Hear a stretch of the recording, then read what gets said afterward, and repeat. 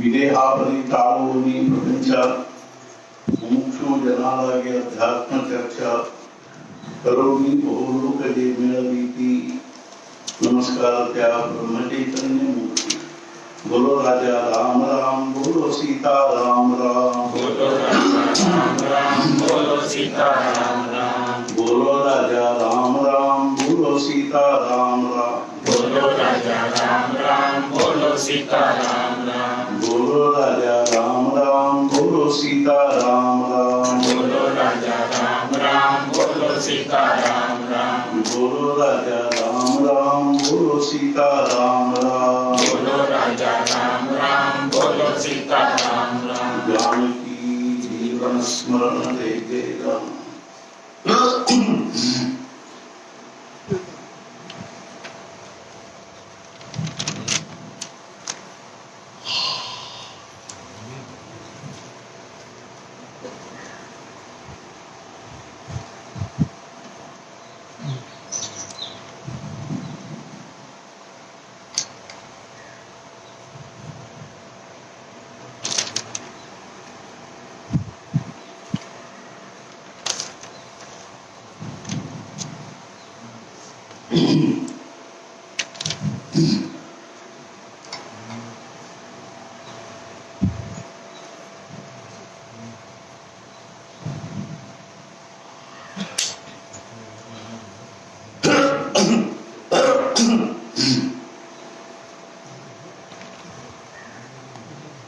संघे शक्ति करो युगे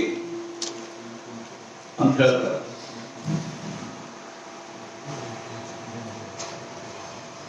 ಸಂಘೆ ಶಕ್ತಿ ಕಲೋ ಯುಗೆ ಯುಗದಲ್ಲಿ ಒಂದು ಸಂಘಟನೆಯಲ್ಲಿನೇ ಶಕ್ತಿ ಇರ್ತದೆ. ಯಾಕಂತ ಹೇಳಿದ್ದಾರೆ ಅಂದ್ರೆ ವೈಯಕ್ತಿಕವಾಗಿ ಏನೂ ಶಕ್ತಿ ಇರುವುದಿಲ್ಲ. ಕಲಿಯುಗದ ವೈಶಿಷ್ಟ್ಯದಲ್ಲಿ ಏನಿದೆ ಅಂದ್ರೆ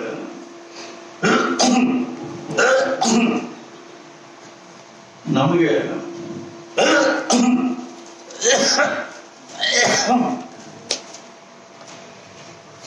ವೈಯಕ್ತಿಕವಾಗಿ ನಮ್ಮಲ್ಲಿ ಶಕ್ತಿ ಇಲ್ಲ. ಯಾರಲ್ಲಿ ವೈಯಕ್ತಿಕವಾಗಿ ಶಕ್ತಿ ಇರ್ತದನ್ನು ಅವರು ಸಂಘಟನೆ ಮಾಡೋ ಕಾರಣ ಇರುವುದಿಲ್ಲ.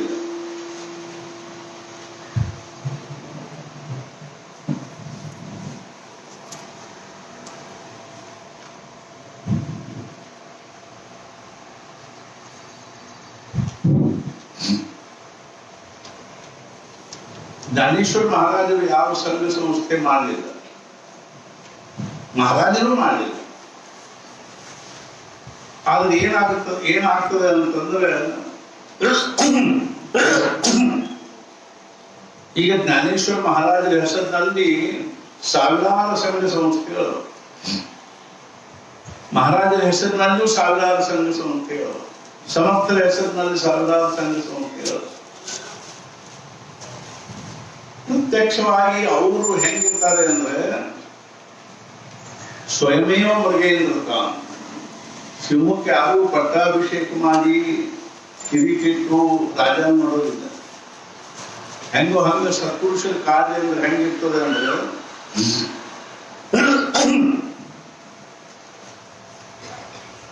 ಕ್ರಿಯಾಸಿದ್ಧಿ ಸತ್ವೇ ಭವತಿ ಮಹತಾಂ ನೋಪಕರಣೆ. ಅವರ ಕ್ರಿಯಾಸಿದ್ಧಿ ಅನ್ನೋದು ಅವರ ಸಂಕಲ್ಪದಲ್ಲಿರ್ತದೆ, ಅವ್ರ ಶಕ್ತಿಯೊಳಗೆ ಸತ್ವದಲ್ಲಿರ್ತದೆ. ಅವಕ್ಕೆ ಉಪಕರಣ ಬೇಕಾಗುವುದಿಲ್ಲ. ಮನುಷ್ಯ ಹೆಂಗೆ ದುರ್ಬಲ ಆಗ್ತಾನೋ ಮಾನಸಿಕವಾಗಿ, ಹಂಗಂದ್ರೆ ಉಪಕರಣಗಳು ಬಹಳ ಬೇಕಾಗ್ತವೆ, ಸಲಕರಣೆಗಳು ಬಹಳ ಬೇಕು. ಆದ್ರಿಂದನೇ ಇವತ್ತಿನ ಬಹಳ ದೊಡ್ಡದೊಂದು ಶೋಕಾಂತಿಕ ಏನಿದೆ ಅಂದ್ರೆ ನಾವು ಸಲಕರಣೆಗಳ ಬೆನ್ನು ಹತ್ತೀವಿ. They make poverty fashionable. ಅವ್ರ ಬಡತನವನ್ನು ಭೂಷಣ ಅಂತ ಮಾಡ್ತಾರೆ. ಇವಾಗ ನಮಗೇನಾಗಿದೆ ಅಂದ್ರೆ ನಾವು ಶ್ರೀಮಂತಿಕೆಯ ಉಪಾಸಕರಾಗಿವಿ. ಯಾಕಂದ್ರೆ ಒಳಗೆ ಏನ್ ಸಮಾಧಾನ ಇಲ್ಲ, ಒಳಗೆ ಯಾವ ಶಕ್ತಿ ಇಲ್ಲ, ಸಮಾಧಾನ ಇಲ್ಲ. ನಾವು ಹೊರಗಿನ ಶಕ್ತಿಯನ್ನ ಆಶ್ರಯಿಸಬೇಕು. ದುಡ್ಡೇ ಈಗ ನಮ್ಮ ನಿಜವಾದ ಶಕ್ತಿ ಅನ್ನುವಂಥ ಪರಿಸ್ಥಿತಿ. ಇದು ನಮ್ಮ ಬಹಳ ದೊಡ್ಡ ಶ್ರೇಷ್ಠತೆಯ ಲಕ್ಷಣ ಅಲ್ಲ, ಅಥವಾ ಇಂಥ ಮಹಾನತೆಯ ಲಕ್ಷಣ ಅಲ್ಲ. ಇದು ನಮ್ಮ ಅತ್ಯಂತ ದುರ್ಬಲತೆಯ ಲಕ್ಷಣ, ವೀಕ್ ಪಾಯಿಂಟ್ ಇದು. ಸತ್ಪುರುಷರಿಗೆ ಏನ್ ಬೇಕಾಗಿಲ್ಲ ಅಂದ್ರ ಅವರ ಒಂದು ಸಂತೋಷಕ್ಕಾಗಿ ಹೊರಗಿನ ವಸ್ತು, ವ್ಯಕ್ತಿ, ಪರಿಸ್ಥಿತಿ ಬೇಕಾಗಿಲ್ಲ. That man is richest whose pleasures are cheapest. ಯಾವ ಮನುಷ್ಯನಿಗೆ ಚಟ್ನಿ ಭಾಕರಿ ತಿಂದು ಚಾಪಿ ಮೇಲೆ ಗಡದ ನಿದ್ದತ್ರನು ಅವನಂತ ಶ್ರೀಮಂತ ಯಾರೂ ಅಲ್ಲ. ನಾನು ಹೇಳ್ತಿರ್ತೀನಿ ಏನು ಅಂದ್ರ, ಯಾರ ಮನೆಯಲ್ಲಿ ಸುಖಾನುಕೂಲತೆಯ ಸಾಮಗ್ರಿಗಳು ಎಷ್ಟು ಹೆಚ್ಚಿಗೆ ಇರ್ತಾವನೋ ಆ ಮನೆಯೊಳಗಿರ್ತಕ್ಕಂಥವ್ರು ಅಷ್ಟು ದುಃಖಿ ಇರ್ತಾರೆ. ಯಾರ ಮನೆಯಲ್ಲಿ ಸುಖಾನುಕೂಲತೆಯ ಸಾಮಗ್ರಿಗಳು ಎಷ್ಟು ಕಡಿಮೆ ಇರ್ತಾವನೋ ಆ ಮನೆಯೊಳಗಿರೋರು ಅಷ್ಟು ಸುಖಿ ಇರ್ತಾರೆ. ಯಾಕೆಂದ್ರೆ ಅವ್ರಿಗೆ ಸುಖಕ್ಕಾಗಿ ಬೇರೆ ಬಹಳ ಏನು ಬೇಕಾಗುವುದೇ ಇಲ್ಲ. ಆದ್ರಿಂದ ಮನೆ ತುಂಬ ಏನಾದ್ರು ತುಂಬಿಟ್ಕೊಂಡಿದ್ರು ಅಂದ್ರೆ ಬಹಳ ದೊಡ್ಡವರು ಸುಖಿಗಳು ಅಂತ ತಿಳ್ಕೋಬಾರದ್ರಿ, ದರಿದ್ರರು ಅಂತ ತಿಳ್ಕೊ. ಅವರು ದುಃಖಿಗಳಿದ್ದಾರೆ. ಯಾಕೆಂದ್ರೆ ಅವರಿಗೆ ತಮ್ಮೊಳಗೆ ತಮ್ಮ ಸುಖವಾಗಿರ್ಲಿಕ್ಕೆ ಬರಂಗಿಲ್ಲ. ಆದ್ರಿಂದ ಅವ್ರಿಗೆ ಏನ್ ಬೇಕಾಗ್ತದಂದ್ರೆ ಹೊರಗಿನ ಅನೇಕ ಪರಿಸ್ಥಿತಿಗಳು ಬೇಕಾಗ್ತವೆ, ವಸ್ತುಗಳು ಬೇಕಾಗ್ತವೆ, ವ್ಯಕ್ತಿಗಳು ಬೇಕಾಗ್ತವೆ. ಅದರಿಂದ ತಾವು ಸುಖಿ ಆಗ್ಬೇಕನ್ನೋ ಧರ್ಮಪಡ ಮಾಡ್ತಿರ್ತಾರೆ. ತಿಳ್ಕೊಳ್ಳಿ, ನಾ ಯಾಕೆ ಹೇಳಿ ಹತ್ತೀನಿ ಅಂತಂದ್ರೆ ಆ ದೃಷ್ಟಿಯಿಂದಲೇ ಇಡೀ ಜಗತ್ತಿನಲ್ಲಿ ನಮ್ಮ ಭಾರತೀಯ ಸಂಸ್ಕೃತಿಯ ಒಂದು ಬಹಳ ದೊಡ್ಡ ಐಶ್ವರ್ಯ ಏನು ಅಂದ್ರೆ, ನಮ್ಮ ಭಾರತೀಯ ಸಂಸ್ಕೃತಿಯಲ್ಲಿ ನಾವು ಯಾರಿಗೆ ಮಹತ್ವ ಕೊಡ್ತೀವಿ ಅಂದ್ರೆ, ಯಾರು ತಮ್ಮ ಆನಂದಕ್ಕಾಗಿ, ಸುಖಕ್ಕಾಗಿ ಹೊರಗಿನ ವಸ್ತುಗಳನ್ನ, ವ್ಯಕ್ತಿಗಳನ್ನ, ಪರಿಸ್ಥಿತಿಗಳನ್ನ ಎಷ್ಟು ಕಡಿಮೆ ಆಶ್ರಯಿಸ್ತಾರೋ ಅವ್ರು ನಮ್ಮ ಭಾರತೀಯ ಸಂಸ್ಕೃತಿಯ ದೃಷ್ಟಿಯಿಂದ ಆದರ್ಶರು. ಈ ನೋಡ್ರಿ, ಕೌಪಿನ್ ಹಾಕೊಂಡು ಕೂತ, ಅದು ಕೌಪಿನ್ ಸಹಿತ ಹೆಂಗಿರ್ತಿತ್ತು ಅಂದ್ರೆ ಒಂದೊಂದು ದಿವಸ ರಾತ್ರಿ ಎಲ್ಲರಿಗೂ ಹಾಸಿಗೆ ಹೊದಿಕೆ ಅವ ಇವ್ರು ನೋಡ್ಲಿಕ್ಕೆ ಅದನ್ನ ಹರಿತಿದ್ರು. ಹರಿದು ಒಂದು ಸಾಲು ಕಟ್ಟಿ ಅದನ್ನ ಹಿಡ್ಕೊಂಡು ಅದನ್ನ ಹಚ್ಚಿಕೊಂಡು ಜೊತೆ ಒಬ್ಬರನ್ನ ಕರ್ಕೊಂಡು ಎಲ್ಲಾ ಕಡೆ ಅಡ್ಡಾಡಿ ಎಲ್ಲರಿಗೂ ಹಾಸಿಗೆ ಹೊದಿಕೆ ಅವ. ಅರ್ಥಾತ್ ಏನು ಅಂದ್ರೆ ಅವ್ರಿಗೆ ಇನ್ನೊಂದು ಏನಿಲ್ಲ ಅಂದ್ರ, ಇನ್ನೊಂದು ಬೆಳಕು ಮಾಡೋ ವಸ್ತು ಇಲ್ಲ ಅವರಿಗೆ. ತಮ್ಮ ಲಂಗೋಟಿನ ಹರಿದು ಅವ್ರು ಏನ್ ಮಾಡ್ತಾರೆ ಅಂದ್ರೆ ಬೆಳಕು ಮಾಡಿಕೊಂಡು ಅಡ್ಡಾಡಿರ್ತಾರೆ. ಅಂಥವ್ರು ಇವತ್ತು ನಮ್ಮ ಕಣ್ಣು ಮುಂದೆ ಯಾವ ಒಂದು ಭೂಮಿಕಾದಲ್ಲಿದ್ದಾರೆ ಅಂದ್ರೆ, ನಾವೆಲ್ಲರೂ ಅವ್ರ ಮುಂದೆ ಏನಿದ್ದೀವಿ ಅಂದ್ರೆ ನತಮಸ್ತಕ್ಕಿದ್ದೀವಿ. ನಾವೆಲ್ಲರೂ ಅವ್ರನ್ನ ಇವತ್ತು ನಮ್ಮ ಅರ್ಥಾತ್ ಏನು ಅಂದ್ರೆ ಅತ್ಯಂತ ಗೌರವಾನ್ವಿತ ವ್ಯಕ್ತಿ, ಅತ್ಯಂತ ನಮ್ಗೆ ಪೂಜ್ಯರು, ಅತ್ಯಂತ ಆದರ್ಶರು, ಪೂಜ್ಯರು, ಗೌರವಾನ್ವಿತರು ಅನ್ನುವಂತಹ ಭಾವನಾ ಉಳ್ಳವರಾಗಿ. ಇದು ಕೇವಲ ನಮ್ಮ ಪೂರ್ತಕ್ಕಲ್ಲ, ಇಡೀ ಪ್ರಪಂಚಕ್ಕನೇ ಅಂಥವ್ರು ಏನಿದ್ದಾರೆ ಅಂತಂದ್ರೆ ಗೌರವಾನ್ವಿತ. ನಮ್ಮ ಭಾರತೀಯ ಸಂಸ್ಕೃತಿಯ ಆದರ್ಶ ಪುರುಷ, ನಮ್ಮ ಭಾರತೀಯ ಸಂಸ್ಕೃತಿಯ ಒಂದು ಐಶ್ವರ್ಯ, ನಮ್ಮ ಭಾರತೀಯ ಸಂಸ್ಕೃತಿಯ ಮಹಾನತೆಯ ಒಂದು ದ್ಯೋತಕ, ಸಂಕೇತ. ಇಂಥ ಸತ್ಪುರುಷರು ನಮ್ಮ ಭಾರತದಲ್ಲಿ ಆಗಿ ಹೋಗಿರುವುದೇ ನಮ್ಮ ಭಾರತದ ಒಂದು ಬಹಳ ದೊಡ್ಡ ಭಾಗ್ಯದ. ಅಂಥ ಸತ್ಪುರುಷರು ಯಾವ ಒಂದು ತಮ್ಮ ಸಾಧನೆಯಲ್ಲಿ ಹೆಂಗಿರ್ತದೆ ಅಂತಂದ್ರೆ, the saints have a past and the sinners have a future. ಸತ್ಪುರುಷರಿಗೆ ಭೂತಕಾಲ ಇರ್ತದೆ. ಅರ್ಥಾತ್ ಏನು ಅಂದ್ರೆ ಸಾಧು ಸಂತರಿಗೆ ಭೂತಕಾಲ ಇರ್ತದೆ, ಪಾಪಿಗಳಿಗೆ ಭವಿಷ್ಯ ಇರ್ತದೆ. ಯಾಕಂದ್ರೆ ಅವರು ಭೂತಕಾಲದಲ್ಲಿ ಬಹಳಷ್ಟು ಮಾಡಿಟ್ಟು ಬಿಟ್ಟಿರ್ತಾರೆ, ಪಡ್ಕೊಂಡು ಬಿಟ್ಟಿರ್ತಾರೆ. ಭೂತಕಾಲನೇ ಅವ್ರ ವ್ಯಕ್ತಿತ್ವದ ಒಂದು ಮಹಾನ್ ಏನು ಅಂತಂದ್ರೆ ಐಶ್ವರ್ಯ. ನಾವು ಭೂತಕಾಲದಲ್ಲಿ ಏನೇನು ಮಾಡದೇ ಇರೋದ್ರಿಂದ ನಮ್ಗೇನಾದ್ರೂ ಆಶಾ, ಅಪೇಕ್ಷಾ, ಏನಾದ್ರೂ ಮಹತ್ವಾಕಾಂಕ್ಷೆ ಇದ್ರೆ ಅದನ್ನ ನಾವು ಭವಿಷ್ಯದ ಕಡೆಗೇನೆ ನೋಡೋದು. ನಾಳಿನಿಂದ ಜಪ ಶುರು ಮಾಡ್ತೀವಿ ಅಂತೀವಿ ಅಷ್ಟೇ ಹೊರತು ಇವತ್ತಿನ ತನಕ ಮಾಡೇ ಇಲ್ಲ ಅಂತ ನಾವು ನಾಳಿನಿಂದ ನಾಮಸ್ಮರಣೆ ಮಾಡ್ಲಿಕ್ಕೆ ಶುರು ಮಾಡ್ತೀವಿ ಅಂದ್ರೂ ಭಾಗ್ಯರಿ. ಅರ್ಥಾತ್ ಏನು ಅಂದ್ರೆ ರಿಟೈರ್ ಆಗುವಾಗ ಶುರು ಮಾಡ್ತೀವ್ರಿ, ಇನ್ನೊಂದು ಮಕ್ಕಳು ಮೊಮ್ಮಕ್ಕಳು ಎಲ್ಲಾರು ಮೆಟ್ಟಿ ಹೆಚ್ಚಿದ್ರು ಯಾವ ಮೆಟ್ಟಿಗೆ ಹತ್ತಬೇಕು? ಮಕ್ಕಳು ಮೊಮ್ಮಕ್ಕಳು ಎಲ್ಲಾರು ಒಂದ್ಸಲ ಮೆಟ್ಟಿಗೆ ಹತ್ತಿದ್ರು ಅಂದ್ರೆ ಆಮೇಲೆ ನಾವು ಜಪ ತಪ ಶುರು ಮಾಡ್ತೀವಿ ಅಂತ. Sinners have a future, saints have a past. ಗರ್ಭದೊಳಗಿಂದನೇ ಅವ್ರದ್ದು ಏನ್ ನಿರ್ಮಾಣ ಆಗ್ತಿರ್ತಾರೆ ಅಂದ್ರೆ ವ್ಯಕ್ತಿತ್ವ ನಿರ್ಮಾಣ ಆಗ್ತದೆ. ಹುಟ್ಟಿ ಬರುದ್ರೊಳಗನೆ ಅವರು ತಯಾರಾಗೇ ಬಂದಿರ್ತಾರೆ. ಕಲ್ಪನಾ ಮಾಡಿ ನೋಡು, ವಯಸ್ಸಿನ ಬರೀ 6 ವರ್ಷ, ಅದಕ್ಕಿಂತಲೂ ಸಣ್ಣ ವಯಸ್ಸಿನಲ್ಲಿ 4 ವರ್ಷದವರಿದ್ದಾಗ ಒಂದ್ ದಿವಸ ಅವ್ರ ರಾಜ್ಯ ಕೇಳಿದ್ರು, ಲಿಂಗೋಪಂತರು ಗಣು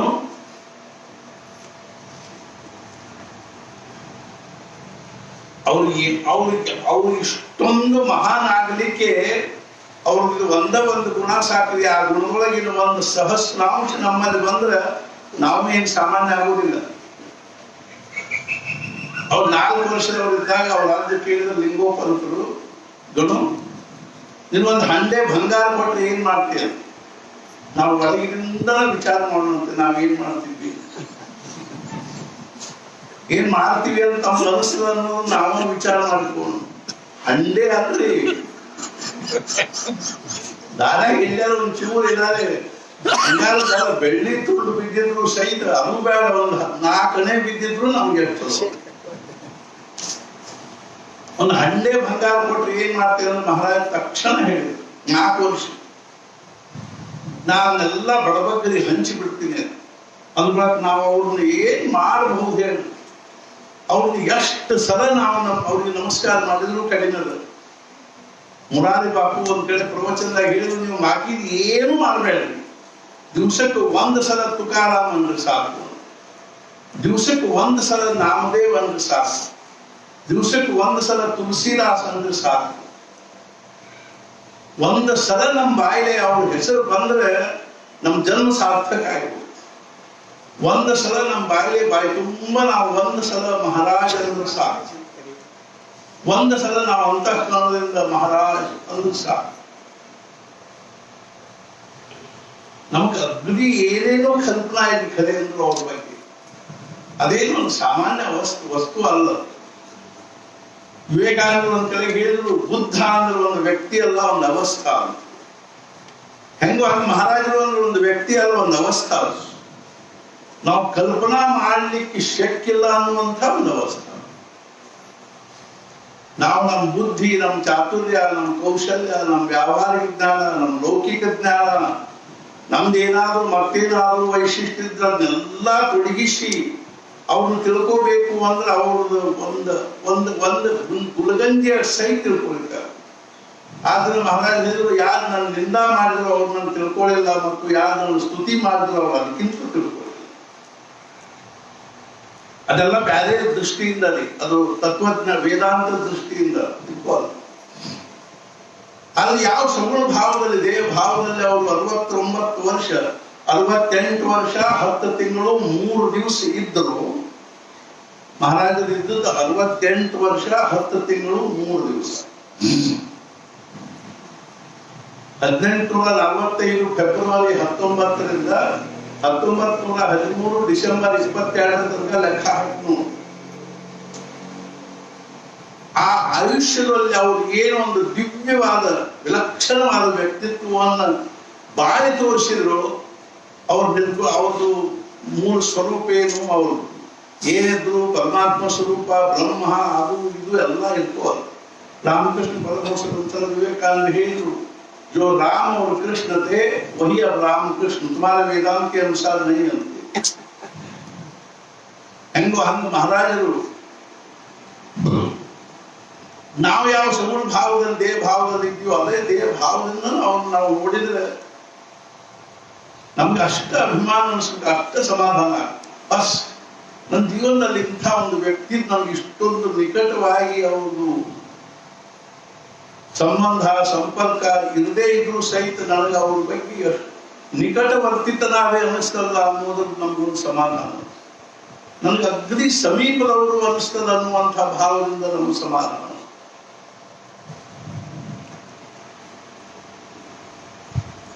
ಅರ್ಥಾತ್ ಏನು ಅಂದ್ರೆ ಅವ್ರು ಕೇವಲ 4 ಹಂಡೆ ಬಂಗಾರ ಕೊಟ್ಟರೆ ಏನ್ ಮಾಡ್ತೀವಿ ಅಂದ್ರೆ ನಾನು ಬಡಬಗ್ಗರಿಗೆ ಹಂಚಿ ಬಿಡ್ತೀನಿ ಅಂತ. ಹೋಗ್ಬಿಡಿ ಹೇಳಿರ್ಬೋದು. ಯಾಕಂದ್ರೆ ಏನಂದ್ರ 4 ವರ್ಷದವ್ರಿದ್ದಾಗ ಅವ್ರಿಗೆ ಬಂಗಾರ ಕಿಮ್ಮತ್ ಏನ್ ಗೊತ್ತಾಗ್ಬೋದು, ಅದಕ್ಕೆ ಅಂದಿರ್ಬೋದು ಅಂತ ಅನ್ಸ್ತು. 4 ವರ್ಷದವ್ರಿದ್ದಾಗ ಅವ್ರಿಗೆ ಬಂಗಾರ ಬೆಳ್ಳಿ ಕಿಮ್ಮತ್ ಏನ್ ಗೊತ್ತ್ರಿ, ಅದಕ್ಕೆ ಅಂದಾರ ಅನ್ಬೋದು ನಾವು. ಅದಕ್ಕೆ ಇನ್ನೊಂದು ಹೇಳ್ತೀನಿ ನಾನು, 4 ವರ್ಷದವ್ರಿದ್ದಾಗ ಅಂದ್ರಿಲ್ಲೋ, ಹೌದು. 45 ವರ್ಷದವ್ರಿದ್ದಾಗ ತಮ್ಮ ತಾಯಿನ ಕರ್ಕೊಂಡು ಕಾಶಿ ಯಾತ್ರಾ ಕೊಟ್ಟಾಗ ನಿಂತ ಕಾಲ ಮೇಲೆ ಪಕ್ಷದ ಮೇಲೆ ತುಳಸಿ ಪತ್ರ ಇಟ್ಟು ನಮಸ್ಕಾರ ಅರ್ಥಾತ್ ಕೈಯಾಗ ನೀರು ಬಿಟ್ಟು ಕೈಲಿ ನೀರು ಬಿಟ್ಟು ಈ ಮನೆಯೊಳಗೆ ಇದ್ದದನ್ನೆಲ್ಲ ನಾ ಇಲ್ಲಿ ಇದ್ದವ್ರಿಗೆ ಎಲ್ಲರಿಗೂ ದಾನ ಮಾಡಿದ್ನಿ ಅಂತ ಹೇಳ್ಬೇಕಾದ್ರೆ ಅವಾಗೂ ಅವ್ರಿಗೆ ನನ್ನದೇನು ಕಿಮ್ಮತ್ ಇದ್ದಿದ್ದೇನೆ, ಕಿಮ್ಮತ್ ಗೊತ್ತಿದ್ದೇನೆ, ಒಳಗೆ ವಸ್ತು ಬರ್ತಿದ್ರು. ಏನ್ ಬಿಡ್ರಿ ಬಡವರಿದ್ರು ಮನೆಯೊಳಗೆ ಏನಿದ್ದಿದ್ದಿಲ್ಲ ಅನ್ನುವಂಗದನ್ನ 60 ಎಕರೆ ಹೊಲ ಇತ್ತು. ಮನೆಯೊಳಗೆ ಭಾಂಡಿ ಕುಂಡಿ ಬೆಳ್ಳಿ ಬಂಗಾರ ವಸ್ತು ಒಡಿ. ಅರ್ಥಾತ್ ನಾ ಯಾಕೆ ಹೇಳ್ತೀನಿ, ಇದು ಒಂದೇ ಒಂದು ಗುಣ ಸಾಕ್ರಿ ಅವರು ಏನ್ ಔದಾರ್ಯ ಔದಾರ್ಯ ಔದಾರ್ಯ. ಹಾಗಾದ್ರೆ ಹೇಳಿದ್ರು ಪಂಥ झाल्याशिवाय संत होऊ शकत नाही. ಮನುಷ್ಯ ಉದಾರ ಆಗದ ಹೊರತು ಪರಮಾರ್ಥದ ವಿಷಯದಲ್ಲಿ ಮಾತಾಡ್ಲಿಕ್ಕೆ ನಮ್ಗೆ ಅಧಿಕಾರನೇ ಇಲ್ಲ. ಎಷ್ಟರೇ ಲೋಭ ಲೋಭ ಲೋಭ ತುಂಬಿರ್ತಾರೆ ನಮ್ಮಲ್ಲಿ ಅಂದ್ರೆ. महाराज लोभದ व्याख्या ಏನು ಅಂದ್ರೆ आहे ते असू दे आणखीन मिळू दे याचे नाव लोभ. ಇದ್ದದ್ರದ ಹೆಸರು ತೆಗೆದಿದ್ರೆ ಅದನ್ನು ಮುಸಾಫರಿ ಮಾಡಂಗಿಲ್ಲ. ಇದ್ದದ್ ಒಳಗೆ ಬಿದ್ದ ಇನ್ನಷ್ಟು ಬರೋದು ಹೆಂಗ ಅನ್ನೋದನ್ನ ನಾವು ನೋಡ್ತಿರ್ತೀವಿ ಹೊರತು ಇದ್ದದ್ರದ್ದು ಏನದ ಮಾತಾಡಂಗಿಲ್ಲ. ಮಂದ್ಯಾಗ ಮಾತಾಡಂಗಿಲ್ಲ ಇದ್ದದ್ರದ್ದು. ಅಲ್ಲ ಐನಂತೀನಿ ಇಟ್ಕೊಳ್ತಾಳೆ ಚಲೋ ಅದ, ಸಂತೋಷದ. ನಾವು ಪ್ರಾರಬ್ಧಾಂಶ ದೇವರು ನಮ್ಗೆ ಸಾಕಷ್ಟು ಕೊಟ್ಟ ಅಡ್ಡಿ ಇಲ್ಲ.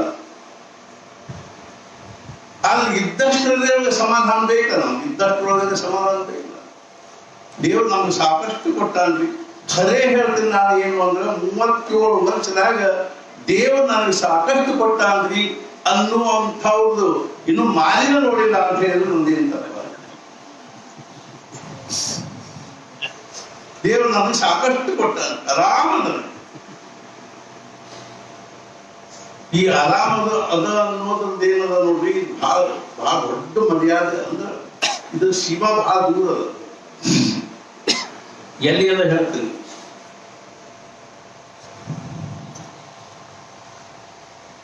ನಮ್ಮ ಜೀವನದೊಳಗೆ ನಾವು ಏನಾದ್ರೂ ಇಂಥವ್ರ ಕಡೆಗೆ ನೋಡ್ಕೋತಿರ್ಬೇಕು. ನಮ್ಗೆ ಎಷ್ಟರೇ ನಾವು ವ್ಯಸ್ತ ಇದ್ದೀವಿ, ವ್ಯಸ್ತ ಇರೋದೇನು ಬಹಳ ದೊಡ್ಡ ಸ್ಥಿತಿ ಲಕ್ಷಣ ಅಂತೀವಿ, ದುರ್ದೈವದ ಲಕ್ಷಣ. ನಾವು ಮನುಷ್ಯ ಜೀವನ ತಗೊಂಡು ಬಂದಿರೋದು ಬರೀ ವ್ಯಕ್ತ ಆಗಿರ್ಲಿಕ್ಕಲ್ಲ, ಒಳಗಿನಿಂದ ಸ್ವಸ್ಥ ಆಗಿರ್ಲಿಕ್ಕೆ. ಅಲ್ಲಿ ವ್ಯಸ್ತತನ ನಮ್ಗೆ ಎಷ್ಟರ ವ್ಯಸನ ಆಗಿಬಿಟ್ಟದ ಅಂದ್ರೆ ನಮ್ಗೆ ಸ್ವಸ್ಥ ಇರೋದಕ್ಕೆ ಸೌದನೇ ಇಲ್ಲ. ಅಷ್ಟೊಂದು ವ್ಯಸ್ತ ಆಗಿರೋದು ವ್ಯಸನ ಆಗಿದೆ. ಕರ್ಮ ನಮ್ಮ ಜೀವನ ಧ್ಯೇಯ ಅಲ್ಲ, ವಿಶ್ರಾಂತಿ ನಮ್ಮ ಜೀವನ ಧ್ಯೇಯ, ಶಾಂತಿ ನಮ್ಮ ಜೀವನ ಧ್ಯೇಯ ಅಲ್ಲ, ಸಮಾಧಾನ. ಅರ್ಥಾತ್ ಏನಂದ್ರೆ ಕರ್ಮ ನಮ್ಮ ಜೀವನ ಧ್ಯೇಯ ಅಲ್ಲ, ಅಕರ್ಮ ನಮ್ಮ ಜೀವನ ಧ್ಯೇಯ ಅಲ್ಲ. ಆತ್ಮ ಏನಿದ್ದಾನೋ ಅಕರ್ತಾ ಇದ್ದಾನ, ಅಭೋಗ್ತಾ ಇದ್ದಾನ. ನಾವು ಆತ್ಮಸ್ವರೂಪ ಇದ್ದೀವಿ, ಅಕರ್ತಾ ಇದ್ದೀವಿ, ಅಭೋಗ್ತಾ ಇದ್ದೀವಿ. ಆದ್ರೆ ದೇಹ ಭಾವ ನಮ್ಮಲ್ಲಿ ಅಷ್ಟೊಂದು ಈ ಕರ್ಮಗಳು ತೊಡಗಿಸ್ಬಿಟ್ಟದ ಅಂದ್ರೆ ಕರ್ಮನ ಜೀವನ ಪರಮ ಪುರುಷಾರ್ಥ ಅಂತ ತಿಳ್ಕೊಂಡ್ಬಿಟ್ಟು. ಕರ್ಮ ಅಂದ್ರೆ ಹೆಂಗದ ಅಂದ್ರೆ ಈ ಸಣ್ಣ ಹುಡುಗರು ಎಲ್ಲೆಲ್ಲ ಬಿದ್ದು ಪೆಟ್ಟು ಹತ್ತು ಇಲ್ಲಿ ಗಾಯ ಆಗ್ತದ ನೋಡ್ರಿ. ಗಾಯ ಆದ್ಮೇಲೆ ಅದ್ರ ಮೇಲೆ ಹಕ್ಕಳಿ ಬರ್ತದೆ. ಹಕ್ಕಳಿ ಬಂದ ಕೂಡಲೇ ನಾವು ಅದಕ್ಕೆ ಅಲ್ಲಿ ನಿಧಾನವಾಗಿ ಒಳಗಿನಿಂದ ಗಾಯ ಮಾಡಿಕೊಂಡು ಬಂತು ಅಂದ್ರೆ ಹಕ್ಕಳಿ ಉದುರ್ಬಿಡು. ಹಕ್ಕಳಿ ಅಲ್ಲಿ ಇರುವುದೇನದು ಇರುವುದಲ್ಲ, ಬಿದ್ದು ಹೋಗುದಲ್ಲ. ಅದು ಕಿತ್ತು ಒಗಿಲಿ ಬರ್ತಾ ಏನು ಬರಂಗಿಲ್ಲ. ಹೆಂಗೋ ಹಂಗ ಕರ್ಮ. ಅರ್ಥಾತ್ ಏನು ಅಂದ್ರೆ ಧರ್ಮ ಅನ್ನುವಂಥದ್ದು ಏನದನ್ನು ಕಳಚಿ ಹೋಗುವಂತಹದ್ದನ್ನೇ ಅದು ಗಲಿತ ಕರ್ಮ ಅಂತಾರ. ಧರ್ಮ ಕಳಚಿ ಹೋಗಿದ್ರು. ಸಾಯಿಬಾಬಾ ಅವರು ನಾವು ಶಿರಡಿಗೆ ಹೋಗಿದ್ವಿ, ಅವಲ್ಲಿ ದ್ವಾರಕಾಮಾಯಿ ಅಂತದಲ್ಲ ಅಲ್ಲಿ ಹೋಗಿದ್ವಿ. ಅಲ್ಲಿ ಹೇಳಿದ್ರು ಅಲ್ಲಿ ಮಕ್ಕಳನ್ನ ಒಂದು ಒಲಿ ಅದ ನೋಡ್ರಿ, ಸಾಂದ್ರ ಒಂದು ಒಲಿ ಅದ. ಆ ಒಲಿ ಮ್ಯಾಲ ಗುಂಡಿ ಒಳಗ ಖಿಚಡಿ ಮಾಡ್ಲಿಕ್ಕೆ ಇಟ್ಟಿರ್ತಿದ್ರು. ಖಿಚಡಿ ಅಂದ್ರೆ ಏನು, ಏನಿರ್ತದಲ್ಲ ಅಕ್ಕಿ ಬ್ಯಾಳಿ ಪಲ್ಯ ಪ್ಯಾಟ್ಯಾಗ ಅಡ್ಡಾಡಿ ಬೇಡ್ಕೊಂಡು ಬರ್ತಿದ್ರು.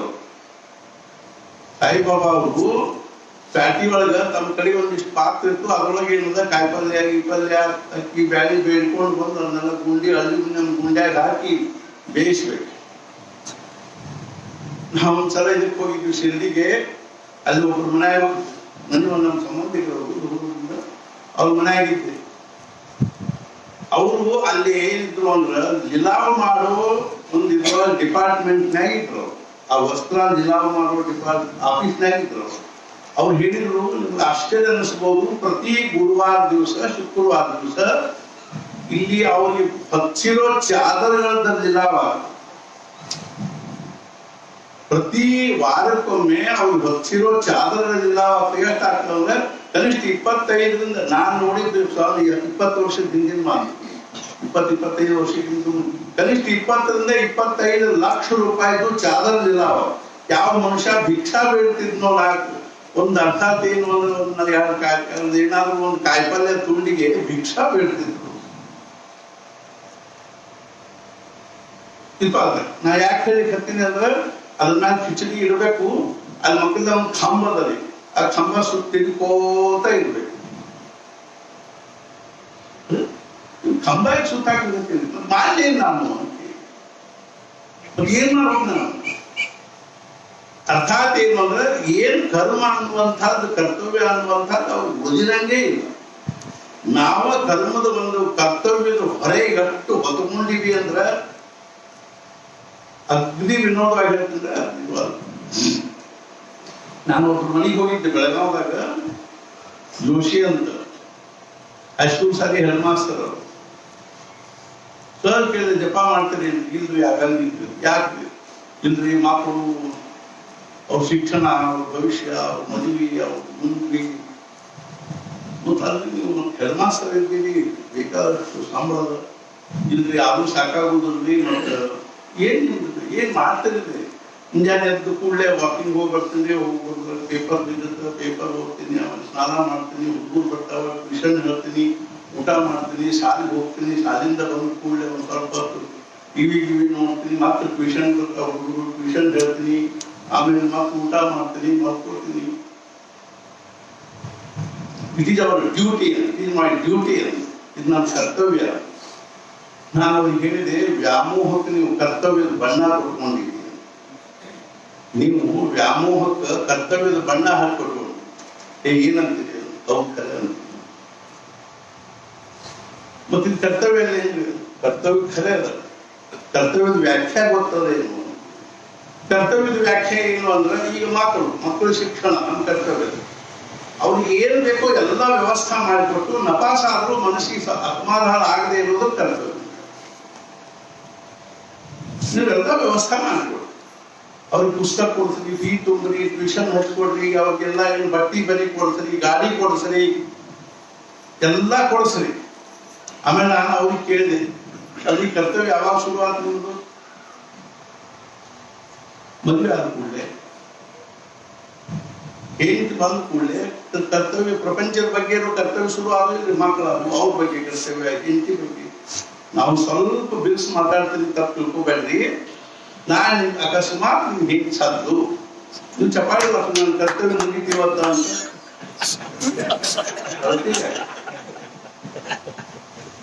ಇವತ್ತು ನನ್ನ ಕರ್ತವ್ಯ ಮುಗಿತಪ್ಪ, ಸಮಾಧಾನ ಆಗೋಕ್ಕಿಲ್ಲ, ಖುಷಿ ಆಗೋಕ್ಕಿಲ್ಲ.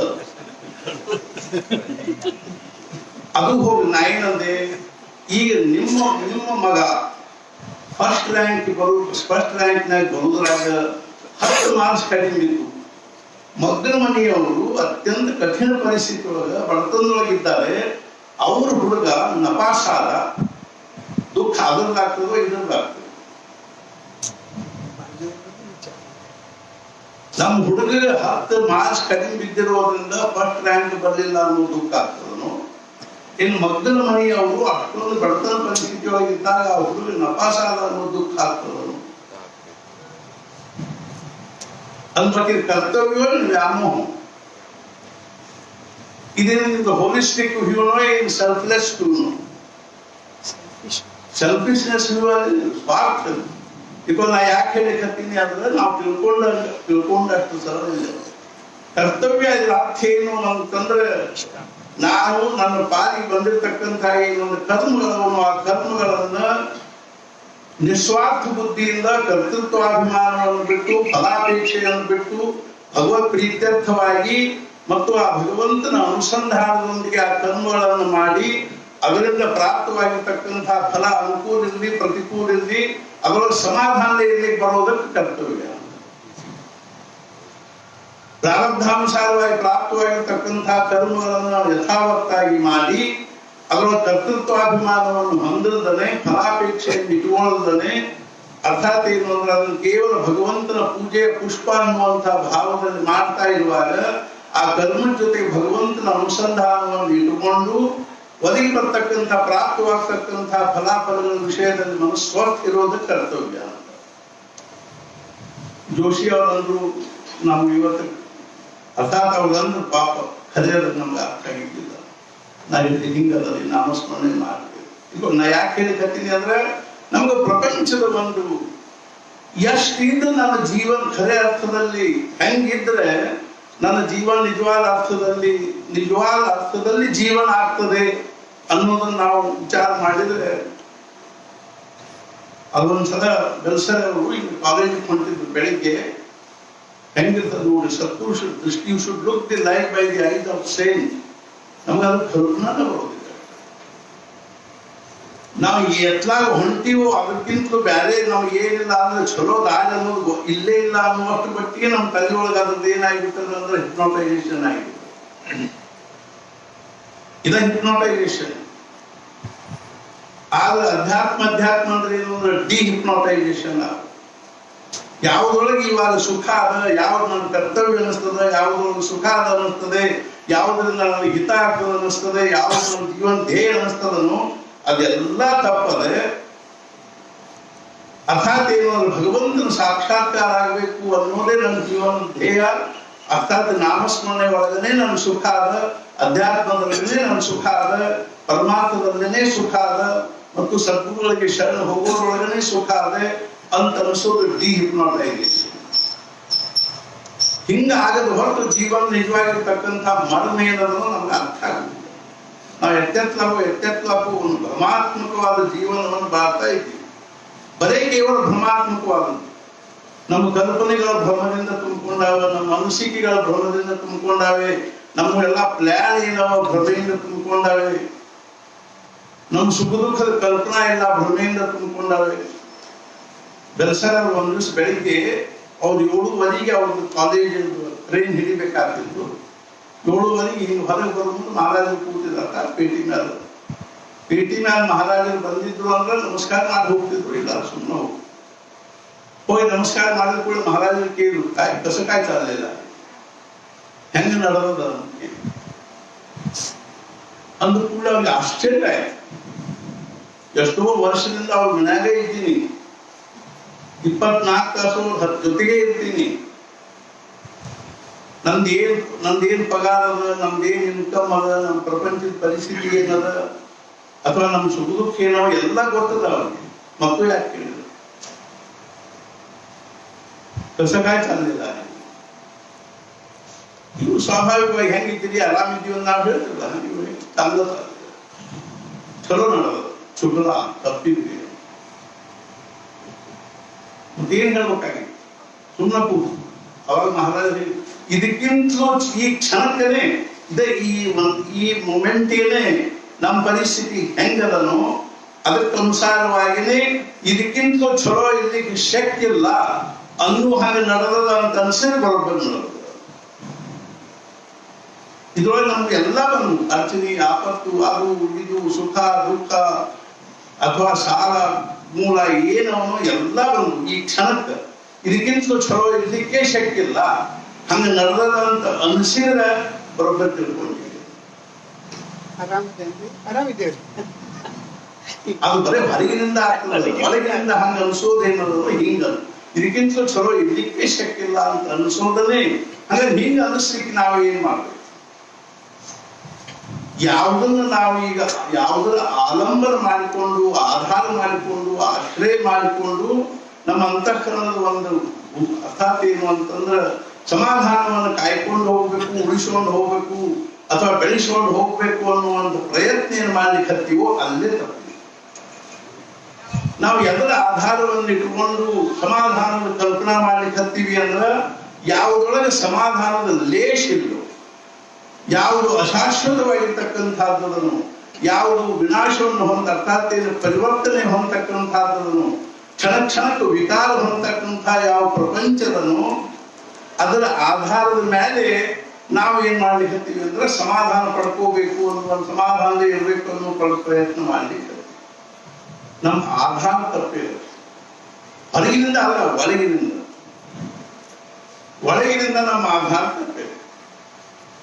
ಒಳಗಿನಿಂದ ನಮ್ದು ಏನಾಗಿದೆ, ಯಾವುದನ್ನು ನಾವು ಆಧಾರ ಪಡ್ಕೊಂಡಿವಿ, ಆಶ್ರಯ ಪಡ್ಕೊಂಡಿವಿ, ಅಲ್ಲೇ ನಮ್ದು ಏನಾಗಿದೆ ಅಂದ್ರೆ ವ್ಯತ್ಯಾಸ ಇದೆ. ಮಹಾರಾಜರು ಒಂದು ದಿವಸ ರಾಮ ಮಂದಿರದಲ್ಲಿ ಒಂದು ಮದುವೆ ನಡೀತಾ ಇತ್ತು. ಗೋಪಾಲ ಅಂತ ತಿಳ್ಕೊಂಡು ನಾವು ಮಹಾರಾಜ ಅಲ್ಲಿ ಭಾಳ ಸಲಿಗೆ ಹುಡುಗ. ಅವನಿಗೆ 2 ಹುಡುಗಿ ಹೆಣ್ಮಕ್ಳನ್ನ ತೋರಿಸಿದ್ರು, 2 ಕನ್ಯೆಯನ್ನು ತೋರಿಸಿದ್ರು. ಒಬ್ಬ ಕರಿ ಇದ್ದು, ಒಬ್ಬ ಕೆಂಪು. ಅವ ಮನುಷ್ಯನ ಕೆಂಪು ಹುಡುಗಿನ ಮದುವೆ ಮಾಡ್ಕೋತೀನಿ ಅಂತ ಮಹಾರಾಜನು ಬೇಡ, ಈ ಕರಿ ಹುಡುಗಿನ ಮಾಡ್ಕೋ. ಅವ ಬ್ಯಾಡ್ರಿ, ನಾವು ಕರಿ ಹುಡುಗಿನ ಯಾರು ಮಾಡ್ಕೋತಾರೆ, ಈ ಜಗತ್ತಿನ ಯಾರು ಕರಿ ಹುಡುಗಿನ ಮಾಡ್ಕೋತಾರೆ, ಕೆಂಪು ಹುಡುಗಿನ ಮಾಡ್ಕೋತೀನಿ ಅಂತ ಅವಾಗ ಮಹಾರಾಜ ಏನಂದ್ರು, ಅವರು ನಾನು ಹೇಳ್ತಿ ಕುರುಡಿ ಏನು, ನೀವೇನ್ ಸಾಧುಗಳನ್ನು ನಡೀತಾವ,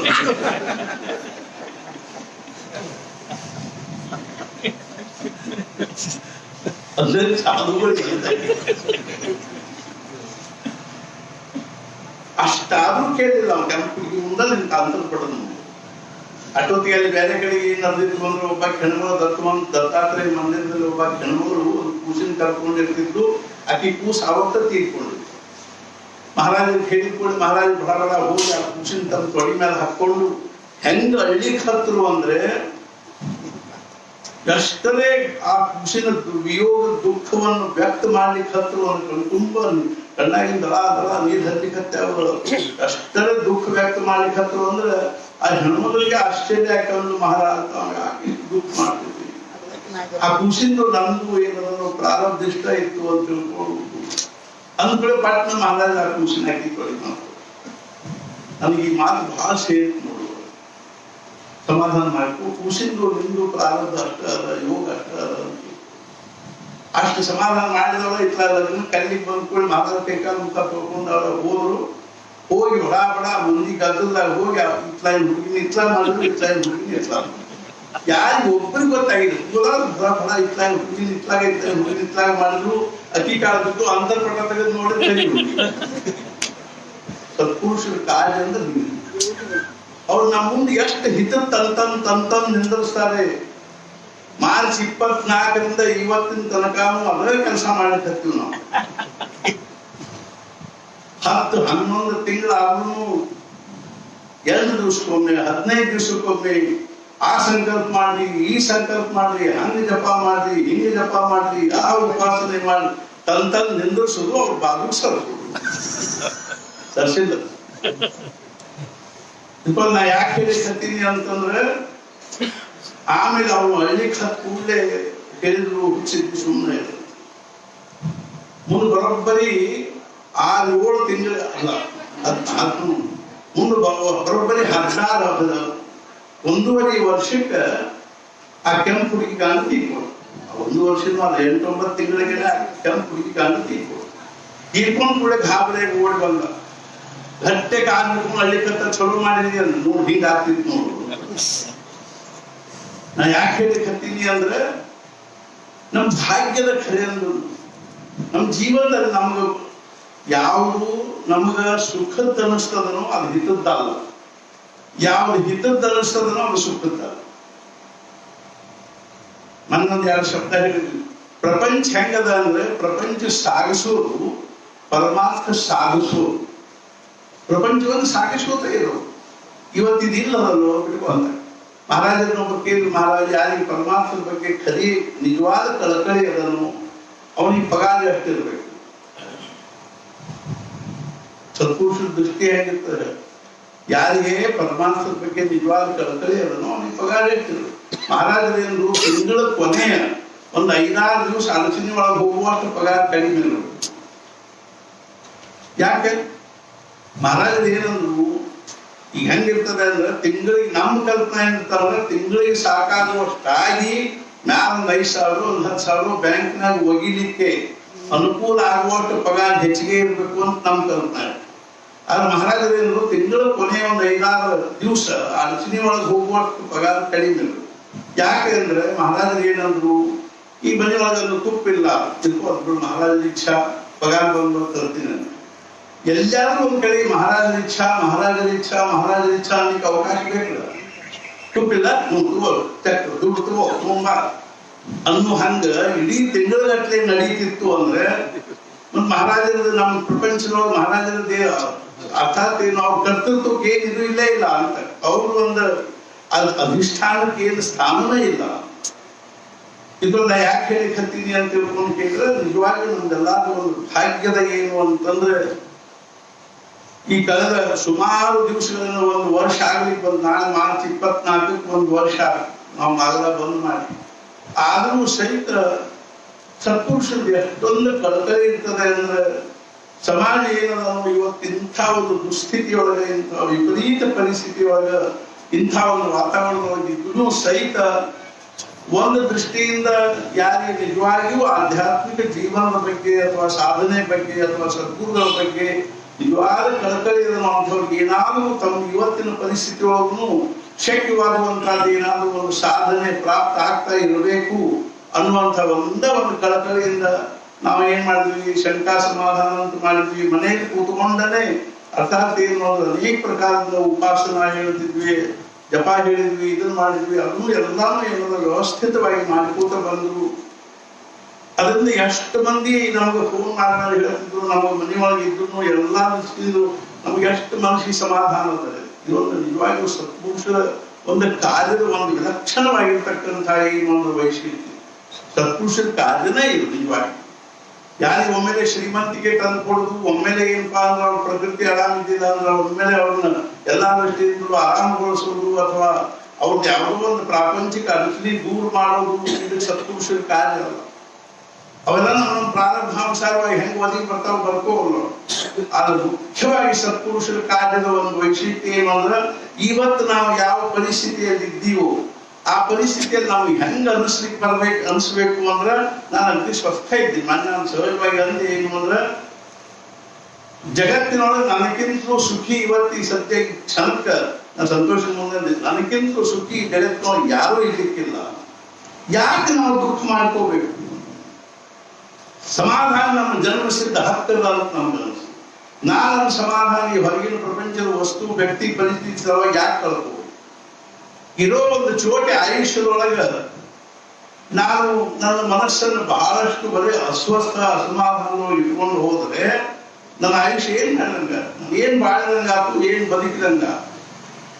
ಸತ್ಪುರುಷರ ವೈಶಿಷ್ಟ್ಯ ಏನು?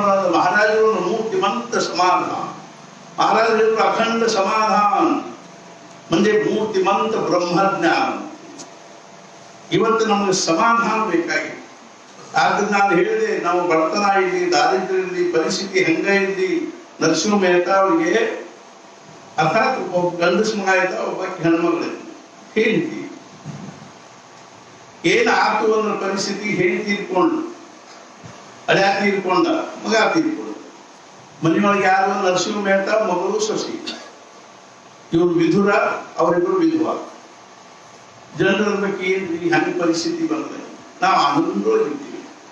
ನಾವು 3 ಮಂದಿ ನಾಮಸ್ಮರಣೆ ಮಾಡ್ತೀವಿ, ಭಗವಂತನ ಭಕ್ತಿ ಮಾಡ್ತೀವಿ, ಭಜನೆ ಮಾಡ್ತೀವಿ, ಆನಂದೊಳಗಿರ್ತೀವಿ.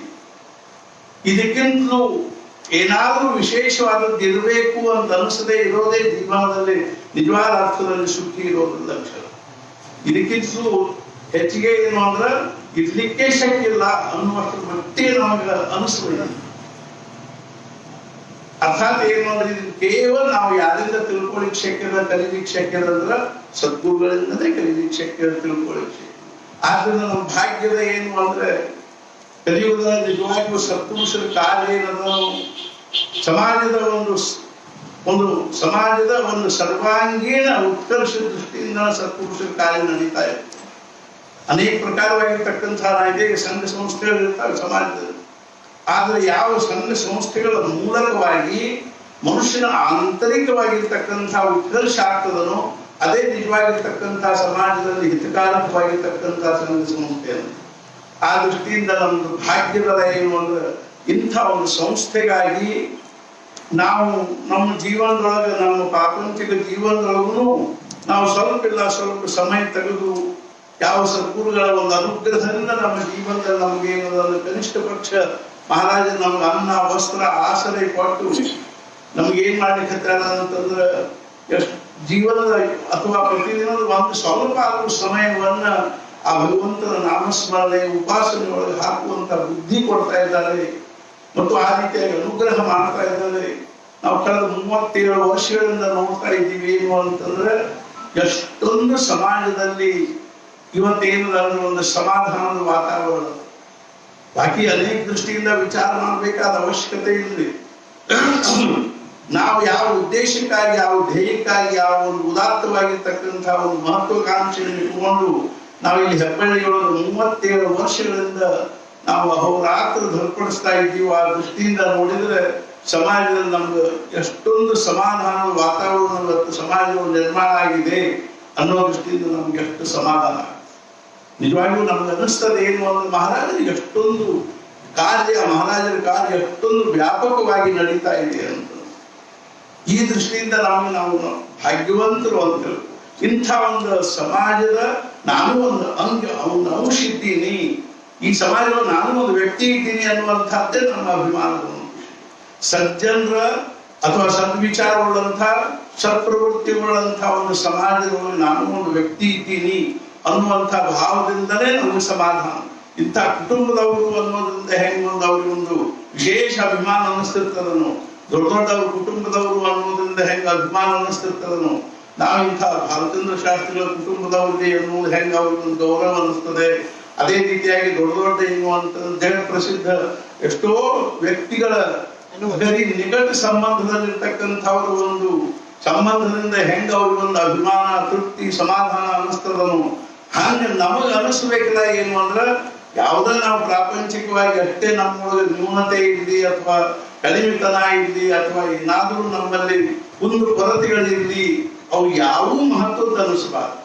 ನಮ್ಗೆ ಏನ್ ಅನಿಸ್ಬೇಕು, ನಾವು ಮಹಾರಾಜರ ಪರಿವಾರದೊಳಗೆ ಇರ್ತಕ್ಕಂಥವ್ರು, ಪರಿವಾರದವರು ಅನ್ನೋದನ್ನ ನಮ್ಮ ಸಮಾನ. ಇದೇ ಹೇಳಿದೆ, ಈ ಅಶಾಶ್ವತವಾಗಿರ್ತಕ್ಕಂಥ ಪ್ರಪಂಚದ ಆಧಾರವನ್ನು ನಾವು ಹೊಂದಿಕೊಂಡು ನಾವು ಸಮಾಧಾನದ ಕಲ್ಪನಾ ಮಾಡ್ತೀವಿ ಅನ್ನೋದು ಎಷ್ಟು ಭ್ರಮಾತ್ಮಕವಾಗಿರ್ತಕ್ಕಂಥದ್ದಿದೆ ಅಂತಂದ್ರೆ ನಾವು ಅದರೊಳಗಿಂದ ಆಯುಷ್ಯ ತುಂಬಾ ನಮ್ಮ ಸಮಾಧಾನ ಆಗ್ಲಿಕ್ಕೆ ಶಕ್ತಿ ಇದೆ.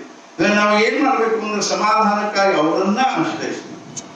ನಮ್ ಕ್ಷಣ ಕ್ಷಣ ಕಲಿಸ್ಬೇಕೇನು ಅಂದ್ರೆ ಮಹಾರಾಜರೇ ನಮ್ಮವರು, ನಾನ್ ಮಹಾರಾಜರವನು, ನಾನ್ ಮಹಾರಾಜರವನು, ನಾನ್ ಮಹಾರಾಜರವನು ಅನ್ನೋದ್ರೊಳಗಿಂದಲೇ ಸಮಾಧಾನ ಅನ್ನೋದು ನಮ್ ಕಲ್ಪನಾ ಮಾಡ್ಲಿಕ್ಕೆ ಶಕ್ತಿ ಇಲ್ಲ. ಹಂಗ ನಮ್ಮ ಅಂತಃಕರಣಗಳ ಸಮಾಧಾನದ ಭಾವ ನಿರ್ಮಾಣ ಆಗ್ಲಿಕ್ಕೆ ಪ್ರಾರಂಭ ಆಗ್ತದೆ, ನಮ್ಮ ಅಂತಃಕರಣಗಳ ಸಮಾಧಾನ ಆಗ್ತದೆ. ಆ ದೃಷ್ಟಿಯಿಂದನೇ ನಮ್ಮ ನಿಜವಾಗಿಯೂ ಬಹಳ ಸಂತೋಷ ಅನಿಸ್ತದೆ. ಏನು ಅಂದ್ರೆ ಇವತ್ತು ಲಕ್ಷಗಟ್ಟಲೆ ಜನರು ಮಹಾರಾಜರನ್ನ ತಮ್ಮ ಜೀವನದಲ್ಲಿ ಸಮಾಧಾನಕ್ಕಾಗಿ ಅವರನ್ನ ತಮ್ಮ ಆಧಾರ ತಿಳ್ಕೊಂಡು ಏನು ಜೀವನ ಬಾಳ್ತಾ ಇದ್ದಾರೋ ಅಂಥವ್ರ ಸಲುವಾಗಿ ಅರ್ಥಾತ್ ನಮ್ಗೆ ಅಭಿಮಾನ ಅನ್ನಿಸ್ತದೆ, ಸಮಾನ ಸಂತೋಷ ಅನ್ನಿಸ್ತದೆ. ಅಂಥ ಲಕ್ಷಗಟ್ಟಲೆ ಜನರು ಇವತ್ತು ತಮ್ಮ ಪ್ರಪಂಚದಲ್ಲಿ ಇದ್ದುಕೊಂಡು ಪ್ರಪಂಚದ ಪರಿಸ್ಥಿತಿ ಹೆಂಗರೇ ಇರ್ಬೋದು, ಎಲ್ಲಾದ್ರೂ ಒಂದ ನಮೂನೆ ಇರ್ಲಿಕ್ಕೆ ಶಕ್ಯನೇ ಇಲ್ಲ. ಆದರೂ ಸಹಿತ ಆ ಪರಿಸ್ಥಿತಿಯೊಳಗ ಸದ್ಗುರುಗಳ ಒಂದು ದಿವ್ಯವಾಗಿರ್ತಕ್ಕಂಥ ಅನುಗ್ರಹದ ಭಾವನೆಯನ್ನ, ಆಧಾರದ ಭಾವನೆಯನ್ನು ಹೊಂದಿ ಯಾವ ಒಂದು ಸಮಾಧಾನವನ್ನು ನಾವು ಆಯುಷ್ಯದಲ್ಲಿ ಅನುಭವಿಸ್ತಾ ಇದ್ದೀವಿ. ಇದು ನಿಜವಾಗಿಯೂ ಬಹಳ ದೊಡ್ಡದಾಗಿರ್ತಕ್ಕಂಥ ಒಂದು ಭಾಗ್ಯ ಅಂತ ಹೇಳ್ಬೇಕು. ಅದರೊಳಗೂ ಇನ್ನೊಂದು ಮಹತ್ ಭಾಗ್ಯ ಏನು ಅಂತಂದ್ರೆ ಮಹಾರಾಜರು ಯಾವ ಉದ್ದೇಶಕ್ಕಾಗಿ, ಯಾವ ಒಂದು ಕಾರ್ಯಕ್ಕಾಗಿ ಅರ್ಥಾತ್ ಏನು ಕ್ಷೇತ್ರ ಹೆಬ್ಬಳ್ಳಿಯಲ್ಲಿ ತಮ್ಮ ದಿವ್ಯ ಸಾನ್ನಿಧ್ಯವನ್ನ ಅರ್ಥಾತ್ ಇಟ್ಟುಕೊಂಡು, ದಿವ್ಯ ಸಾನ್ನಿಧ್ಯದಲ್ಲಿ ಇಟ್ಟುಕೊಂಡು ಈ ಕಾರ್ಯ ನಡೆಸ್ತಾ ಇದ್ದಾರೋ, ಈ ಕಾರ್ಯದ ಒಂದೇನು ಅಂದ್ರೆ ಅದರದ್ದು ಒಂದು ಅಂಶ ಅನ್ನುವಂತಹ ಭಾವದಿಂದ ನಾವೆಲ್ಲರೂ ಆಜೀವನ ಸದಸ್ಯತ್ವದ ಭಾವನೆಯಿಂದಾಗಲಿ ಅಥವಾ ವಿಶ್ವಸ್ತರ ಭಾವನೆಯಿಂದಾಗಲಿ ಅಥವಾ ನಾವು ಸೇವೆ ಮಾಡಿಕೊಂಡಿರ್ತಕ್ಕಂಥ ಸೇವಕರು ಅನ್ನುವಂತಹ ಭಾವನೆಯಿಂದಾಗಲಿ ಅವರವರು ಅಂತ ತಿಳ್ಕೊಂಡು ಏನಾಗಿದೆಯೋ ಇದು ಒಂದು ಬಹಳ ದೊಡ್ಡ ಭಾಗ್ಯದ. ಆದ್ರೆ ನಮ್ಮ ಮುಂಜಾನೆ ಅನಿಸ್ತಿತ್ತು ಏನು ಅಂತಂದ್ರೆ ಯಾವ ಇವತ್ತು ನಮ್ಮ ಉಳಿದದ್ದೆಲ್ಲ ಪ್ರಪಂಚದ ಆಧಾರಗಳು ನಮ್ಮ ಸಮಾಧಾನದ ಸಾಧನೆ ಆಗಲಿಕ್ಕೆ ಶಕ್ಯ ಇಲ್ಲ. ಇವತ್ತೇನಾದ್ರೂ ನಮ್ಮ ಅಂತಃಕರಣದ ಸಮಾಧಾನ ಇದ್ರೆ ಕೇವಲ ಸದ್ಗುರು ಒಂದು ಅನುಗ್ರಹದಿಂದ ಮಾತ್ರ ಶಕ್ಯದ. ಗುರು ಕೃಪಾ ಹಿ ಕೇವಲಂ ಶಿಷ್ಯ ಪರಮ ಮಂಗಲ ವಿತ್ತ ಬಲಂ ಚಿತ್ತ ಬಲಂ ದೇಹ ಬಲಂ ಗೇಹ ಬಲಂ ತದ್ವಿನಾತು ಸರ್ವ ಬಲಂ ನಿಷ್ಫಲಂ. ಗುರು ಕೃಪಾ ಹಿ ಕೇವಲಂ ಅನ್ನುವ ಹಂಗ ಅವ್ರ ಕೃಪೆಯಿಂದಲೇ ನಮ್ಮ ಅಂತಃಕರಣದ ಯಾವುದೋ ಒಂದು ಮೂಲೆಯೊಳಗೆ ಎಲ್ಲೋ ಒಂಚೂರು ಅಂತಃಕರಣದ ಗಾಢಾಂಧಕಾರದೊಳಗೂ ಕಿವುಚಾದ ಏನಾದ್ರೂ ಸಮಾಧಾನದ ಬೆಳಕು ಬಿದ್ದಿದ್ರೆ ಅದು ಕೇವಲ ಅವರ ಅನುಗ್ರಹದಿಂದ ಹೊರತು ನಮ್ಮ ಪ್ರಪಂಚದ ಪರಿಸ್ಥಿತಿಯಿಂದ ಅಲ್ಲ ಅಂತ ನಾವು ತಿಳ್ಕೋಬೇಕು. ಅವ್ರ ಅನುಗ್ರಹದಿಂದಲೇ ನಮ್ಮ ಜೀವನದಲ್ಲಿ ಏನಾದ್ರೂ ಸಮಾಧಾನದ ಶ್ವಾಸ ಎಳಿತಾ ಇದ್ದೀನಿ ಅನ್ನುವಂಥ ಭಾವನೆಯಿಂದ ಅವ್ರ ಸಲುವಾಗಿ ನಾನು ಏನಾದ್ರೂ 24 ತಾಸಿನ ಒಂದು ಅವಧಿ ಒಳಗ ಒಂದು ಸ್ವಲ್ಪ ಸಮಯ ಆದ್ರೂ ನನ್ನ ಜೀವನದ ಕೆಲವು ಕ್ಷಣಗಳನ್ನಾದ್ರೂ ಅವ್ರಿಗೇನು ಸೇರ್ತದೋ ಅದನ್ನು ಮಾಡುವುದು ನಾನು ಕಲಿಬೇಕು ಅನ್ನುವಂತಹ ದೃಷ್ಟಿಯಿಂದಲೇ ನಮ್ಗೆ ಕಳಕಳಿ ಅದ ಏನು ಅಂದ್ರೆ ನಾವು ಪ್ರತಿ ದಿವಸ ಕನಿಷ್ಠ ಒಂದು 3,500 ಜಪ ಆಗಲಿ ಅಥವಾ ಏನೋ ಒಂದು ಅರ್ಧ ಗಂಟೆ 15-20 ನಿಮಿಷ ಒಂದು ಉಪಾಸನ ಆಗಲಿ ಮಾಡೋದ್ರ ಜೊತೆಗೆ ಅರ್ಥಾತ್ ಏನು ಅಂದ್ರೆ ಯಾವ ಕಾರ್ಯವನ್ನು ಅವರು ಹೆಬ್ಬಳ್ಳಿಯನ್ನೇ ತಮ್ಮ ಕಾರ್ಯಕ್ಷೇತ್ರದ ಕೇಂದ್ರ ಬಿಂದುವನ್ನಾಗಿ ಇಟ್ಟುಕೊಂಡು ಇಷ್ಟೊಂದು ವ್ಯಾಪಕವಾದ ಕಾರ್ಯ ಮಾಡ್ಲಿಕ್ಕೆ ಹತ್ತಾರು. ಆ ಕಾರ್ಯಕ್ಷೇತ್ರದಲ್ಲಿ ನಮ್ದು ಏನಾದರೂ ಒಂದು ಚೂಚಾರು ನನಗ ಯಾವಾಗ ಒದಗಿ ಬರ್ತದನೋ ಅವಾಗಲೇ ಯಾಕಾಗುವಂತಕ್ಕೆ ನಂದು ಒಂದ್ ಸ್ವಲ್ಪ ಏನಾದರೂ ಅಲ್ಲಿ ಸೇವಾ ಮುಟ್ಲಿ ಅನ್ನುವಂತ ಭಾವನೆಯಿಂದ ಇಲ್ಲಿಯ ಒಂದು ಸಂಪರ್ಕ ಇಟ್ಟುಕೊಂಡು ವಿಶೇಷತಃ ನೀವೆಲ್ಲರೂ ವಿಶೇಷತಃ ಏನು ಅಂದ್ರೆ ಈ ಒಂದು ಆಜೀವನ ಸದಸ್ಯತ್ವದಿಂದ ಅರ್ಥಾತ್ ಸದ್ಗುರುಗಳ ದಿವ್ಯವಾದ ಸಂಬಂಧವನ್ನ ಆಯುಷ್ಯ ತುಂಬ ಇಟ್ಕೊಳ್ಳುವಂತಹ ಮನೋಭಾವನೆ ಉಳ್ಳಂತ ನಾವು ಏನಾದ್ರೂ ಒಂದು ಮ್ಯಾಲಿನ ನೀವು ಫೋನ್ ಮಾಡ್ಬೋದು, ನಮ್ಮ ಕಡೆ ಏನಾದ್ರೂ ಕೆಲಸ ಇದ್ರೆ ಹೇಳ್ರಿ ನಾವು ಮಾಡ್ತೀವಿ, ನಮ್ಮ ಒಂದು ಕ್ಷೇತ್ರದಲ್ಲಿ ಏನಾದ್ರೂ ಮಾಡ್ಬೇಕಿದ್ರೆ ಹೇಳ್ರಿ ಮಾಡ್ತೀವಿ ಅನ್ನೋ ಒಂದು ಸಂಪರ್ಕ ನಮ್ಮ ಜೊತೆಗೆ ಇಟ್ಕೊಂಡಿರ್ಬೇಕು ಅನ್ನೋದು ನಮ್ದೊಂದು ಕಳಕಳಿ. ಆ ದೃಷ್ಟಿಯಿಂದ ನಮ್ಗೆ ಆ ಒಂದು ಕಾರ್ಯ ನಿಮ್ಮ ಇರ್ತಕ್ಕಂತಹ ಒಂದು ಏರಿಯಾದಲ್ಲಿ ಆಗಲಿ ಅಥವಾ ಒಂದು ಕ್ಷೇತ್ರದಲ್ಲಿ ಆಗಲಿ ಅಥವಾ ನಿಮ್ಗೆ ಸಂಬಂಧಪಟ್ಟಂತ ಒಂದು ವ್ಯಕ್ತಿಗಳ ಜೊತೆಗಾಗಲಿ ನಮ್ದು ಏನಾದ್ರೂ ಒಂದು ಕಾರ್ಯ ಇತ್ತು ಅಂದ್ರೆ ನಾನು ಶ್ರೀಧರನ್ ಫೋನ್ ಮಾಡಿದೆ, ಅಲ್ಲಿ ಪ್ರಭಾಕರ್ ಅವ್ರಿಗೆ ಹೇಳಪ್ಪ ನಾವು ಚಪ್ಪನ್ನು ಹೋಗದ್ದು ಲಿಸ್ಟ್ ಮಾಡ್ಲಿಕ್ಕೆ ಹತ್ತೀವಿ, ಅದ್ರ ಅಡಿಗೆ ಅವ್ರ ಕಡೆಗೆ ಅವೆಲ್ಲ ಇರ್ತಾವೆ, ಆದ್ರೂ ನೀನು ಅವ್ರಿಗೆ ಹೋಗಿ ಭೇಟಿಯಾಗಿ ನೀನ್ ಏನ್ ಮಾಡುದು ಅಂದ್ರೆ ಲಿಸ್ಟ್ ಕಳ್ಸುವಂತ ಆಗಿದ್ದ ನಿನ್ನೆ ಅವ್ನು ಲಿಸ್ಟ್ ಕಳ್ಸಿದ ಹಂಗೇನದ ಅಂದ್ರೆ ನಮ್ಮ ಕಳಕಳಿ ಏನಿದೆ ಅಂದ್ರೆ ಇಲ್ಲಿ ಸಲುವಾಗಿ ನಾನು ಏನಾದ್ರೂ ಮಾಡಬೇಕು. ಅರ್ಥಾತ್ ಸದ್ಗುರುಗಳ ಕಾರ್ಯಕ್ಷೇತ್ರದ ಈ ಒಂದು ಕಾರ್ಯಕ್ಷೇತ್ರ ಇನ್ನೂ ಉತ್ಕರ್ಷವನ್ನು ಹೊಂದಬೇಕು, ಲಕ್ಷಾವಧಿ ಜನರಿಗೆ ಮಹಾರಾಜರ ದಿವ್ಯ ವಿಚಾರಗಳ ಒಂದು ಉಪಯೋಗ ಆಗಬೇಕು, ಅವ್ರಿಗೆ ಹೋಗಿ ಮುಟ್ಟಬೇಕು, ಅವರ ಕಾರ್ಯ ಇನ್ನೂ ವ್ಯಾಪಕವಾಗಿ ನಡೀಬೇಕು ಅನ್ನುವಂತಹ ದೃಷ್ಟಿಯಿಂದ ನಾನು ಕೇವಲ ಮಾನಸಿಕವಾಗಿ ನಾನು ಉಪಾಸನೆ ರೂಪದಲ್ಲಿ ನಾಮಸ್ಮರಣೆ ರೂಪದಲ್ಲಿ ಮಾಡುವುದರ ಜೊತೆಗೆ ದೇವಭಾವದಿಂದಲೂ ನಾನು ಒಂದು ಸ್ವಲ್ಪ ಏನಾದರೂ ಏನದ ಕಾರ್ಯವನ್ನು ಮಾಡ್ತಾ ಇರಬೇಕು, ಯಥೆಚ್ಚಾದರೂ ನೆರವು ಆಗ್ತಾ ಇರಬೇಕು. ಈ ಕಾರ್ಯದಲ್ಲಿ ನಮ್ದು ಒಂಚೂರು ಏನದನ್ನು ಅಳಿದ ಸೇವಾ ಅರ್ಥಾತ್ ಏನು ಅಂಥ ದೊಡ್ಡ ದೊಡ್ಡ ವಾನರರು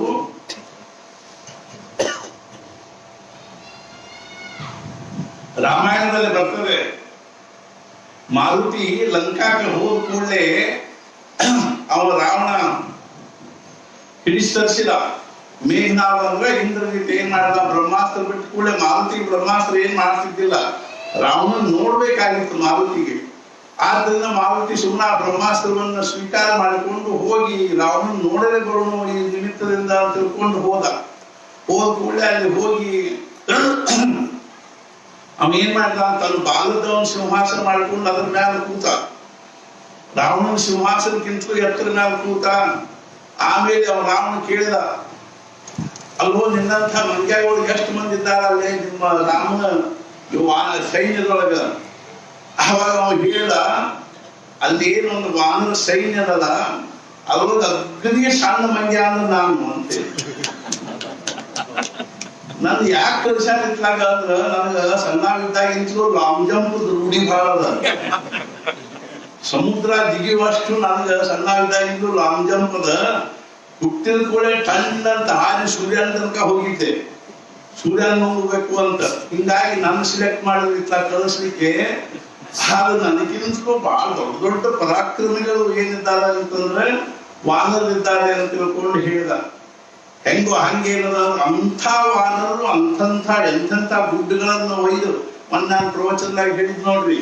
ಆ ವಾನರು ಕಿಷ್ಕಿಂದಾದಲ್ಲಿ ಅವ್ರು ಎಂಥ ಬಲಾಢ್ಯರಿದ್ರು ಅಂದ್ರೆ ಸಣ್ಣ ಹುಡುಗರು ಹಿಂಗ ಎರಡು ಕೈಯಾಗ ಚಂದ ಹಿಡ್ಕೊಂಡು ಹಿಂಗ ಓಡ್ಯಾಡ್ತಿರ್ತಾವ, ಎಲ್ಲಿ ಬೇಕಾದ್ರೆ ಒಗಿತಿರ್ತಾವಲ್ಲ. ಹಂಗ ವಾನರಗಳು ಏನ್ ಮಾಡ್ತಿದ್ರು ಅಂದ್ರೆ ಕಿಷ್ಕಿಂದಾಳ ಕೈಯೊಳಗೆ ಒಂದೊಂದು ಗುಡ್ಡ ಹಿಡ್ಕೊಂಡು ಆ ಚಂದ ಹಿಡ್ಕೊಂಡು ಓಡಾಡಿ ಇತ್ಲಾಗಿನ ಗುಡ್ಡ ಹೋಗಿ ಅತ್ಲಾಗಿ ಇಡ್ತಿದ್ರು, ಅತ್ಲಾಗಿನ ಗುಡ್ಡ ತಂದು ಇತ್ಲಾಗಿ ಇಡ್ತಿದ್ರು. ಇಂಥ ಪರಾಕ್ರಮಿಗಳು. ಒಬ್ಬೊಬ್ಬ ವಾನರ ಎಂಥೆಂಥವ್ರು ಇದ್ರು ಅಂದ್ರ ಭೂಮಿ ಮ್ಯಾಲ ಕಾಲು ಕೈ ಮ್ಯಾಲ ಎತ್ತಿ ದೊಡ್ಡವರಾದ್ರು ಅಂದ್ರೆ ಎತ್ತರ ಹಾಕೋತ ಹೋದ್ರು ನಕ್ಷತ್ರ ತನಕ ಹೋಗ್ತಿದ್ರು. ಇತ್ಲಾಗಿನ ನಕ್ಷತ್ರ ತೆಗೆದು ಅತ್ಲಾಗಿ ಇಡ್ತಿದ್ರು, ಅತ್ಲಾಗಿನ ನಕ್ಷತ್ರ ತೆಗೆದು ಇತ್ಲಾಗಿ ಇಡ್ತಿದ್ರು. ಇಂಥ ಬಲಾಢ್ಯರಾಗಿರೋ ಅವರು ಸೇತುವೆ ಕಟ್ಟು ಹೊತ್ತಿನೊಳಗ ಆ ಸಾಲದ ಒಂದು ಅಳಿಲು ಇಣಿಸಿ ಅದಕ್ಕೆ ಅನಿಸ್ತಂತೆ ನಾನು ಏನಾದ್ರು ಸ್ವಲ್ಪ ಸೇವಾ ಮಾಡ್ಬೇಕು ಅಂದ್ರೂ ಕೂಡ ಅದೇನ್ ಮಾಡ್ಬೇಕು ಅಂದ್ರೆ ನೀರಾಗ ಮುಣಿ ಬರ್ಬೇಕು, ಉಸುಕ್ನಾಗ ಉಳ್ಳಾಡಬೇಕು, ಒಂದ್ 4 ಕಳ ಉಸುಕ್ ಅದ್ರ ಮೈಗೆ ಹತ್ತಿದ್ರು ಕೂಡ ಅದ್ ಒಯ್ದು ಸಮುದ್ರದಾಗ ಬಿಟ್ಟು ಬರೋದು. ಮತ್ತು ಇದು ಉಳ್ಳಾಡಿದ್ರು ಕೂಡ ಒಂದಿಷ್ಟು ಉಸುಕೇನ ಸಮುದ್ರದಾಗ ಸೇರ್ಬೇಕು. ಅದಕ್ಕ ಆಮೇಲೆ ರಾಮ್ ನೋಡಿ ಅವನ ಕಣ್ಣಾಗ ನೀರು ಬಂದು ಅದನ್ನ ಅಳಿಲವನ್ನು ಹಿಡಿಸಿ ತರಿಸಿದಂತೆ. ತರಿಸಿ ಅದ್ರ ಬೆನ್ನ ಕೈ ಅಳಿಸಿದ ಇವತ್ತಿಗೂ ಅದ್ರ ಮ್ಯಾಲ 3 ಬಟ್ಟು ಮೂಡ್ಯಾವ. ಕದೇನೋ ಸುಳ್ಳೋ ವಿಷಯ ಬ್ಯಾರೆ ಅದ. ಆದ್ರೆ ಎಷ್ಟು ಸೂಕ್ಷ್ಮ ಸಂಕೇತ ಅದ. ಅದ್ರ ಹಿಂದೆ ಏನದ ಅಂದ್ರೆ ಎಂಥ ಒಂದು ಭಾವ ಅದ. ಹೆಂಗೋ ಹಂಗೇನದ ಅಂತಂದ್ರೆ ನಮಗ ಅನಿಸ್ಬೇಕು ಏನು ಅಂದ್ರೆ ಏನಾದ್ರೂ ಒಂದು ಮಹಾರಾಜರ ಸೇವಾ ಮಾಡ್ಬೇಕಪ್ಪ, ನಾನು ಏನಾದ್ರೂ ಒಂದು ಮಹಾರಾಜರ ಸೇವಾ ಮಾಡ್ಬೇಕು. ಸಂದರ್ಭ ಬಂದಾಗ ನಾವೆಲ್ಲರೂ ಏನ್ ಮಾಡ್ತೀವಿ, ಆರ್ಥಿಕವಾಗಿ ಏನಾದ್ರೂ ಸೇವಾ ಮಾಡ್ತಿರ್ತೀವಿ. 1000 ಕೊಟ್ಟಿವಿ, 5000 ಕೊಟ್ಟಿವಿ, 2000, 1000 ಏನೋ ಯಾವುದೋ ಆ ಒಂದು ಸಂದರ್ಭದಲ್ಲಿ ಕೊಡ್ತಿರ್ತೀವಿ, ಮಾಡ್ತಿರ್ತೀವಿ. ಆದ್ರೆ ದೇಹ ಭಾವದಿಂದ ಯಾವ ಆಯುಷ್ಯ ನಾನು ಕಳೀತಾ ಇದ್ದೀನೋ ಆ ದೇಹ ಭಾವದಿಂದನೂ ಸಂದರ್ಭಗಳಲ್ಲಿ ಬಂದಾಗ ಈ ಸದ್ಯ ಅಂತೂ ಕೊರೋನಾ ಇರೋದ್ರಿಂದ ಬರೋದ ಕಠಿಣ ಆಗಿದೆ. ಆದ್ರೂ ಸಹಿತ ಇವತ್ತಿನ ನಾಳಿನ ಮೂರು ಬಳಕಾದ್ರೂ ಸಹಿತ ನಮ್ಗೆ ಅನಿಸ್ತಲ್ಲ ಏನು ಅಂದ್ರೆ ಈ ದೇಹವನ್ನು ಸದಾ ದೇವಕಾಜಿ ಜಿಜೆ ದೇಹ ಜಾತ. ಯಾರ ದೇಹ ಅನ್ನುವಂತಹದ್ದು ಭಗವಂತನ ಕಾರ್ಯದಲ್ಲಿ ಗಂಧದ ಕೊರಡು ಸವದನ್ನು ಸವಿತದನು ಅನ್ನುವಂತ ಯಾವ ಈ ದೇಹವನ್ನು ನಮ್ಗೆ ಕೊಟ್ಟಿದ್ದಾನೆ ಭಗವಂತ. ಈ ದೇಹದಿಂದ ಆಯುಷ್ಯ ನಾವು ಪ್ರಪಂಚದ ಸುಖ ಅನುಭವಿಸಿದ್ವಿ. ಆದ್ರೆ ಆ ಭಗವಂತನ ಸಲುವಾಗಿ, ಆ ಸದ್ಗುರುಗಳ ಸಲುವಾಗಿ ನಾವು ಏನ್ ಮಾಡಿದೀವಿ ಪ್ರತ್ಯಕ್ಷವಾಗಿ ಅಂತ ನಮಗೆ ಅನಿಸಿದಾಗ ನಮಗೆ ಏನ್ ಅನಿಸ್ಬೇಕು ಅಂದ್ರೆ ನಾನು ಏನಾದ್ರೂ ಸ್ವಲ್ಪ ಮಾಡಿದಾಗ ಇವತ್ತು ನನಗೆ ಏನ್ ಅನಿಸ್ಬೇಕು, ಎಂದು ಮಾಡಿರ್ತೀನಿ ಅವತ್ತು ನನಗೆ ಏನ್ ಅನಿಸ್ಬೇಕು ಅಂದ್ರೆ ಇವತ್ತು ನನಗೆ ಸಮಾಧಾನದ ನಿದ್ದೆ ಹತ್ತಿ ನೋಡ್ರಿ ಅಂತ ಅನಿಸ್ಬೇಕು. ಅರ್ಥಾತ್ ಏನು ತುಕಾರಾಮ್ ಮಹಾರಾಜ್ ಹೇಳ್ತಾರೆ, ಸಂತಾಂಚ ಪಡಿಯಾವು ಕೈಸಾ ಪರಿಲಾವು, ಸಂತಾಂಚ ಪಡಿಯಾವು ಕೈಸಾ, ಸಂತರಿಗೆ ನಾವು ಪ್ರೇಮ ಬರು ಹೆಂಗ ಅದಿ ನಾವು ಅನ್ನೋದಕ್ಕಾಗಿ ನನಗೆ ರಾತ್ರಿ ನಿದ್ದೆ ಹತ್ತೋದಿಲ್ಲ, ಅರ್ಥಾತ್ ಊಟ ರುಚಿ ಹತ್ತೋದಿಲ್ಲ. ಹೆಂಗೋ ಹಂಗೇನು ಅಷ್ಟೇ ಆಗ್ಬೇಕಾದ ಅವಶ್ಯಕತೆ ಇದ್ವಿ. ನಿದ್ದೆ ಮಾಡ್ಬರ್ಬೇಕ, ಊಟನು ಹೊಟ್ಟುಂಬ ಮಾಡ್ಬರ್ಬೇಕ. ಆದ್ರೆ ಅನಿಸ್ಬೇಕೇನು ಅಂದ್ರೆ ಮಹಾರಾಜನಿಗೆ ನಾವು ಸಂತೋಷ ಆಗುವಂತಹದ್ದು ಏನಾದ್ರು ಹೆಂಗ ಮಾಡೀನು. ನಿನ್ನೆ ನಾನು ಸಹಜ ರಾಜು ದಿನ ರಾತ್ರಿ 12 ಬರೋದು. ರಾಜು ಇಲ್ಲೆಲ್ಲ ನಾಳೆ ಇದು ಆಗೋದಪ್ಪ, ಜನರಲ್ ಬಾಡಿ ಮೀಟಿಂಗ್ ಆಗೋದು ಅಂದಾಗ ಆಯ್ತ್ರಿ ಹಿಂಗ ಎಲ್ಲ ಕಡೆ ಹಿಂಗ ಇದು ಮಾಡ್ತೀನಿ, ಇತ್ಲಾಗ ಒಂದು ತಾಳ್ಪತ್ರೆ ಕಟ್ಟಿಸ್ತೀನಿ, ಇಲ್ಲೊಂದು ತಾಳ್ಪತ್ರೆ ಹಾಕಿ ಅಂತ ಹಂಗ ಬೇಡಪ್ಪ. ನಾವು ಯಾರನ್ನ ಇಲ್ಲಿ ಕೂಡಿಸ್ಲಿಕ್ಕೆ ಹತ್ತೀವಿ ಮತ್ತು ಯಾರು ಇದು ವಾರ್ಷಿಕ ಅವ್ರದ್ದು ಅರ್ಥಾತ್ ಏನು ಅಂತಂದ್ರ ಸಭಾ ಅದ. ಆದ್ರಿಂದ ಅವ್ರಿಗೆ ಚಂದ ಅನ್ಸು ಹಂಗೆ ಏನಾದ್ರು ನಾವು ಮಾಡ್ಬೇಕು ಅಂತ ತಿಳ್ಕೊಂಡು ಅಂದು ಪೆಂಡಾಲ್ ನಾವು ಕರೆದೆಲ್ಲ ಚಂದ ಮಾಡಪ್ಪ. 4 ಮಂದಿಗೆ ನೋಡಿದ್ರೆ ಅರ್ಥಾತ್ ಮಹಾರಾಜರಿಗೆ ಸಂತೋಷ ಅನಿಸ್ಬೇಕು. ಮಹಾರಾಜರ ಕುಟುಂಬದವರು, ಪರಿವಾರದವರು, ಅವರಿಗೆ ಅತ್ಯಂತ ಹತ್ತಿರದವರು, ಆತ್ಮೀಯರು, ಅರ್ಥಾತ್ ಅವರಿಗೆ ಪ್ರೇಮಾಸ್ಪದರಾಗಿರ್ತಕ್ಕಂಥವ್ರು ಬರ್ಲಿಕ್ಕೆ ಹತ್ತಾರ. ಅಂಥವ್ರು ಒಂದು ಕಾರ್ಯಕ್ರಮನ್ಯಾಗ ಒಂದು ಸ್ಪಾಟ್ ಏನಾದ್ರು ಒಂದು ಅಥವಾ ಏನಾದ್ರು ಜವಳ ಮುಂಜಿವಿ ಇತ್ತು ಅಂದ್ರೆ ಎಷ್ಟು ಆಡಂಬರ ಮಾಡ್ತೀವಿ, ಎಷ್ಟು ಇದನ್ನ ಮಾಡ್ತೀವಿ. ಆ ಶೂಟಿಂಗು ಗೀಟಿಂಗು ವಿಡಿಯೋ ಇಟ್ಕೋ ಅಂತ ಖರೆ. ಆದ್ರೆ ಎಂಥ ಚಲೋ ಪೆಂಡಾಲ್ ಹತ್ತು ಹಾಕಿಸ್ತೀವಿ, ಇದನ್ನ ಮಾಡ್ತೀವಿ ಅಂದಾಗ ಮಹಾರಾಜರ ಕಾರ್ಯದಪ್ಪ ಅಂತಂದಾಗ ನಮಗೂ ಒಳ್ಳೆಯ ಭಾರಿ ಉತ್ಸಾಹ ಬಂದು ಸ್ವತಃ ನಿಂತು ಇದನ್ನೆಲ್ಲ ಮಾಡಿದ್ರೆ ನಾ ಹೇಳಿದ್ರೆ ತುಳಸಿ ಗಿಡ ತಂದಿರು ಅಂತೆಲ್ಲ ಹೇಳಿದ್ವಿ. ತುಳಸಿ ಗಿಡ ಇರ್ಲಿ, ಎಲ್ಲ ಚಂದ ಇರ್ಲಿ, ಭವ್ಯ ಇರ್ಲಿ, ನಮ್ಗೇನಿದೆ ಅಂದ್ರೆ ಅದರೊಳಗಿಂದ ಮಹಾರಾಜರಿಗೆ ಸಂತೋಷ ಅನಿಸ್ಬೇಕು. ಪ್ರತಿಯೊಂದು ಕಾರ್ಯಗಳು ನಮ್ಗೆ ಏನ್ ಅನಿಸ್ಬೇಕು, ಮಹಾರಾಜರ ಸಲುವಾಗಿ ನಾವು ಏನಾದ್ರು ಮಾಡ್ಬೇಕು. ಏನಾದ್ರೂ ನಮ್ಮ ಮನೆಯೊಳಗೆ ಮಾಡುವಂತಹ ಸಂದರ್ಭ ಬಂದಾಗ ನಮ್ಗೆ ಅನಿಸ್ಬೇಕು ಮಹಾರಾಜರ ಸಲುವಾಗಿ ಏನಾದ್ರು ಮಾಡ್ಬೇಕು, ಮಹಾರಾಜರ ಸಲುವಾಗಿ ಏನಾದ್ರು ಮಾಡ್ಬೇಕು ಅಂತ ನಮ್ಗೆ ಅನಿಸ್ಬೇಕು. ಅನ್ನೋದ್ರೊಳಗಿಂದನೇ ಏನ್ ನಿರ್ಮಾಣ ಆಗ್ಯಾವ ಅಂದ್ರೆ ಈ ವರ್ಷದ ಒಂದು ಇಂಥ ಒಂದು ದುಸ್ತರ ಪರಿಸ್ಥಿತಿ ಒಳಗೂ, ಕೊರೋನಾದಿಂಥ ಭಯಾನಕ ಪರಿಸ್ಥಿತಿ ಒಳಗೂ ಏನ್ ನಿರ್ಮಾಣ ಆಗ್ಯಾವ ಅಂತಂದ್ರೆ ಒಂದು 5-6 ವಿಚಾರಗಳು ನಮ್ಮ ತಲೆ ಒಳಗೆ ಹೀಗೆ ಬಂದೂಲ. ಏನು ಅಂದ್ರೆ ಈ ವರ್ಷದ ಪೂರ್ತಿಗೆ ಇದೊಂದು ಬಹಳ ನಿಜವಾಗಿ ಮಹತ್ವಪೂರ್ಣವಾಗಿರ್ತಕ್ಕಂಥ ಒಂದು ಕಾರ್ಯದ, ಇದನ್ನ ನಾವು ಸಂಪನ್ನಗೊಳಿಸಬೇಕು ಅಂತ ನಮಗೆ ಅನಿಸಿ ನಾನು ಏನ್ ಮಾಡಿದೆ ಅಂತಂದ್ರೆ ಅದ್ರ ಪ್ರಕಾರವಾಗಿ ನಾನು ಆ ಕಾರ್ಯದಲ್ಲಿ ತೊಡಗಬೇಕು ಅಂತ ತಿಳ್ಕೊಂಡು ಸಹಜವಾಗಿ ತಾನಾಗೆ ಬಂದಿರ್ತಕ್ಕಂಥ ಅದ್ರಲ್ಲಿ ನಾನು ಪ್ರತ್ಯಕ್ಷವಾಗಿ ಇದೆಲ್ಲ ಬರ್ದಿದ್ದೀನಿ. ಅದನ್ನೊಂದು 15 ನಿಮಿಷ ಅರ್ಥಾತ್ ಏನು ಅಂದ್ರೆ ಓದ್ತೀನಿ ಅಥವಾ ಓದ್ತಾರೆ, ಅದನ್ನು ನಾವೆಲ್ಲರೂ ಕೇಳ್ಕೊಂಡು ಇನ್ನು 15 ನಿಮಿಷದಲ್ಲಿ ನಾವು ಈ ಸಭೆಯನ್ನ ಸಮಾರೋಪ ಮಾಡ್ತೀವಿ. ಆದ್ರಿಂದ ಮುಖ್ಯವಾಗಿ ಈ ಒಂದು ವರ್ಷ ಏನದನ್ನು ಕೊರೋನಾ ದೃಷ್ಟಿಯಿಂದ ಎಷ್ಟೇ ಭಯಾನಕವಾದದ್ದು ಮತ್ತು ಅತ್ಯಂತ ದುಃಖದಾಯಕವಾಗಿರ್ತಕ್ಕಂಥದ್ದಾಗಿದ್ದು ಸಹಿತ ಅರ್ಥಾತ್ ಸದ್ಗುಣ ಸಾನ್ನಿಧ್ಯದಲ್ಲಿರ್ತಕ್ಕಂಥ ನಮ್ಮ ಜೀವನದಲ್ಲಿ ನಮಗೆ ಆಧ್ಯಾತ್ಮಿಕ ದೃಷ್ಟಿಯಿಂದ ನಮ್ಮ ಜೀವನದ ನಿಜವಾದ ಶ್ರೇಯಸ್ಸಿನ ದೃಷ್ಟಿಯಿಂದ ಏನದ ಪರಿಸ್ಥಿತಿ ಅಂದ್ರೆ ಪ್ರತಿ ವರ್ಷ ಮಳೆಗಾಲ ಬರ್ತದೆ, ಚಳಿಗಾಲ ಬರ್ತದೆ, ಬ್ಯಾಸಿಗೆ ಬರ್ತದೆ, ಅನುಕೂಲ ಅನಾನುಕೂಲಗಳು ಬರ್ತಾನೆ ಇರ್ತಾವೆ, ಹೋಗ್ತಾನೆ ಇರ್ತಾವೆ. ನಾವು ನಮ್ಮ ಸಾಧನೆ ಮಾಡದೇ ಇದ್ರೆ ಆ ವರ್ಷ ವ್ಯರ್ಥ ಹೋಗುವ. ಬರೀ ನಾವು ಕೊರೋನಾ ಅನ್ಕೋತ ಕೂತೀವಿ ಅಂದ್ರೆ, ನಾವು ಏನ್ ಮಾಡಲಿಲ್ಲ ಅಂದ್ರೆ ನಮ್ದು ಇದೊಂದು ವರ್ಷ ವ್ಯರ್ಥ ಹೋದಂಗ ಆಗ್ತದೆ. ಕೊರೋನಾ ಅನ್ನೋದು ಸ್ವಾಭಾವಿಕದ, ನಾಳೆ ಮತ್ತೊಂದು ಬರ್ಬೋದು, ಕೊರೋನಾ ಬರ್ಬೋದು. ಮತ್ತೆ ಅದು ಬಂದಾಗ ಅದನ್ನ ನಾವು ಎದುರಿಸಬೇಕು, ಅದಕ್ಕೆ ಅನುಸಾರವಾಗಿ ಏನಾದ್ರು ಮಾಡಬೇಕು ಅಂತ ಇದ್ದಾಗ ನಮ್ಮ ಸಾಧನೆ ನಾವು ಕಳ್ಕೊಂಡ್ರೆ ನಾಳೆ ನಮ್ಗೇನು ಕೊರೋನಾ ಬಂದು ನಮ್ಗೇನು ಮೋಕ್ಷ ಕೊಡೋದಿಲ್ಲ, ಅಥವಾ ಏನಪ್ಪ ಕೊರೋನಾ ಬಂದು ನಮ್ಮನ್ನೇನು ಉದ್ಧಾರ ಮಾಡೋದಿಲ್ಲ. ಆದ್ರಿಂದ ಕೊರೋನಾ ಬರ್ಲಿ, ಸೊರೋನಾ ಬರ್ಲಿ, ಓಡಾಟ ಬರ್ಲಿ, ಓಡಾಡ್ ಗಾಳಿ ಹಾಯಲಿ, ಆದ್ರೆ ನಮ್ಮ ಸಾಧನೆ ನಮ್ದೇನ್ ಧ್ಯೇಯ ಅದನ್ನು ಅದನ್ನ ನಾವು ಕಣ್ಣು ಮುಂದೆ ಇಟ್ಕೊಂಡು ನಾವು ಮುಂದುವರಿಲಿಕ್ಕೆ ಪ್ರಯತ್ನ ಮಾಡಿದ್ರೆ ಮಾತ್ರ ನಮ್ಮ ಜೀವನದಲ್ಲಿ ನಮ್ಗೆ ಯಶಸ್ಸಾಗ್ತದೆ ಅನ್ನೋ ದೃಷ್ಟಿಯಿಂದ ನಾವು ಒಂದು ಸ್ವಲ್ಪನೂ ಅದ್ರ ಬಗ್ಗೆ ಸಂಕೋಚ ಮಾಡಿಕೊಳ್ಳದೇ ನಾವು ಯಾವ ಒಂದು 6 ಅರ್ಥಾತ್ ವಿಚಾರಗಳನ್ನು ಮುಖ್ಯವಾಗಿ ಈ ವರ್ಷದ ದೃಷ್ಟಿಯಿಂದ ಇಡೀ ಫೇಸ್ಬುಕ್ಕಿನ ಮೂಲಕವಾಗಿನೇ ಎಲ್ಲ ಅರ್ಥಾತ್ ಜಗತ್ತಿನೊಳಗೆ ಎಲ್ಲಾ ಮಹಾರಾಜರು ಸದ್ಭಕ್ತರಿಗೆ ನಾವು ಇದನ್ನ ಅರ್ಥಾತ್ ಏನು ಅಂದ್ರೆ ನಿವೇದಿಸ್ತಾ ಇದ್ದೀವಿ. ಏನು ಅಂದ್ರೆ ಈ ವರ್ಷ ನಾವು ಕೈಗೊಂಡಿರ್ತಕ್ಕಂಥ ಕಾರ್ಯಗಳು ಸದ್ಗುಣ ಸಂಕಲ್ಪಕ್ಕನುಸಾರವಾಗಿ ಅತ್ಯಂತ ಮಹತ್ವಪೂರ್ಣವಾಗಿರ್ತಕ್ಕಂಥ ಕಾರ್ಯಗಳವ. ಅವುಗಳ ಬಗ್ಗೆ ನಾನು ಸಂಕ್ಷಿಪ್ತವಾಗಿ ಬರೆದಿದ್ದೀನಿ. ಅದನ್ನು ನಾನು ಸ್ವಲ್ಪದಲ್ಲೇ ಅರ್ಥಾತ್ ಓದ್ತೀನಿ.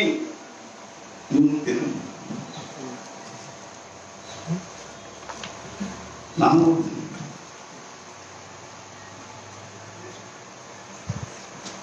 ಇದನ್ನು ಕೇವಲ ನಾವು ನೀವು ಅಷ್ಟ ಅಲ್ಲ, ಜಗದ್ವ್ಯಾಪಿಯಾಗಿರ್ತಕ್ಕಂಥ ಸಹಸ್ರಾರು ಜನರು ಇದನ್ನ ಶ್ರವಣ ಮಾಡ್ತಾ ಇದ್ದಾರೆ ಅನ್ನುವಂಥ ಭಾವನೆಯಿಂದ ನಾವು 15 ನಿಮಿಷದಲ್ಲಿ ಇದನ್ನು ಓದ್ತೀನಿ.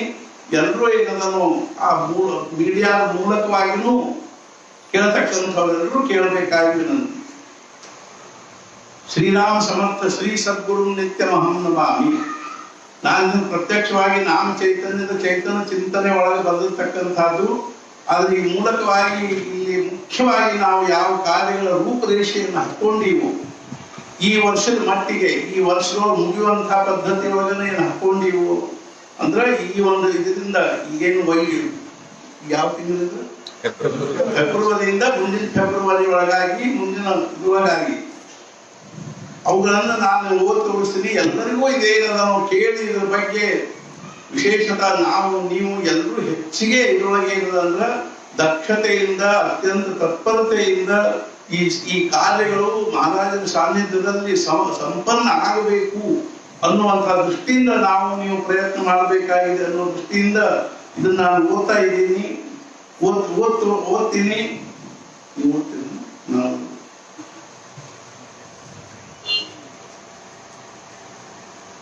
ಇದನ್ನ ಡಾಕ್ಟರ್ ದೇಶಪಾಂಡೆ ಅವರು ಓದ್ತಾರೆ.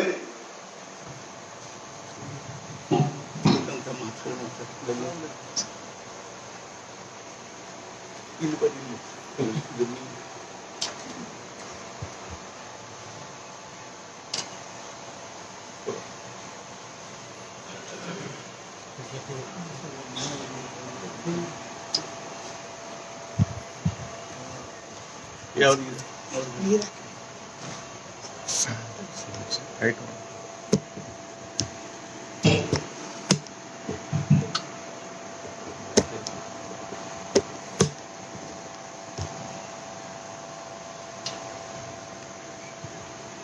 श्रीराम समर्थ श्री सद्गुरु नित्य महम नमामि चैतन्य चिंतने समर्थ सद्गुरु श्री ब्रह्म चैतन्य ಗೋಂದಾವಲೇಕರ್ ಮಹಾರಾಜರ ಸದ್ಗುರು ಶ್ರೀ ಬ್ರಹ್ಮಾನಂದ ಮಹಾರಾಜರ ಅನುಗ್ರಹದಿಂದ ಬ್ರಹ್ಮ ಚೈತನ್ಯ ವಾಂಗ್ಮಯ ಪ್ರಕಾಶನ ಪ್ರತಿಷ್ಠಾನದ ಮೂಲಕ ಪ್ರಕಾಶನಗೊಳ್ಳುತ್ತಿರುವ ಸದ್ಗುರು ಶ್ರೀ ಬ್ರಹ್ಮ ಚೈತನ್ಯ ಮಹಾರಾಜರ ಪುಣ್ಯತಿಥಿ ಆರಾಧನಾ ಮಹೋತ್ಸವದ ಸಂದರ್ಭದಲ್ಲಿ ನಾಮ ಚೈತನ್ಯ ಎಂಬ ತ್ರೈಮಾಸಿಕ ಪತ್ರಿಕೆಯನ್ನು ಆಧ್ಯಾತ್ಮಿಕ ಜಿಜ್ಞಾಸುಗಳ ಕರಕಮಲಗಳಲ್ಲಿ ಸಮರ್ಪಿಸಲು ಸಂತೋಷವೆನಿಸುತ್ತದೆ.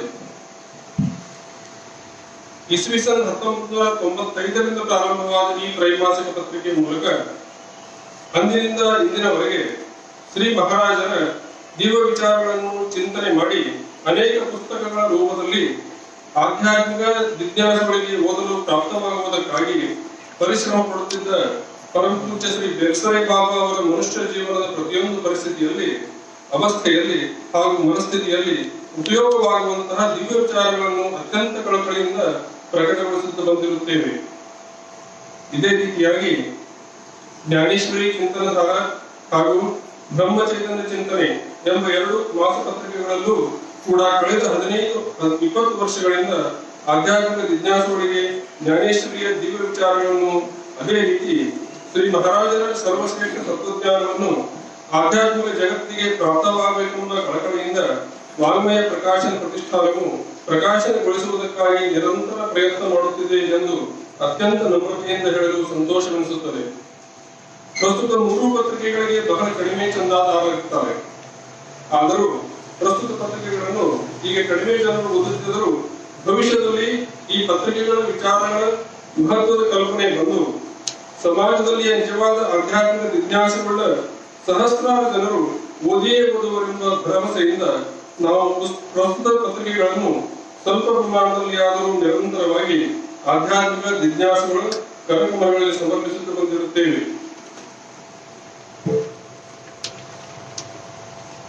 ಪರಮ ಪೂಜ್ಯ ಶ್ರೀ ಬೆಲ್ಸರಾಯ್ ಬಾಬಾ ಅವರು ಮುಂಬೈನ ಮಾಲಾಡದಲ್ಲಿ ಪರಮ ಪೂಜ್ಯ ತಾತ್ಯಾಸಾಹೇಬ್ ಕೇತ್ಕರ್ ಅಂದರೆ ಪೇಟಿ ಮಹಾರಾಜರ ಮನೆಯಲ್ಲಿ ಪ್ರತಿ ರವಿವಾರ ಬೆಳಗ್ಗೆ 9ರಿಂದ 10ರವರೆಗೆ ಶ್ರೀ ಜ್ಞಾನೇಶ್ವರಿಯನ್ನು ಕುರಿತು ಪ್ರವಚನ ಮಾಡುತ್ತಿದ್ದರು. ಈ ಪ್ರವಚನವು 50 ವರ್ಷಗಳವರೆಗೆ ನಿರಂತರವಾಗಿ ನಡೆದಿತ್ತು. ಶ್ರೀ ಮಹಾರಾಜರ ಅನುಗ್ರಹದಿಂದ ಪಂಚವೀಶೆ ಮಾಸ್ತರ್ ಎಂಬುವರು ಅವೆಲ್ಲವುಗಳನ್ನು ಬರೆದಿಟ್ಟುಕೊಳ್ಳುತ್ತಿದ್ದರು. ಆ ರೀತಿಯಾಗಿ ಬರೆದಿಟ್ಟುಕೊಂಡ ಈ ಎಲ್ಲ ಪ್ರವಚನಗಳನ್ನು ಅವರು ನಮಗೆ ಕನ್ನಡದಲ್ಲಿ ಅನುವಾದಿಸಿ ಮುದ್ರಿಸಲು ಒಪ್ಪಿಗೆ ಕೊಟ್ಟರು. ಅದೇ ರೀತಿ ಪರಮ ಪೂಜ್ಯ ಶ್ರೀ ಬೆಲ್ಸರಾಯ್ ಬಾಬಾ ಅವರು ತಾವು ಬರೆದ 45 ಪುಸ್ತಕಗಳನ್ನು ಕನ್ನಡದಲ್ಲಿ ಅನುವಾದಿಸಿ ಪ್ರಕಾಶನಗೊಳಿಸಲು ಅನುಮತಿ ಕೊಟ್ಟರು. ಈ ಎಲ್ಲ ಅನುಕೂಲತೆಗಳಿಂದಾಗಿ ಇಸ್ವಿಸನ್ 1990ರಿಂದ ಈವರೆಗೆ ಈ ಎಲ್ಲ ವಾಂಗ್ಮಯವು ಪುಸ್ತಕಗಳ ರೂಪದಲ್ಲಿ ಹಾಗೂ ಈ 3 ಪತ್ರಿಕೆಗಳ ರೂಪದಲ್ಲಿ ಕರ್ನಾಟಕದ ಆಧ್ಯಾತ್ಮಿಕ ಜಿಜ್ಞಾಸುಗಳಿಗೆ, ಸಾಧಕರಿಗೆ ಪ್ರಾಪ್ತವಾಗುತ್ತಿರುವುದು ಪರಮ ಭಾಗ್ಯವೆಂದೇ ತಿಳಿಯಬೇಕು. ಈವರೆಗೆ ಪತ್ರಿಕೆಗಳಿಗಾಗಿ ವಾರ್ಷಿಕ ಅಥವಾ ಆಜೀವನ ಸದಸ್ಯರಾಗುವ ಸೌಲಭ್ಯವಿತ್ತು. ಆದರೆ ಈಗ ಪತ್ರಿಕೆಗಳ ಅಧಿಕೃತ ಕಾನೂನಿನನುಸಾರ ವಾರ್ಷಿಕ ಹಾಗೂ ಆಜೀವನ ಚಂದಾದಾರಿಕೆಯನ್ನು ರದ್ದುಗೊಳಿಸಿ ಪಂಚವಾರ್ಷಿಕ ಹಾಗೂ ದಶವಾರ್ಷಿಕ ಚಂದಾದಾರನ್ನು ಮಾಡಿಕೊಳ್ಳುವ ಸೌಲಭ್ಯ ಒದಗಿಸಿಕೊಟ್ಟಿರುತ್ತಾರೆ. ಅದಕ್ಕನುಸಾರ ನಾವು ಅನಿವಾರ್ಯವಾಗಿ ಪಂಚವಾರ್ಷಿಕ ಅಂದ್ರೆ 5 ವರ್ಷ, ದಶವಾರ್ಷಿಕ ಅಂದ್ರೆ 10 ವರ್ಷ ಚಂದಾದಾರನ್ನು ಮಾತ್ರ ಮಾಡಿಕೊಳ್ಳಬೇಕಾಗುತ್ತದೆ. ಈ ದೃಷ್ಟಿಯಿಂದ ಕಾಲಮಾನಕ್ಕನುಸಾರ ಚಂದಾದಾರಿಕೆಯ ಹಣವನ್ನು ನಿಶ್ಚಿತಪಡಿಸಲಾಗಿದೆ. ಆದ್ದರಿಂದ ಮೊದಲನೇ ಚಂದಾದಾರರು ಇನ್ನು 3 ತಿಂಗಳಲ್ಲಿ ನೀವು ಈಗಾಗಲೇ ಚಂದಾದಾರಿಕೆಗಾಗಿ ಹಣ ಸಲ್ಲಿಸಿರುವುದನ್ನು ಬಿಟ್ಟು ಹೊಸ ಚಂದಾದಾರಿಕೆಗಾಗಿ ಸಲ್ಲಿಸಬೇಕಾದ ಉಳಿದ ಹಣವನ್ನು ಸಲ್ಲಿಸಬೇಕಾಗಿ ಕೋರುತ್ತೇವೆ. 3 ತಿಂಗಳುಗಳಲ್ಲಿ ತಾವು ಹೊಸ ಚಂದಾದಾರರಾಗದಿದ್ದರೆ ನಮಗೆ ಅನಿವಾರ್ಯವಾಗಿ ನಿಮ್ಮ ಚಂದಾದಾರಿಕೆಯನ್ನು ನಿಲ್ಲಿಸಬೇಕಾಗುತ್ತದೆ. ಆದ್ದರಿಂದ ನಮ್ಮ ಕಳಕಳಿಯ ವಿನಂತಿ ಎಂದರೆ ಓದುವರು ಹೊಸ ಚಂದಾದಾರರಾಗದೆ ಇಂಥ ಉತ್ಕೃಷ್ಟ ಆಧ್ಯಾತ್ಮಿಕ ವಿಚಾರಗಳನ್ನು ಓದುವ ಭಾಗ್ಯವನ್ನು ಕಳೆದುಕೊಳ್ಳಬಾರದು. ಆದಷ್ಟು ಬೇಗನೆ ಹೊಸ ಚಂದಾದಾರಿಕೆಗಾಗಿ ಸಲ್ಲಿಸಬೇಕಾದ ಹೆಚ್ಚಿನ ಹಣವನ್ನು ಸಲ್ಲಿಸಿ ಹೊಸ ಚಂದಾದಾರರಾಗಬೇಕಾಗಿ ಕೋರುತ್ತೇವೆ. ಪ್ರಸ್ತುತ ವಿಷಯದ ಬಗ್ಗೆ ಹೆಚ್ಚಿನ ಮಾಹಿತಿಗಾಗಿ ಮುಂದಿನ ಪುಟವನ್ನು ನೋಡಬೇಕಾಗಿ ವಿನಂತಿ. ಈಗ ನಾವು ಮುಖ್ಯವಾಗಿ ಚೈತನ್ಯ ಚಿಂತನದ ಮೂಲಕ ಶ್ರೀ ಮಹಾರಾಜರ ಸಮಸ್ತ ಭಕ್ತ ಪರಿವಾರದವರಿಗೆ, ಶಿಷ್ಯರಿಗೆ, ಸಾಧಕರಿಗೆ ಶ್ರೀ ಕ್ಷೇತ್ರ ಹೆಬ್ಬಳ್ಳಿಯ ಶ್ರೀ ಸದ್ಗುರುಗಳ ದಿವ್ಯ ಸಾನ್ನಿಧ್ಯದಲ್ಲಿ ರೂಪುಗೊಳ್ಳುತ್ತಿರುವ ಹಾಗೂ ಅವಶ್ಯವೆನಿಸಿದ 6 ಮಹತ್ವದ ವಿಚಾರಗಳನ್ನು ತಿಳಿಯಪಡಿಸಲು ಅತ್ಯಂತ ಸಂತೋಷವೆನಿಸುತ್ತದೆ. ಇವುಗಳಲ್ಲಿ ಮೊದಲನೆಯದಾಗಿ ಬ್ರಹ್ಮ ಚೈತನ್ಯ ವಾಂಗ್ಮಯ ಪ್ರಕಾಶನ ಪ್ರತಿಷ್ಠಾನದ ಮೂಲಕ ಪ್ರಕಾಶನಗೊಳ್ಳುತ್ತಿರುವ ನಾಮ ಚೈತನ್ಯ ಜ್ಞಾನೇಶ್ವರಿ ಚಿಂತನದಾರ ಹಾಗೂ ಬ್ರಹ್ಮ ಚೈತನ್ಯ ಚಿಂತನೆ ಎಂಬ ಈ 3 ಪತ್ರಿಕೆಗಳಿಗೆ ಕನಿಷ್ಠ ಪಕ್ಷ 5,000 ಚಂದಾದಾರವನ್ನು ಮಾಡುವ ಬಗ್ಗೆ ಆಧ್ಯಾತ್ಮಿಕ ಜಿಜ್ಞಾಸುಗಳು, ಅದೇ ರೀತಿ ಇಂಥ ಶ್ರೇಷ್ಠ ಆಧ್ಯಾತ್ಮಿಕ ವಿಚಾರಗಳನ್ನು ಬಹಳಷ್ಟು ಜನರು ಓದಬೇಕೆಂಬ ಕಳಕಳಿಯಿರುವ ಶ್ರೀ ಮಹಾರಾಜರ ಶಿಷ್ಯ ಪರಿವಾರದವರು ಪತ್ರಿಕೆಗಳಿಗಾಗಿ ಇನ್ನೂ ಹೆಚ್ಚಿಗೆ ಚಂದಾದಾರವನ್ನು ಮಾಡುವ ಬಗ್ಗೆ ಪ್ರಯತ್ನ ಮಾಡಬೇಕೆಂದು ಕೋರುತ್ತೇವೆ. ಇನ್ನು ಎರಡನೆಯದಾಗಿ ಬ್ರಹ್ಮ ಚೈತನ್ಯ ವಾಂಗ್ಮಯ ಪ್ರಕಾಶನ ಪ್ರತಿಷ್ಠಾನದ ಮೂಲಕ 1,20,000 ರಾಮನಾಮ ಲೇಖನ ಪುಸ್ತಕಗಳನ್ನು ಮುದ್ರಿಸಿ ಸಂಪೂರ್ಣ ವಿಶ್ವವ್ಯಾಪಿ ಸಾಧಕರಿಗೆ ಬರೆಯಲು ಪ್ರಾಪ್ತವಾಗುವಂತೆ ಸೇವೆ ಮಾಡುತ್ತಿರುತ್ತೇವೆ.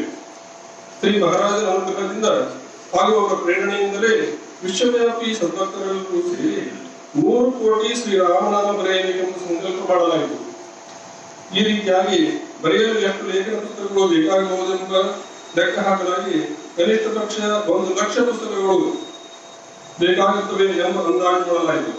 ಅದಕ್ಕನುಸಾರ ಬೆಂಗಳೂರಿನ ಆದಿತ್ಯ ಪ್ರಿಂಟರ್ಸ್ನ ಒಡೆಯರಾದ ಶ್ರೀಯುತ ಆದಿತ್ಯ ಪ್ರಕಾಶ್ ಅವರಿಗೆ ತಿಳಿಸಲು ಅವರು ಅತ್ಯಂತ ಸಂತೋಷದಿಂದ 1,00,000 ಅಲ್ಲ, ನಿಮಗೆ ಬೇಕಾದಷ್ಟು ಲೇಖನ ಪುಸ್ತಕಗಳನ್ನು ಮುದ್ರಿಸಿಕೊಡುತ್ತೇವೆ ಎಂದು ಅತ್ಯಂತ ಉತ್ಸಾಹದಿಂದ ಆತ್ಮೀಯತೆಯಿಂದ ಹೇಳಿದರು. ಅದಕ್ಕನುಸಾರ 80,000 ಕನ್ನಡ ಹಾಗೂ 40,000 ಮರಾಠಿ ಲೇಖನ ಪುಸ್ತಕಗಳು ಮುದ್ರಿತವಾಗಿ ಬಂದವು. ಅಷ್ಟೇ ಅಲ್ಲದೆ ಅವೆಲ್ಲವೂ ಬರೆಯಬೇಕೆಂದು ಅತ್ಯಂತ ಉತ್ಸುಕರಾದ ಸಾಧಕರಿಗೆ ತಲುಪಿದವು.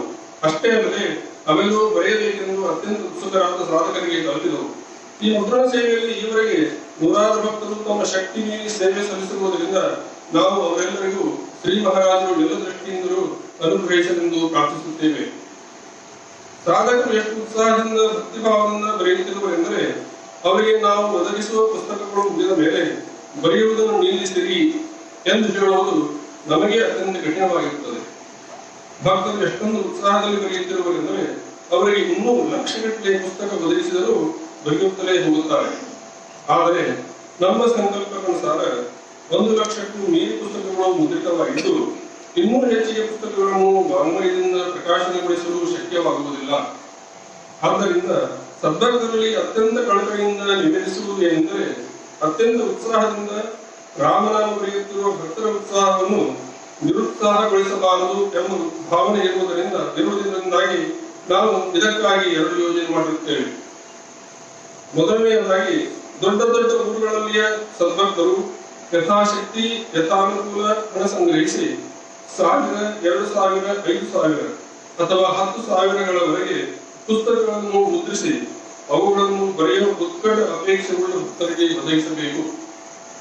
ಅಥವಾ ಸಣ್ಣ ಸಣ್ಣ ಊರುಗಳಲ್ಲಿಯ ಭಕ್ತರು ಅಥವಾ ಬರೆಯಬೇಕೆನ್ನುವ ಉತ್ಕಟ ತಳಬಳವಿರುವ ಭಕ್ತರು ಕಿಂಗ್ ಸೈಜ್ 18 ಸೆಂಟಿಮೀಟರ್ ಮತ್ತು 24 ಸೆಂಟಿಮೀಟರ್ ಸೈಜಿನ ನೋಟ್ಬುಕ್ ಅನ್ನು ಖರೀದಿಸಿ, ಇನ್ನೊಂದು ಹೋಗ್ತೇನೆ, ಕಿಂಗ್ ಸೈಜ್ 18 ಸೆಂಟಿಮೀಟರ್ ಮತ್ತು 24 ಸೆಂಟಿಮೀಟರ್ನ ನೋಟ್ಬುಕ್ ಅನ್ನು ಖರೀದಿಸಿ ಅದರಲ್ಲಿ ಬರೆದು ನಮಗೆ ಕೊಟ್ಟರೆ ನಾವು ಅದರ ಮುಖಪಟವನ್ನು ಬದಲಿಸಿ ಈಗ ನಮ್ಮ ಲೇಖನ ಪುಸ್ತಕದ ಮುಖಪಟದಂತೆಯೇ ಮಾಡಿಸಿಕೊಂಡು ಅದನ್ನು ಕೂಡ ನಾವು ಕಟ್ಟಿಸಿದ್ದಿರುವ ಮಂದಿರದಲ್ಲಿ ಇಡುತ್ತೇವೆ. ಶ್ರೀ ಮಹಾರಾಜರ ಅನುಗ್ರಹದಿಂದ ನಮಗೆ ಸದ್ಭಕ್ತರಿಂದ ಪ್ರಸ್ತುತ ಪುಸ್ತಕದ ಮುದ್ರಣಕ್ಕಾಗಿ ದೇಣಿಗೆ ಪ್ರಾಪ್ತವಾದರೆ ನಾವು ಕೂಡ ಇನ್ನಷ್ಟು ಲೇಖನ ಪುಸ್ತಕಗಳನ್ನು ಮುದ್ರಿಸಿ ನಾಮ ಸಾಧಕರಿಗೆ ಪ್ರಾಪ್ತವಾಗುವಂತೆ ಪ್ರಯತ್ನ ಮಾಡುತ್ತೇವೆ. ಆದ್ದರಿಂದ ರಾಮನಾಮ ಲೇಖನ ಸಾಧನೆಯಲ್ಲಿ ವಿಶೇಷ ಅಭಿರುಚಿಯುಳ್ಳ ಸದ್ಭಕ್ತರು ಈ ಮೇಲೆ ಹೇಳಿದ ಪ್ರಕಾರಗಳಿಂದ ಸಹಕರಿಸಬೇಕಾಗಿ ಪ್ರಾರ್ಥಿಸುತ್ತೇವೆ. ಸಮರ್ಥ ಸದ್ಗುರು ಶ್ರೀ ಬ್ರಹ್ಮಚೈತನ್ಯ ಮಹಾರಾಜರ ಹಾಗೂ ಸದ್ಗುರು ಶ್ರೀ ಬ್ರಹ್ಮಾನಂದ ಮಹಾರಾಜರ ಅನುಗ್ರಹದಿಂದ ಶ್ರೀ ಮಹಾರಾಜರ ಚರಣಸ್ಪರ್ಶವಾದ ದಿವ್ಯ ಶಿಲಾಪಾದಗಳ ಸಾನ್ನಿಧ್ಯದಲ್ಲಿ ಕಳೆದ 37 ವರ್ಷಗಳಿಂದ ನಿರಂತರವಾಗಿ ನಾಮಸ್ಮರಣೆ, ಉಪಾಸನೆ, ಅನ್ನದಾನ, ಗೋಸಂರಕ್ಷಣೆ ಹಾಗೂ ಆಧ್ಯಾತ್ಮಿಕ ವಿಚಾರಗಳ ಪ್ರಚಾರವು ನಡೆದಿರುವುದು ಸರ್ವವಿದಿತವೇ ಇರುತ್ತದೆ. ಪ್ರಾರಂಭದಲ್ಲಿದ್ದ ಚಿಕ್ಕದಾದ ಗರ್ಭಗುಡಿಯು ಕ್ರಮೇಣ ಬೃಹತ್ತಾಗಿ ಭವ್ಯವಾಗಿ ನಿರ್ಮಾಣವಾಯಿತು. ಅದೇ ರೀತಿ ವಿಶಾಲವಾದ ಸಭಾಮಂಟಪವು ನಿರ್ಮಾಣವಾಯಿತು. ಈ ರೀತಿಯಾಗಿ ಮಂದಿರವು ಬಹಳಷ್ಟು ಜನ ಭಕ್ತರಿಗೆ, ಉಪಾಸಕರಿಗೆ ಉಪಾಸನೆ ಮಾಡಲು ಅನುಕೂಲವಾಯಿತು. ಗರ್ಭಗುಡಿಯ ಚೌಕಟ್ಟು ಅತ್ಯಂತ ಭವ್ಯವಾಗಿ ಸುಂದರವಾಗಿ ಕೆತ್ತನೆಯ ಕೆಲಸದಿಂದ ಕೂಡಿಕೊಂಡದ್ದಾಗಿರುತ್ತದೆ.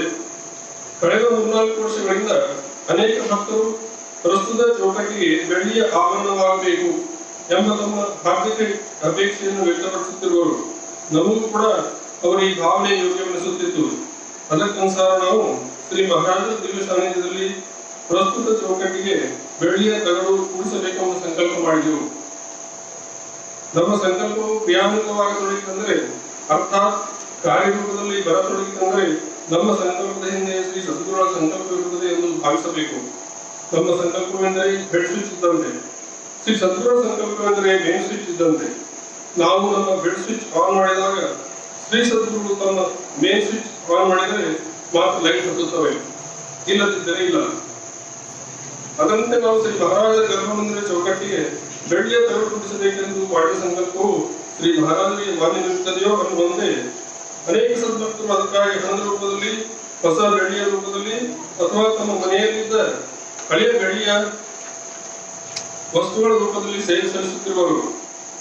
ಆದರೆ ಪ್ರಸ್ತುತ ಕಾರ್ಯವು ಬಹಳ ದೊಡ್ಡ ಖರ್ಚಿನಲ್ಲಿರುತ್ತದೆ. ಅಂದರೆ ಸುಮಾರು 65-70 ಕಿಲೋ ಬೆಳ್ಳಿ ಬೇಕಾಗಬಹುದು. ಶ್ರೀ ಮಹಾರಾಜರ ಗರ್ಭಗುಡಿಯ ಚೌಕಟ್ಟು, ಅದೇ ರೀತಿ ಗರ್ಭಗುಡಿಯ 2 ಕಿಟಕಿಗಳು ಹಾಗೂ ಕೋಟಿಯಲ್ಲಿರುವ ಸದ್ಗುರು ಶ್ರೀ ಬ್ರಹ್ಮಾನಂದ ಮಹಾರಾಜರ ಮಂಟಪ, ಹೀಗೆ 3 ಕಡೆ ಬೆಳ್ಳಿ ಆವರಣ ಮಾಡಿಸುವ ಯೋಜನೆ ಇರುತ್ತದೆ. ಈ ಕಾರ್ಯವು ಶಕ್ಯವಾದಷ್ಟು ಮಟ್ಟಿಗೆ ಗುರು ಪೂರ್ಣಿಮೆಯ ಒಳಗೆ ಸಿದ್ಧವಾಗಬೇಕೆಂಬ ಭಾವನೆ ಇರುತ್ತದೆ. ಈ ಕಾರ್ಯದಲ್ಲಿ ಮುಖ್ಯವಾಗಿ ಶ್ರೀ ಸದ್ಗುರುಗಳ ಸಾನ್ನಿಧ್ಯವು ದಿವ್ಯವಾಗಬೇಕು, ಭವ್ಯವಾಗಬೇಕು ಹಾಗೂ ವೈಭವ ಸಂಪನ್ನವಾಗಬೇಕು ಎಂಬ ಕಳಕಳಿ ಇರುತ್ತದೆ. ಸದ್ಗುರುಗಳ ಸಚಿಷ್ಯರಿಗೆ ಈ ರೀತಿಯಾದ ಕಳಕಳಿಯು ಸ್ವಾಭಾವಿಕವಾಗಿರುತ್ತದೆ ಎಂಬುದರಲ್ಲಿ ಸಂಶಯವಿಲ್ಲ. ಅದಕ್ಕಾಗಿ ಶ್ರೀ ಮಹಾರಾಜರ ಶಿಷ್ಯರಲ್ಲಿ, ಭಕ್ತರಲ್ಲಿ ಹಾಗೂ ಸಾಧಕರಲ್ಲಿ ತದ್ಪೂರ್ವಕ ವಿನಂತಿ ಏನೆಂದರೆ, ತಾವೆಲ್ಲರೂ ತಮ್ಮ ಶಕ್ತಿಯಾನುಸಾರ ಪ್ರಸ್ತುತ ಕಾರ್ಯದಲ್ಲಿ ಸೇವೆ ಸಲ್ಲಿಸಿ ಶ್ರೀ ಸದ್ಗುರುಗಳ ಅನುಗ್ರಹಕ್ಕೆ ಪಾತ್ರರಾಗಬೇಕೆಂದು ಪ್ರಾರ್ಥಿಸುತ್ತೇವೆ. ನಮ್ಮ ಭಾರತೀಯ ಸಂಸ್ಕೃತಿಯು ಆಧ್ಯಾತ್ಮಿಕ ಪ್ರಧಾನ ಸಂಸ್ಕೃತಿಯಾಗಿದ್ದು, ಈ ಸಂಸ್ಕೃತಿಯಲ್ಲಿ ಆಧ್ಯಾತ್ಮವೇ ಮನುಷ್ಯ ಜೀವನದ ಪರಮೋಚ್ಚ ಮೌಲ್ಯವಾಗಿರುತ್ತದೆ ಹಾಗೂ ಏಕಮೇವ ಧ್ಯೇಯವಾಗಿರುತ್ತದೆ. ಕಾರಣವೇನೆಂದರೆ, ಆಧ್ಯಾತ್ಮಿಕ ಅನುಭವದಿಂದಲೇ ಮನುಷ್ಯ ಜೀವನದ ಎಲ್ಲ ಪ್ರಶ್ನೆಗಳು, ಸಮಸ್ಯೆಗಳು, ದುಃಖಗಳು ದೂರವಾಗಿ ಮನುಷ್ಯನಿಗೆ ನಿಜವಾದ ಶಾಂತಿ, ಸಮಾಧಾನ ಪ್ರಾಪ್ತವಾಗುತ್ತದೆ. ಇಂಥ ಈ ಆಧ್ಯಾತ್ಮವು ಭಾರತೀಯ ಆಧ್ಯಾತ್ಮಿಕ ಪರಂಪರೆಯಲ್ಲಿ ಸಹಸ್ರಾರು ವರ್ಷಗಳಿಂದ ವೇದ ಉಪನಿಷತ್ತುಗಳನ್ನು ಮೊದಲುಗೊಂಡು ಈವರೆಗೆ ಅನೇಕ ಸತ್ಪುರುಷರ ಆಧ್ಯಾತ್ಮಿಕ ಗ್ರಂಥಗಳವರೆಗೆ ವಾಂಗ್ಮಯದ ರೂಪದಲ್ಲಿ ವ್ಯಕ್ತವಾಗುತ್ತಾ ಬಂದಿರುತ್ತದೆ. ಆದರೆ ಕೇವಲ ಗ್ರಂಥಗಳನ್ನು ಓದುವುದರಿಂದ ಆಧ್ಯಾತ್ಮಿಕ ಅನುಭವ ಬರುವುದು ಬಹಳ ಕಠಿಣವಾಗಿರುತ್ತದೆ. ಅದಕ್ಕಾಗಿ ಗುರು ಪರಂಪರೆಗನುಸಾರ ಆಧ್ಯಾತ್ಮಿಕ ಅನುಭವ ಪಡೆದ ಸತ್ಪುರುಷರಿಗೆ ಅರ್ಥಾತ್ ಸದ್ಗುರುಗಳಿಗೆ ಶರಣ ಹೋಗಬೇಕಾಗುತ್ತದೆ. ಇದು ಅತ್ಯಂತ ನೇರವಾದ, ಸುಲಭವಾದ ಸಾಧನೆಯಾಗಿರುತ್ತದೆ. ಇದಕ್ಕಾಗಿ ಆಧ್ಯಾತ್ಮಿಕ ಗ್ರಂಥಗಳನ್ನು ಓದುವ, ಚಿಂತನೆ ಮಾಡುವ ಅಥವಾ ಮನನ ಮಾಡುವ ಅಥವಾ ಶ್ರವಣ ಮಾಡುವ ಬೌದ್ಧಿಕ ಪರಿಶ್ರಮ ಪಡಬೇಕಾದ ಕಾರಣವಿಲ್ಲ. ಆದರೆ ನಾವು ನಮ್ಮ ಅಂತಃಕರಣದ ಶ್ರದ್ಧೆಯ ಭಾವನೆಯ ಭಕ್ತಿಯ ಮೂಲಕ ಸದ್ಗುರುಗಳಿಗೆ ಶರಣ ಹೋಗಿ ಅವರ ಸೇವೆ, ಉಪಾಸನೆ, ಸ್ಮರಣೆ ಮಾಡುತ್ತಿದ್ದರೆ ಅದರಿಂದ ಅವರ ಅನುಗ್ರಹವಾಗಿ ನಮಗೆ ಭಗವಂತನ ಸಾಕ್ಷಾತ್ಕಾರ ಅಥವಾ ಆತ್ಮ ಸಾಕ್ಷಾತ್ಕಾರವಾಗಲು ಶಕ್ಯವಿರುತ್ತದೆ. ಅದಕ್ಕಾಗಿ ಸದ್ಗುರುಗಳ ದಿವ್ಯ ಸಾನ್ನಿಧ್ಯದ ಭಾವನೆ ಅತ್ಯಂತ ಮಹತ್ವದ್ದಾಗಿರುತ್ತದೆ. ನಾವು ನಮ್ಮ ನಿತ್ಯ ಜೀವನದಲ್ಲಿ ಅವರ ಸಾನ್ನಿಧ್ಯವನ್ನು ಭಾವಿಸಿ, ಕಲ್ಪಿಸಿ ಪ್ರತಿ ದಿವಸ ನಮ್ಮ ಪರಿಸ್ಥಿತಿಗೆ ಅನುಸಾರ ಪೂಜೆ, ಉಪಾಸನೆ, ಆರತಿ, ಭಜನೆ, ನಾಮಸ್ಮರಣೆ ಮಾಡುತ್ತಿದ್ದರೆ ನಮಗೆ ಅವರ ಅನುಗ್ರಹವಾಗುತ್ತದೆ ಹಾಗೂ ನಮ್ಮ ಜೀವನದಲ್ಲಿ ದುಃಖ ದೂರವಾಗಿ ನಮಗೆ ಶಾಂತಿ, ಸಮಾಧಾನ ಪ್ರಾಪ್ತವಾಗುತ್ತದೆ. ಇದಕ್ಕಾಗಿ ಶ್ರೀ ಸದ್ಗುರುಗಳ ದಿವ್ಯ ಸಾನ್ನಿಧ್ಯವು ಅವರ ಭಾವಚಿತ್ರದ ರೂಪದಲ್ಲಿ ಆಗಲಿ ಅಥವಾ ಪಾದುಕೆಗಳ ರೂಪದಲ್ಲಿ ಆಗಲಿ ಅಥವಾ ಎರಡೂ ಭಾವದಿಂದಾಗಲಿ ಇರುವುದು ಅತ್ಯಂತ ಮಹತ್ವದ್ದಾಗಿರುತ್ತದೆ.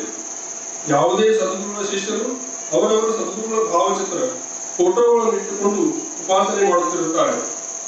ಅದರೊಂದಿಗೆ ಅವರ ದಿವ್ಯ ಪಾದುಕೆಗಳು ಇದ್ದರೆ ಆ ಸದ್ಗುರುಗಳ ಇರುವಿಕೆಯ ಭಾವವು ಇನ್ನಷ್ಟು ಗಾಢವಾಗುತ್ತದೆ. ಅದೇ ರೀತಿಯಾಗಿ ಆತ್ಮಜ್ಞಾನಿಗಳು, ಸದ್ಗುರುಗಳು ಅಥವಾ ಸತ್ಪುರುಷರು ಸ್ಪರ್ಶ ಮಾಡಿದ ವಸ್ತುವಿನಲ್ಲಿ ಅವರ ಸಂಕಲ್ಪಕ್ಕನುಸಾರ ಅವರ ಅಂತಃಕರಣ ದಿವ್ಯ ಭಾವವು ತುಂಬಿಕೊಳ್ಳುತ್ತದೆ. ಆದ್ದರಿಂದ ಸತ್ಪುರುಷರು ಸ್ಪರ್ಶ ಮಾಡಿ ಅನುಗ್ರಹದ ಭಾವದಲ್ಲಿ ಕೊಟ್ಟ ಯಾವುದೇ ವಸ್ತುವಿಗೆ ಆಧ್ಯಾತ್ಮಿಕ ದೃಷ್ಟಿಯಿಂದ ಬಹಳ ಮಹತ್ವ ಇರುತ್ತದೆ. ಸಾಮಾನ್ಯವಾಗಿ ಸತ್ಪುರುಷರು 24 ಗಂಟೆ ಸ್ಪರ್ಶ ಮಾಡುವ ವಸ್ತು ಎಂದರೆ ಅವರ ಚರಣ ಪಾದುಕೆಗಳು.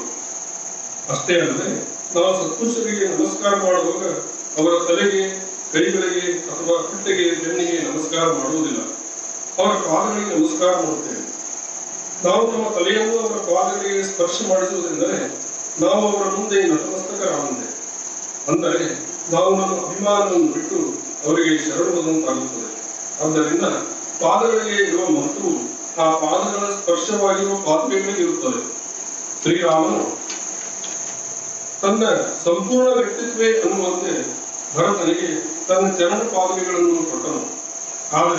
ಅಂದರೆ ಭರತನು ಪಾದುಕೆಗಳ ರೂಪದಲ್ಲಿ ಶ್ರೀರಾಮನನ್ನೇ ಅಯೋಧ್ಯೆಗೆ ಕರೆದುಕೊಂಡು ಹೋದನು.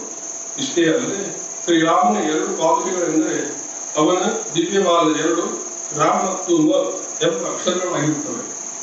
ಅದೇ ರೀತಿ ಆ 2 ಪಾದುಕೆಗಳೆಂದರೆ ಮೂರ್ತಿಮಂತ ರಾಮ ಹಾಗೂ ಸೀತಾ ಆಗಿರುತ್ತಾರೆ.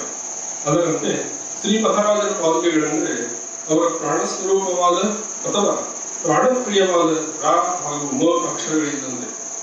ಅದೇ ರೀತಿ ಶ್ರೀ ಮಹಾರಾಜರಿಗೆ ಅವರ ಪರಮ ಶಿಷ್ಯರಾದ ಸದ್ಗುರು ಶ್ರೀ ಬ್ರಹ್ಮಾನಂದ ಮಹಾರಾಜರು ಅವರಿಗೆ ಪ್ರಾಣಪ್ರಿಯರಾಗಿದ್ದರು. ಆದ್ದರಿಂದ ಶ್ರೀ ಮಹಾರಾಜರ 2 ಪಾದುಕೆಗಳೆಂದರೆ ನಾವು ನಮ್ಮ ಮನೆಗೆ ಶ್ರೀ ಮಹಾರಾಜರನ್ನು ಹಾಗೂ ಅವರ ಪ್ರಾಣಪ್ರಿಯ ಶಿಷ್ಯರಾದ ಶ್ರೀ ಬ್ರಹ್ಮಾನಂದ ಮಹಾರಾಜರನ್ನು ತೆಗೆದುಕೊಂಡು ಬರುವಂತಾಗುತ್ತದೆ. ಈ ಎಲ್ಲ ಭಾವನೆಗಳಿಂದ ಆಗಿ ನಮಗೆ ಶ್ರೀ ಮಹಾರಾಜರ ಭಕ್ತರ ಮನೆಯಲ್ಲಿ ಶ್ರೀ ಮಹಾರಾಜರ ಪಾದುಕೆಗಳ ಸಾನ್ನಿಧ್ಯವಿರಬೇಕು ಹಾಗೂ ಯಥಾವಕಾಶ ಯಥಾನುಕೂಲ ಪೂಜೆ ಆಗಬೇಕೆಂಬ ಕಳಕಳಿ ಇರುತ್ತದೆ. ಆದ್ದರಿಂದ ನಾವು ಉತ್ತಮ ಕಟ್ಟಿಗೆಯಿಂದ ಪಾದುಕೆ ಮಾಡಿಸಿ ಶ್ರೀ ಕ್ಷೇತ್ರ ಹೆಬ್ಬಳ್ಳಿಯಲ್ಲಿಯ ದಿವ್ಯ ಪಾದುಕೆಗಳಿಗೆ ಸ್ಪರ್ಶ ಮಾಡಿಸಿ ಆ ಪಾದುಕೆಗಳೊಂದಿಗೆ ಶ್ರೀ ಮಹಾರಾಜರ ಚರಿತ್ರೆ ಪ್ರವಚನ, ಅದೇ ರೀತಿ ಶ್ರೀ ಮಹಾರಾಜರ ಮಂದಿರದಲ್ಲಿ ದಿವ್ಯ ಪಾದುಕೆಗಳಿಗೆ ಹಾಕಿದ ಕಪನಿ ಪ್ರಸಾದ ವಸ್ತ್ರ ಜಪಮಾಲೆ ಕೊಡಬೇಕೆಂಬ ಯೋಜನೆ ಮಾಡಲಾಗಿದೆ.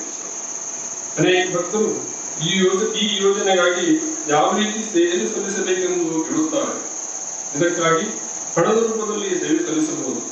ಅದೇ ರೀತಿಯಾಗಿ ಪಾದುಕೆಗಳ ನಿರ್ಮಾಣಕ್ಕಾಗಿ ಬೇಕಾಗುವ ಸಾಗವಾನಿ ಕಟ್ಟಿಗೆ ರೂಪದಲ್ಲಿ ಸೇವೆ ಸಲ್ಲಿಸಲು ಶಕ್ಯವಿರುತ್ತದೆ.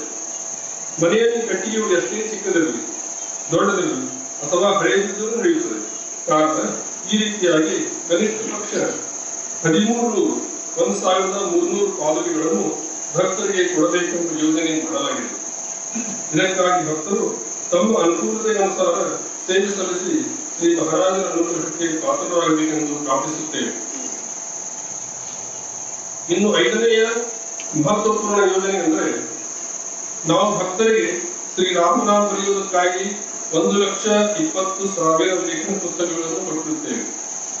ಭಕ್ತರು ಅತ್ಯಂತ ಉತ್ಸಾಹದಿಂದ ಭಕ್ತಿಭಾವದಿಂದ ಹಾಗೂ ತತ್ಪರತೆಯಿಂದ ರಾಮನಾಮ ಬರೆಯುತ್ತಿರುತ್ತಾರೆ.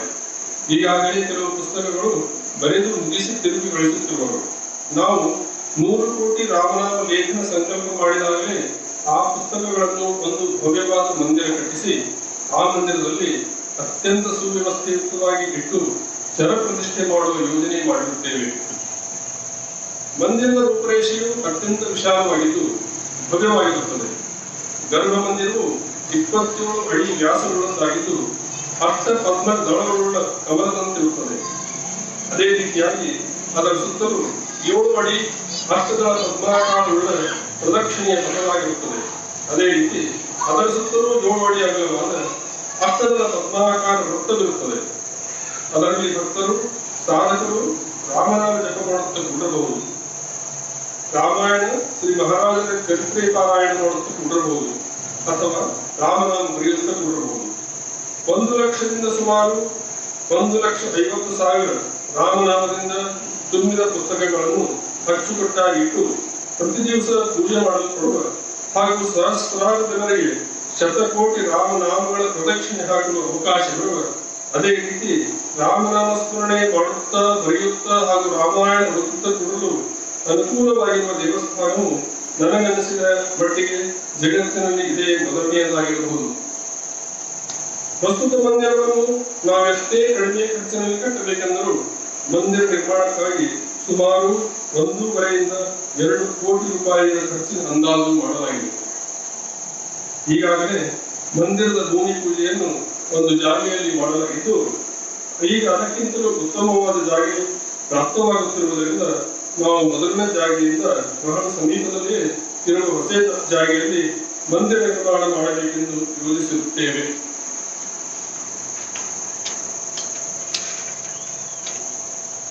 ಅದಕ್ಕನುಸಾರವಾಗಿ ಪ್ರಸ್ತುತ ಮಂದಿರದ ನಿರ್ಮಾಣ ಕಾರ್ಯವನ್ನು ಮುಂದೆ ಬರುವ ಶ್ರೀರಾಮನವಮಿಯಂದು ಪ್ರಾರಂಭ ಮಾಡಲಾಗುತ್ತದೆ. ಪ್ರಸ್ತುತ ಮಂದಿರವು ಬ್ರಹ್ಮ ಚೈತನ್ಯ ವಾಂಗ್ಮಯ ಪ್ರಕಾಶ ಪ್ರತಿಷ್ಠಾನದ ಮೂಲಕವಾಗಿ ನಿರ್ಮಾಣವಾಗುತ್ತದೆ.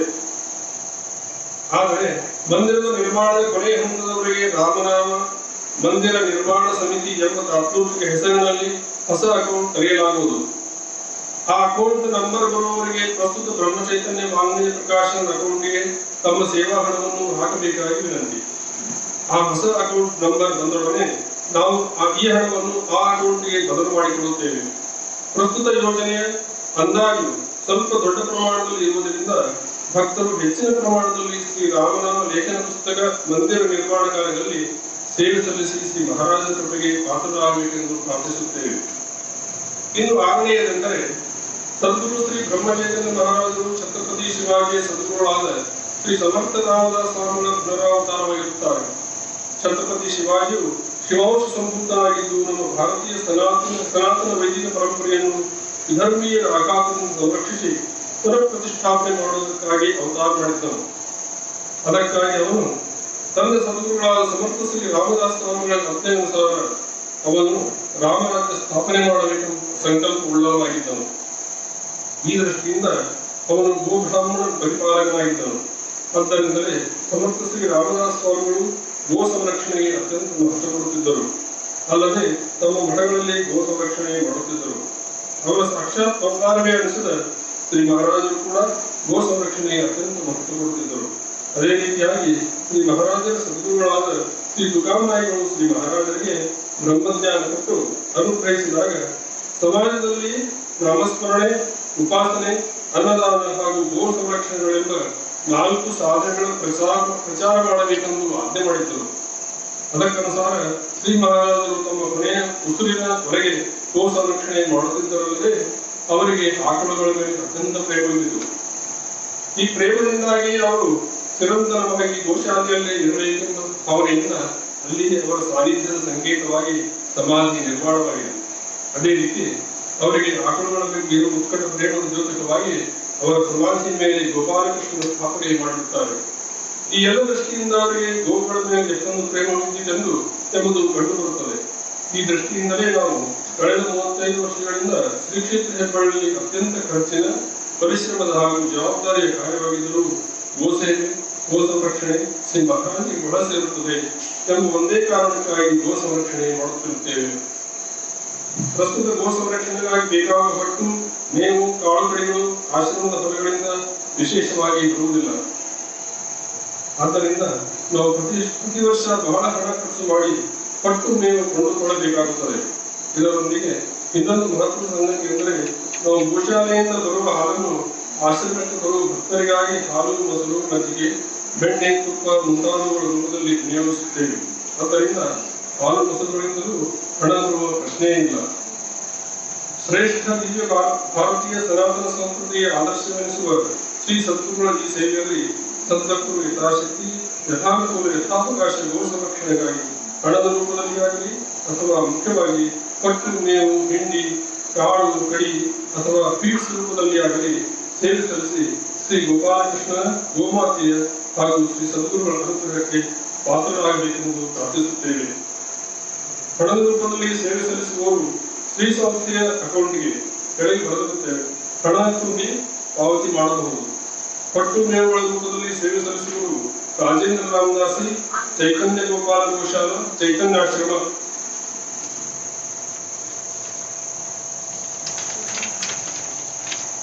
ಶ್ರೀ ಕ್ಷೇತ್ರ ಹೆಬ್ಬಳ್ಳಿ ಇವರೊಂದಿಗೆ ಸಂಪರ್ಕಿಸಬೇಕಾಗಿ ವಿನಂತಿ. ದೂರವಾಣಿ ಸಂಖ್ಯೆ ಕೊಡಲಾಗಿದೆ. ಪ್ರಸ್ತುತ ತ್ರೈಮಾಸಿಕ ಪತ್ರಿಕೆಯನ್ನು ಸದ್ಗುರು ಶ್ರೀ ಬ್ರಹ್ಮಚೈತನ್ಯ ಮಹಾರಾಜರ ಪುಣ್ಯತಿಥಿ ಉತ್ಸವವಾದರೆ ಕೂಡಲೇ ಬಿಡುಗಡೆ ಮಾಡಬೇಕಾಗಿತ್ತು.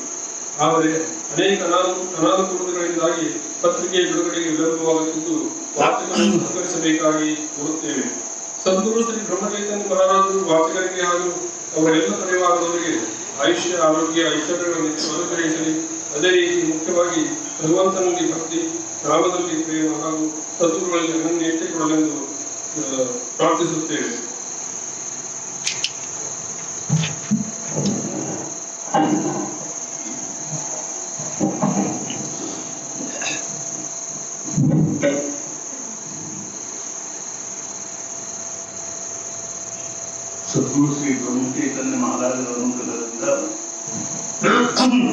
ಈ ವರ್ಷದಲ್ಲಿ ಆಯೋಜಿಸಲಾಗಿರ್ತಕ್ಕಂಥ ಈ ವಿಚಾರಗಳನ್ನ ನಾವೆಲ್ಲರೂ ಶ್ರವಣ ಮಾಡಿದ್ವಿ. ಇದು ನಿಜವಾಗಿಯೂ ಸದ್ಗುರುಗಳ ಒಂದು ಕಾರ್ಯಕ್ಷೇತ್ರ ಮತ್ತು ಅವರ ಕಾರ್ಯದ ವ್ಯಾಪ್ತಿಯ ದೃಷ್ಟಿಯಿಂದ ಅತ್ಯಂತ ಮಹತ್ವಪೂರ್ಣವಾಗಿರ್ತಕ್ಕಂಥದ್ದು ಮತ್ತು ಬಹಳ ವೈಶಿಷ್ಟ್ಯಪೂರ್ಣವಾಗಿರ್ತಕ್ಕಂಥ ಕಾರ್ಯವಿದೆ. ಮೊದಲನೇದಾಗಿ ಮ್ಯಾಗಝಿನ್ಗಳು ಅಂದ್ರೆ ಈ ಪತ್ರಿಕೆಗಳ ಮಹತ್ವವನ್ನ ನಾವು ಶಬ್ದಗಳಿಂದ ವರ್ಣನೆ ಮಾಡಲಿಕ್ಕೆ ಶಕ್ಯ ಇಲ್ಲ. ಮನುಷ್ಯ ಜೀವನವನ್ನ ಆಮೂಲಾಗ್ರ ಪರಿವರ್ತನೆ ಮಾಡಿ ನಾವೊಂದು ಜ್ಞಾನೇಶ್ವರಿ ಪ್ರವಚನದ ಒಂದು ಪ್ರಸ್ತಾವನೆಯಲ್ಲಿ ಬರೆದಿದ್ದೀನಿ. ಪರಮಪೂಜ್ಯ ಶ್ರೀ ಗಲ್ಸರೆ ಬಾಬಾ ಅವರು ಮಾಡಿರ್ತಕ್ಕಂಥ ಈ ಪ್ರವಚನಗಳ ಜ್ಞಾನೇಶ್ವರಿ ಪ್ರವಚನಗಳೇನವನು ಈ 18 ಅಧ್ಯಾಯಗಳ ಪ್ರವಚನಗಳನ್ನ ಮನಪೂರ್ವಕ ಶ್ರದ್ಧೆಯಿಂದ, ನಿಷ್ಠೆಯಿಂದ, ಕಳಮಳದಿಂದ ನೀವು 3 ಸಲ ಓದಿದರೆ ಇದೇ ಜನ್ಮದಲ್ಲೇನೆ ನಮಗೆ ಅಖಂಡ ಸಮಾಧಾನ ಪ್ರಾಪ್ತಾಗಿ ನಮ್ಮ ಜೀವನ ಸಾರ್ಥಕ ಅನಿಸ್ತದೆ. ಅಂಥ ಒಂದು ದಿವ್ಯ ವಿಚಾರಗಳುಳ್ಳಂತಹ ಈ ಪತ್ರಿಕೆ, ಅದನ್ನು ನಾವು ಬರೆದಿದ್ದೀನಿ. ಬ್ರಹ್ಮಚೈತನ್ಯ ಪತ್ರಿಕೆ ಬರೀ 800 ಮಂದಿ ಸದಸ್ಯರು, ಅರ್ಥಾತ್ ಏನು ಜ್ಞಾನೇಶ್ವರಿ ಚಿಂತನಧಾರಿಗೆ 1400 ಮಂದಿ ಇದ್ದಾರೆ. ನಾಮ ಚೈತನ್ಯಕ್ಕೆ 1500 ಮಂದಿ. 1995ನೇ ಇಸ್ವಿಯಿಂದ ಇವತ್ತಿನ ತನಕನೂ ಇಷ್ಟೇ ಪತ್ರಿಕೆಗಳನ್ನ ಅಷ್ಟೊಂದು ಪರಿಶ್ರಮ ಪಟ್ಕೋತ ನಾವೇನ್ ಮಾಡ್ಕೊಂಡು ಬಂದಿದೀವಿ, ನಡ್ಸ್ಕೊಂಡು ಬಂದಿದೀವಿ.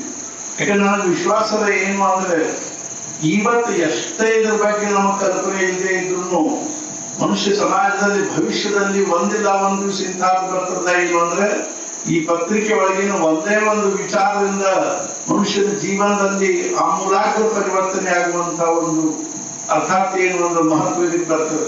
ನಾರಾಯಣ ಹೇಳ್ತಿದ್ರು, ಒಬ್ಬಂದು ಬಹಳ ದೊಡ್ಡ ನುಕ್ಸಾನ ಆದ ಕೂಡಲೇ ಅವ್ರ ಮಾಮ ಅವನಿಗೆ ಪತ್ರ ಬರಲ್ಲ. ಆಗ್ತು ಏನ್ ಬಹಳ ಮನುಷ್ಯ ತ್ರಾಸ ಮಾಡ್ಕೋಬೇಡ, ಪರಿಸ್ಥಿತಿ ಬರ್ತಿರ್ತಾವೆ ಹೋಗ್ತಿರ್ತಾವೆ, ಹೆಂಗ್ ಶುಕ್ಲ ಮಾಸ ಕೃಷ್ಣ ಪಕ್ಷ ಶುಕ್ಲ ಪಕ್ಷ ಬರ್ತಾವನು ಹಂಗ ಲಾಭ ಹಾನಿ ಆಗ್ತಿರ್ತಾವೆ, ಮನುಷ್ಯ ಸಮಾಧಾನ ಮಾಡ್ಕು, ಉತ್ಸಾಹದಿಂದ ಕೆಲಸ ಮಾಡು. ಅರ್ಥಾತ್ ಏನು ಅಂದ್ರ ಮುಂದೆ ತಾನು ಸರಿ ಆಗ್ತದೆ. ಮುಂದೆ ಮಜಾ ಏನಾಯ್ತು ಅಂದ್ರೆ ಅವನು ಅದ್ ಪತ್ರ ಓದಿದ, ಸ್ವಲ್ಪ ಮನುಷ್ಯ ಸಮಾಧಾನ ಅನ್ನಿಸ್ತು. ಮಹಾರಾಜರು ಒಂದ್ಸಲ ಅರ್ಥಾತ್ ಈ ಗಣಪತರಾವ್ ದಾಮ್ಲೆ ಅವರು ಒಂದು ಅಂಗಡಿ ಇಟ್ಟಿದ್ರು ಪುಣೆದಲ್ಲಿ. ಅವರು ಅಲ್ಲಿ ಮುನ್ಸಿಪಾಲಿಟಿ ಕಾರ್ಪೊರೇಟರು ಆಗಿದ್ರು, ಅಂಗಡಿನೂ ಇಟ್ಟಿದ್ರು. ಒಂದು ಅಂಗಡಿ ಇತ್ತು, ಅಂಗಡಿ ನುಕ್ಸಾನ ಆಗುತ್ತೆ, 2,000 ರೂಪಾಯಿ ನುಕ್ಸಾನ ಆಗುತ್ತೆ. ಆಗಿನ ಕಾಲಕ್ಕೆ 3,000 ನುಕ್ಸಾನ ಆದ ಕೂಡಲೇ ಅಗ್ದಿ ಆಗಿನ ಕಾಲಕ್ಕೆ 3,000 ಅಂದ್ರೆ 3 ಲಕ್ಷ ಇದ್ದಂಗೆ ಗಾಬರಿಯಾಗಿ ಹೈರಾಣಾಗಿ ನರ್ವಸ್ ಆಗಿ ಗೋಂದಾವಳಿಗೆ ಬಂದು ಗಾಬರಿಯಾಗಿ ಮಹಾರಾಜ ಭೇಟಿ ಹಾಕೊಂಡು ಬರೋದಕ್ಕೆನ ಮಹಾರಾಜ ಸೋಲಾಪುರಕ್ಕೆ ಹೋಗ್ಯಾರ. ಅಲ್ಲಿಗೆ ಹೋದ್ರು. ಮಹಾರಾಜರು ಯಾರು ಕಂಗಾಲ ಕೂತು ಎಲ್ಲೋ ಹೊಂಟಿದ್ರು. ಅಷ್ಟೊತ್ತಿಗೆ ಗಣಪತರಾವ್ ದಾಮ್ಲೆ ಅವ್ರು ಬಂದ ಕೂಡಲೇ ಅದೇ ಈಗಲೇ ತಾತೆ ಅಂತಂದ್ರು. ತಾತೆ ಅಂತಿದ್ರು ಅವ್ರಿಗೆ, ಈ ಕಡೆ ಕೊಟ್ಟು ಅಂತ ತಮ್ಮ ಮಕ್ಕಳಿಗೆ ಕೂಡ್ಸ್ಕೊಂಡ್ರು ಅವ್ರು ಕರ್ಕೊಂಡು ಕೂಡಲೇ ಅವರು ತಾಂಗಾರಾಗಿನ ಅಳಿಲಿಕ್ಕೆ ಹತ್ರು. ಯಾಕೆ ಅಳಿಸ್ತಿ ಅಂತೆ, 3,000 ರೂಪಾಯಿ ನುಕ್ಸಾನ, ಇಷ್ಟನ ನಾ ಕೊಟ್ಟಿಂತ ಯಾಕೆ ಅರ್ಜಿ ಮಾಡ್ತೀನಿ ಅಂತಂದ್ರು. ಅಂದ ಕೂಡಲೇ ಅವ್ರಿಗೆ ಎಷ್ಟು ಸಮಾಧಾನ ಅಂತಂದ್ರ ಈ ಸದ್ಯ ಮಹಾರಾಜ ಕಿಶೋರ ಇಂತ ಕೊಟ್ಟ ಬಿಡ್ತಾರೇನೋ ಅನ್ನೋದ್ರ ಸಮಾಧಾನ. ಆಮೇಲೆ ಮಕ್ಕಳು ಮಹಾರಾಜರ ಹತ್ರ 4-5 ದಿವಸ ಇದ್ರು. 4-5 ದಿವಸ ಸತ್ಸಂಗದ ಮಹತ್ವ ಹೇಳ್ತೀನಿ ಅನ್ನೋದು, ಸತ್ಪುರುಷರ ಸಾನ್ನಿಧ್ಯದ ಮಹತ್ವ ಹೇಳ್ತೀನಿ. ಹೆಂಗಂದ್ರೆ 4-5 ದಿವಸ ಇದ್ರೆ ಅವ್ರು ತಮ್ಮ ನುಕ್ಸಾನ ಮತ್ತೆ ಬಿಟ್ಟಿದ್ರು. ಅವ್ರು ಮಹಾರಾಜರ ಸಹವಾಸದಲ್ಲಿ ಇದ್ದಾಗ ತಮ್ಮ ನುಕ್ಸಾನ ಮತ್ತೆ ಬಿಟ್ಟಿದ್ರು. ಆಮೇಲೆ ಹೋಗು ಮುಂದೆ ಮಹಾರಾಜ ನನ್ನ 3,000 ರೂಪಾಯಿ ನುಕ್ಸಾನ ಯಾಕೆ ಅಷ್ಟು ಇದು ಮಾಡ್ತದೆ, ತಲೆ ಕೆಡ್ಸೋತಿ ಎಲ್ಲ ಬರೋಬ್ಬರಿ ಆಗ್ತೋ, ಕಡಿಮೆ ಮಕ್ಕಳು ನಾನು ಕೊಡ್ತಿದ್ದು ಸಮಾಧಾನ ಮಾಡ್ಕೋ ಅಂತ ಹೇಳಿ ಕಳಿಸಿದ್ರು. ಮುಂದೆ ಏನದ ಮಜಾ ಏನಂದ್ರೆ ಮಹಾರಾಜ ಕಸಂದ್ರ ಕೊಡ್ಲೇ ಇಲ್ಲ. ಅವ್ರು ಮತ್ತೆ ಏನದ ಮುಂಚಿನ ಲೆವೆಲ್ ಬಂತು. ಆಮೇಲೆ ಶುರುವಾಯ್ತು. ಹೆಂಗೋ ಹಂಗ ಮಾಮ ಪತ್ರ ಬರೆದಿದ್ದ, ಏನ್ ತ್ರಾಸ ಮಾಡ್ಕೋಬೇಡಪ್ಪ, ಮತ್ತೆ ಬರ್ತಾವ ಹೋಗ್ತಿರ್ತಾವ, ಪರಿಸ್ಥಿತಿ ಅನುಕೂಲ ಅನಾನುಕೂಲ ಅಂತಿಕೊಂಡು ಉದ್ದನ್ ಪತ್ರ ಬರೆದ, ಅದನ್ನೆಲ್ಲ ಓದಿದ, ಸಮಾಧಾನ ಆಯ್ತು. ಆ ಪತ್ರ ಅಲ್ಲೇ ಒಂದ್ ಕಡೆ ತೆಗೆದುಕೊಂಡಿದ್ದ. ಮಜಾ ಏನಾಯ್ತು ಅಂತಂದ್ರೆ ಮುಂದೆ ಮಾಮನಿಗೆ ಒಂದ್ಸಲ ನುಕ್ಸಾನ ಆದಾಗ ಅವನು ಬಹಳ ಏನಾಗ್ಬಿಟ್ಟ, ನರ್ವಸ್ ಆಗಿಬಿಟ್ಟ. ನರ್ವಸ್ ಆದ ಕೂಡಲೇ ಇವನು ಅವ್ನಿಗೆ ಏನ್ ಮಾಡಿದ, ಪತ್ರ ಕಳಿಸ್ಬಿಟ್ಟು ಆ ಪತ್ರ ಓದಿದ ಕೂಡ ಏನಾಗ್ಬಿಟ್ಟು ಅವನಿಗೆ ಸಮಾಧಾನ ಆಗಿದೆ. ಹೆಂಗೋ ಹಂಗೆ ಅಂತ ತಿಳ್ಕೊಂಡು ಕೇಳಿದ ಪ್ರಪಂಚದೊಳಗೆ ಹಿಂಗೆಲ್ಲ ಅನುಕೂಲ ಅನಾನುಕೂಲ ಇದು ಅದು ಬರ್ತಿರ್ತಾವ ಖರೆ. ಆದ್ರೆ ಮನುಷ್ಯನ ಜೀವನದಲ್ಲಿ ಸತ್ಪುರುಷರ ಒಂದು ದಿವ್ಯವಾಗಿರ್ತಕ್ಕಂಥ ಇದು ಏನು ಭಾವ, ಅವ್ರ ಶಬ್ದ, ಅವ್ರ ವಾಕ್ಯ, ಅವ್ರ ವಿಚಾರ, ಅವ್ರ ಏನ್ ವಿಲಕ್ಷಣ. ಈ ಕಥೆಯನ್ನು ನಿಜವಾಗಿ ನಾನು ಇಷ್ಟು ಇಲ್ಲಿ ವ್ಯಸ್ತಿದ್ದಿಲ್ಲ ಬರೆದ್ರಾಗ. ಚಹಾ ಮಾಡ್ಲಿಕ್ಕೆ ಅವ್ನ ಒಳಗೆ ಚಹಾ ಮಾಡ್ಲಿಕ್ಕೆ ಹೋದ ಅನ್ನೋದಾಗ ನಾನು ಒಂದು ಇಷ್ಟೊಂದು 4-5 ಸಾವಿರ ಬರೆದು ಬಿಟ್ಟಿರ್ತೀನಿ. ಒಂದ್ ಕಡೆ ಜ್ಞಾನೇಶ್ವರಿ ಒಂದ್ ಕಡೆ ಬರ್ಲಿಕತ್ತೀನಿ. ಅವ್ರು ನಮ್ಮ ಅಗ್ರಿ ವಿಶ್ವನಾಥ್ ಚಕ್ರವರ್ತಿ ಅವ್ರು ನನಗೆ ದೊಡ್ಡದೊಂದು ಪುಸ್ತಕ ಕೊಟ್ಟಾರ. ಅದಿಷ್ಟು ಅದ್ಭುತ ಪುಸ್ತಕ ಅದ. ಅದು ಏನು ಅಂತಂದ್ರೆ ನಿಜಾತ್ಮ ಬೋಧ ಅಂತ ರಾಜಾರಾಮ್ ಮಹಾರಾಜರು ಬರೆದ ವೇದಾಂತದ ಪುಸ್ತಕ ಅದ. ನನಗೆ ಅನಿಸ್ತಾ ಏನು ಮಹಾರಾಜರು ಏನ್ ಮಾಡಿದ್ರು ಅಂದ್ರೆ ನನಗೆ ಇದು ಚಿಂತನೆ ಆಗ್ಬೇಕಾಗಿರೋ ಕಾಣಿಸ್ತದ. ಅದಕ್ಕೆ ಮಹಾರಾಜರು ಏನದ ಅವ್ರಿಗೆ ಪ್ರೇರಣಾ ಮಾಡಿ ಆ ಪುಸ್ತಕ ನಾನು ಕೊಡ್ಸಾರ ಅಂತ ಅನಿಸಿ ನಾನು ಅಗ್ದಿ ಮನಪೂರ್ವಕವಾಗಿ ಬರ್ಲಿಕ್ಕೆ ಹತ್ತೀನಿ. ನಿಜವಾಗಿಯೂ ಏನದ ಅಂದ್ರೆ ಸತ್ಪುರುಷರ ವಾಂಗ್ಮಯ ನಮ್ಗೆ ಓದ್ಲಿಕ್ಕೆ ಸಿಗೋದು ನಮ್ಗೆ ಬಹಳ ದೊಡ್ಡ ಸಾಮಾನ್ಯ ಭಾಗ್ಯ ಅಂತ. ಅದು ನಾನು ಅಗ್ರಿ ಕಳಕಳಿಯಿಂದ ಹೇಳೋದೇನು ಅಂದ್ರೆ ನೀವು ಅದಕ್ಕೆ ಮ್ಯಾಗ್ಝಿನ್ಗೆ ನೀವು ಮೆಂಬರ್ ಆಗ್ಬೇಕು. ತಿಂಗಳಾಗ ತಿರುಗಿ ಊರಿಗೆ ಒಂದು 2 ಇದು ಬರ್ತಾವ, ಮ್ಯಾಗ್ಝಿನ್ ಬರ್ತಾವ. ಅದ್ರೊಳಗೆ ಇನ್ನು 1-2-3 ಪ್ರವಚನ ಇರ್ತಾವೆ. ಇಡೀ ತಿಂಗಳಾಗ ಅವನ್ನಷ್ಟ ಓದಿದ್ರೆ ಇನ್ನೇನೇನು ನೀವು ಓದ್ಬೇಕಾದ ಅವಶ್ಯಕತೆ ಇಲ್ಲ. ನಿಮ್ಮ ಜೀವನದೊಳಗೆ ಎಲ್ಲಾ ಪ್ರಕಾರದ ಮಾನಸಿಕ ಉದ್ವೇಗ, ಅಶಾಂತಿ, ಅಸಮಾಧಾನ ತಾನಾಗಿದೆ ದೂರಾಗಿ ಶಾಂತಾಗಿ ಮನಸ್ಸಿಗೆ ನಮೂನೆ ಹೊಸ ಸಮಾಧಾನದ ಒಂದು ಒಳಗಿನಿಂದ ನಿರ್ಮಾಣ ಆಗುವಂತಹ ಒಂದು ಏನೊಂದು ದಿವ್ಯವಾಗಿರ್ತಕ್ಕಂಥ ಸಾಹಿತ್ಯದ ಅದ್ರ ಬಗ್ಗೆ ನಮ್ಗೆ ಎಷ್ಟರೇ ಈ ಬೆಲ್ಸರೆ ಅವರು ವಾಂಗ್ಮಯ ಏನಂದ್ರೆ ನಾವು ಕರ್ನಾಟಕದ ಮನೆಗಳಿಗೆ ಹೋಗ್ಬೇಕು ಅನ್ನೋ ಎಷ್ಟು ಕಳ್ಕಳಿದ ಕಡೆಗೆ ಒಂದು ದಿವಸ ಹೇಳಿದೆ, ನೀನ್ ಸಂಕಲ್ಪ ಮಾಡುವ ಅಂತ 3333 ಸದಸ್ಯರು ಈ ಜನ್ಮದಾಗ ಮಾಡ್ತೀನಿ, ಆಗ್ಲಿಲ್ಲ ಅಂದ್ರೆ ಅದ ವಾಸನ ಇಟ್ಕೊಂಡು ಸಾಕು ಮುಂದಿನ ಜನ್ಮದಾಗ ಅದು ಮಾಡ್ತೀನಿ ಅಂತ. ಅದು ಅರ್ಧನೇ 100 ಮಂದಿ ಕಡೆಯಿಂದನೂ ಈ ಅಧಿಕ ಮಾಸದಿಂದ ಮುಂದಿನ ಅಧಿಕ ಮಾಸ ತನಕ 33 ಮಂದಿದ್ದಾರೆ. ನೀವು ಬಾಣ ಕೊಡ್ಬೇಡ್ರಿ, ಆಯುಷ್ಯಕ್ಕೂ ಬಾಣ ಕೊಡ್ಬೇಡ್ರಿ ಅನ್ನೋದು ನಡೀತದ. 33 ಮಂದಿ ಸದಸ್ಯರು ನೀವು ಮಾಡಿಕೊಟ್ರೆ 33 ಕುಟುಂಬಗಳನ್ನು ಉದ್ಧಾರ ಮಾಡಿದಂಗ ಅಷ್ಟು ಅನ್ನುವಷ್ಟು ಮಟ್ಟಿಗೆ ಏನದ ಅಂದ್ರೆ ಆ ವಿಚಾರಗಳಿಗೆ ಮಹತ್ವದೇ. ನಮ್ಗದು ಕಲ್ಪನಾ ಪರವಾಗಿ ಅಷ್ಟ ದರ್ಶನ ಪುಸ್ತಕಗಳು, ಅವ್ರ ವಿಚಾರಗಳು, ಅವ್ರ ಪ್ರವಚನಗಳು. ಈ ಸದ್ಯ ನಾಮ ಚೈತನ್ಯದಲ್ಲಿ ಅವ್ರು 4 ವರ್ಷ ಹೆಬ್ಬಳ್ಳಿಗೆ ಬಂದಿದ್ರು.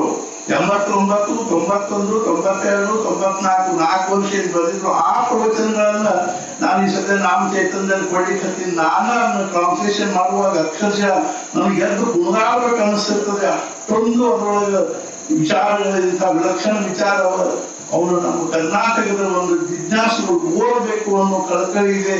ಆ ದೃಷ್ಟಿಯಿಂದ ನಮ್ದು ಈಗ ನಾವು ಅದಕ್ಕೆ ಅದ್ರ ಸಲುವಾಗಿನೂ ಒಂದು ವಿಚಾರ ಕೊಟ್ಟಿದ್ದೀನಿ. ಕನಿಷ್ಠ ನಾವು ಒಂದು 5-10 ಮಂದಿನ ಮಾಡ್ಬೇಕು ಆಯುಷ್ಯದೊಳಗ. ಅವ್ರದ್ದು ಒಂದು ಏನು ಅದ್ರೊಳಗಿಂದ ಅವ್ರಿಗೆ ಒಂದು ಮಾರ್ಗವನ್ನು ತೋರಿಸಿಕೊಟ್ಟಂಗೆ ಆಗ್ತದೆ, ಅವ್ರಿಗೊಂದು ದಾರಿ ಹಚ್ಚಿದಂಗೆ ಆಗ್ತದೆ ಅನ್ನುವಂಥ ಭಾವನೆಯಿಂದ ನಾವು ಮಾಡ್ಬೇಕನ್ನೋ ಕಳಕಳಿಯಿಂದ ಅದನ್ನ ದೃಢಪಡಿಸ್ತಾ ಇದ್ದೀವಿ. ಅದೇ ರೀತಿಯಾಗಿ ರಾಮನಾಮ ಲೇಖನ ನನಗೆ ಆಶ್ಚರ್ಯ ಆಗಿದೆ.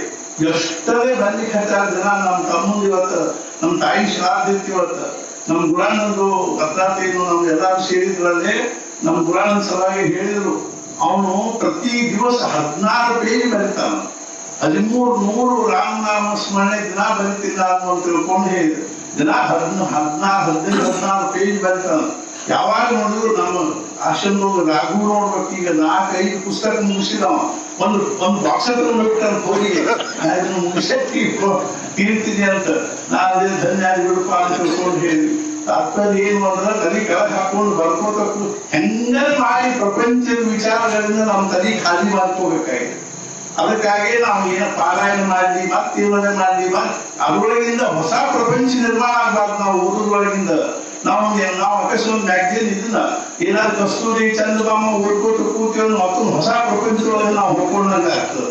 ಅದೆಲ್ಲ ಪೇಪರ್ ಓದ್ಕೊಟ್ಟು ಕೂತೀವಿ ಅಂದ್ರೆ ಆಗ್ಲಿ ಅವ್ನು ಮರ್ಡರ್ ಆಯ್ತು, ಇಲ್ಲಿ ಇವ್ನು ಫೋನ್ ಮಾಡಿದ್ರು, ಅದ ದರೋಡೆ ಆಯ್ತು, ಇದು ಆಯ್ತು, ಇದೆಲ್ಲ ವಿಚಾರ ತಿಳಿಸಿದ್ರು ಸುಮ್ಮನೆ ಏನದು ತಲೆ ಕೆಳಗೆ ಹಾಕೊಂಡು ರಾಮನಾಮ್ ಬರ್ಕೋತ ಕೂತ್ರೆ ಎಷ್ಟು ಸಮಯ ಅದ್ರೊಳಗೆ ಹೋಗ್ತದನೋ ಆಯುಷ್ಯವಾಗಿನ ಅಷ್ಟ ಸಮಯ ಸಾರ್ಥಕ ಆಗ್ತದೆ ಅಂತ ತಿಳ್ಕೊಬೇಕು.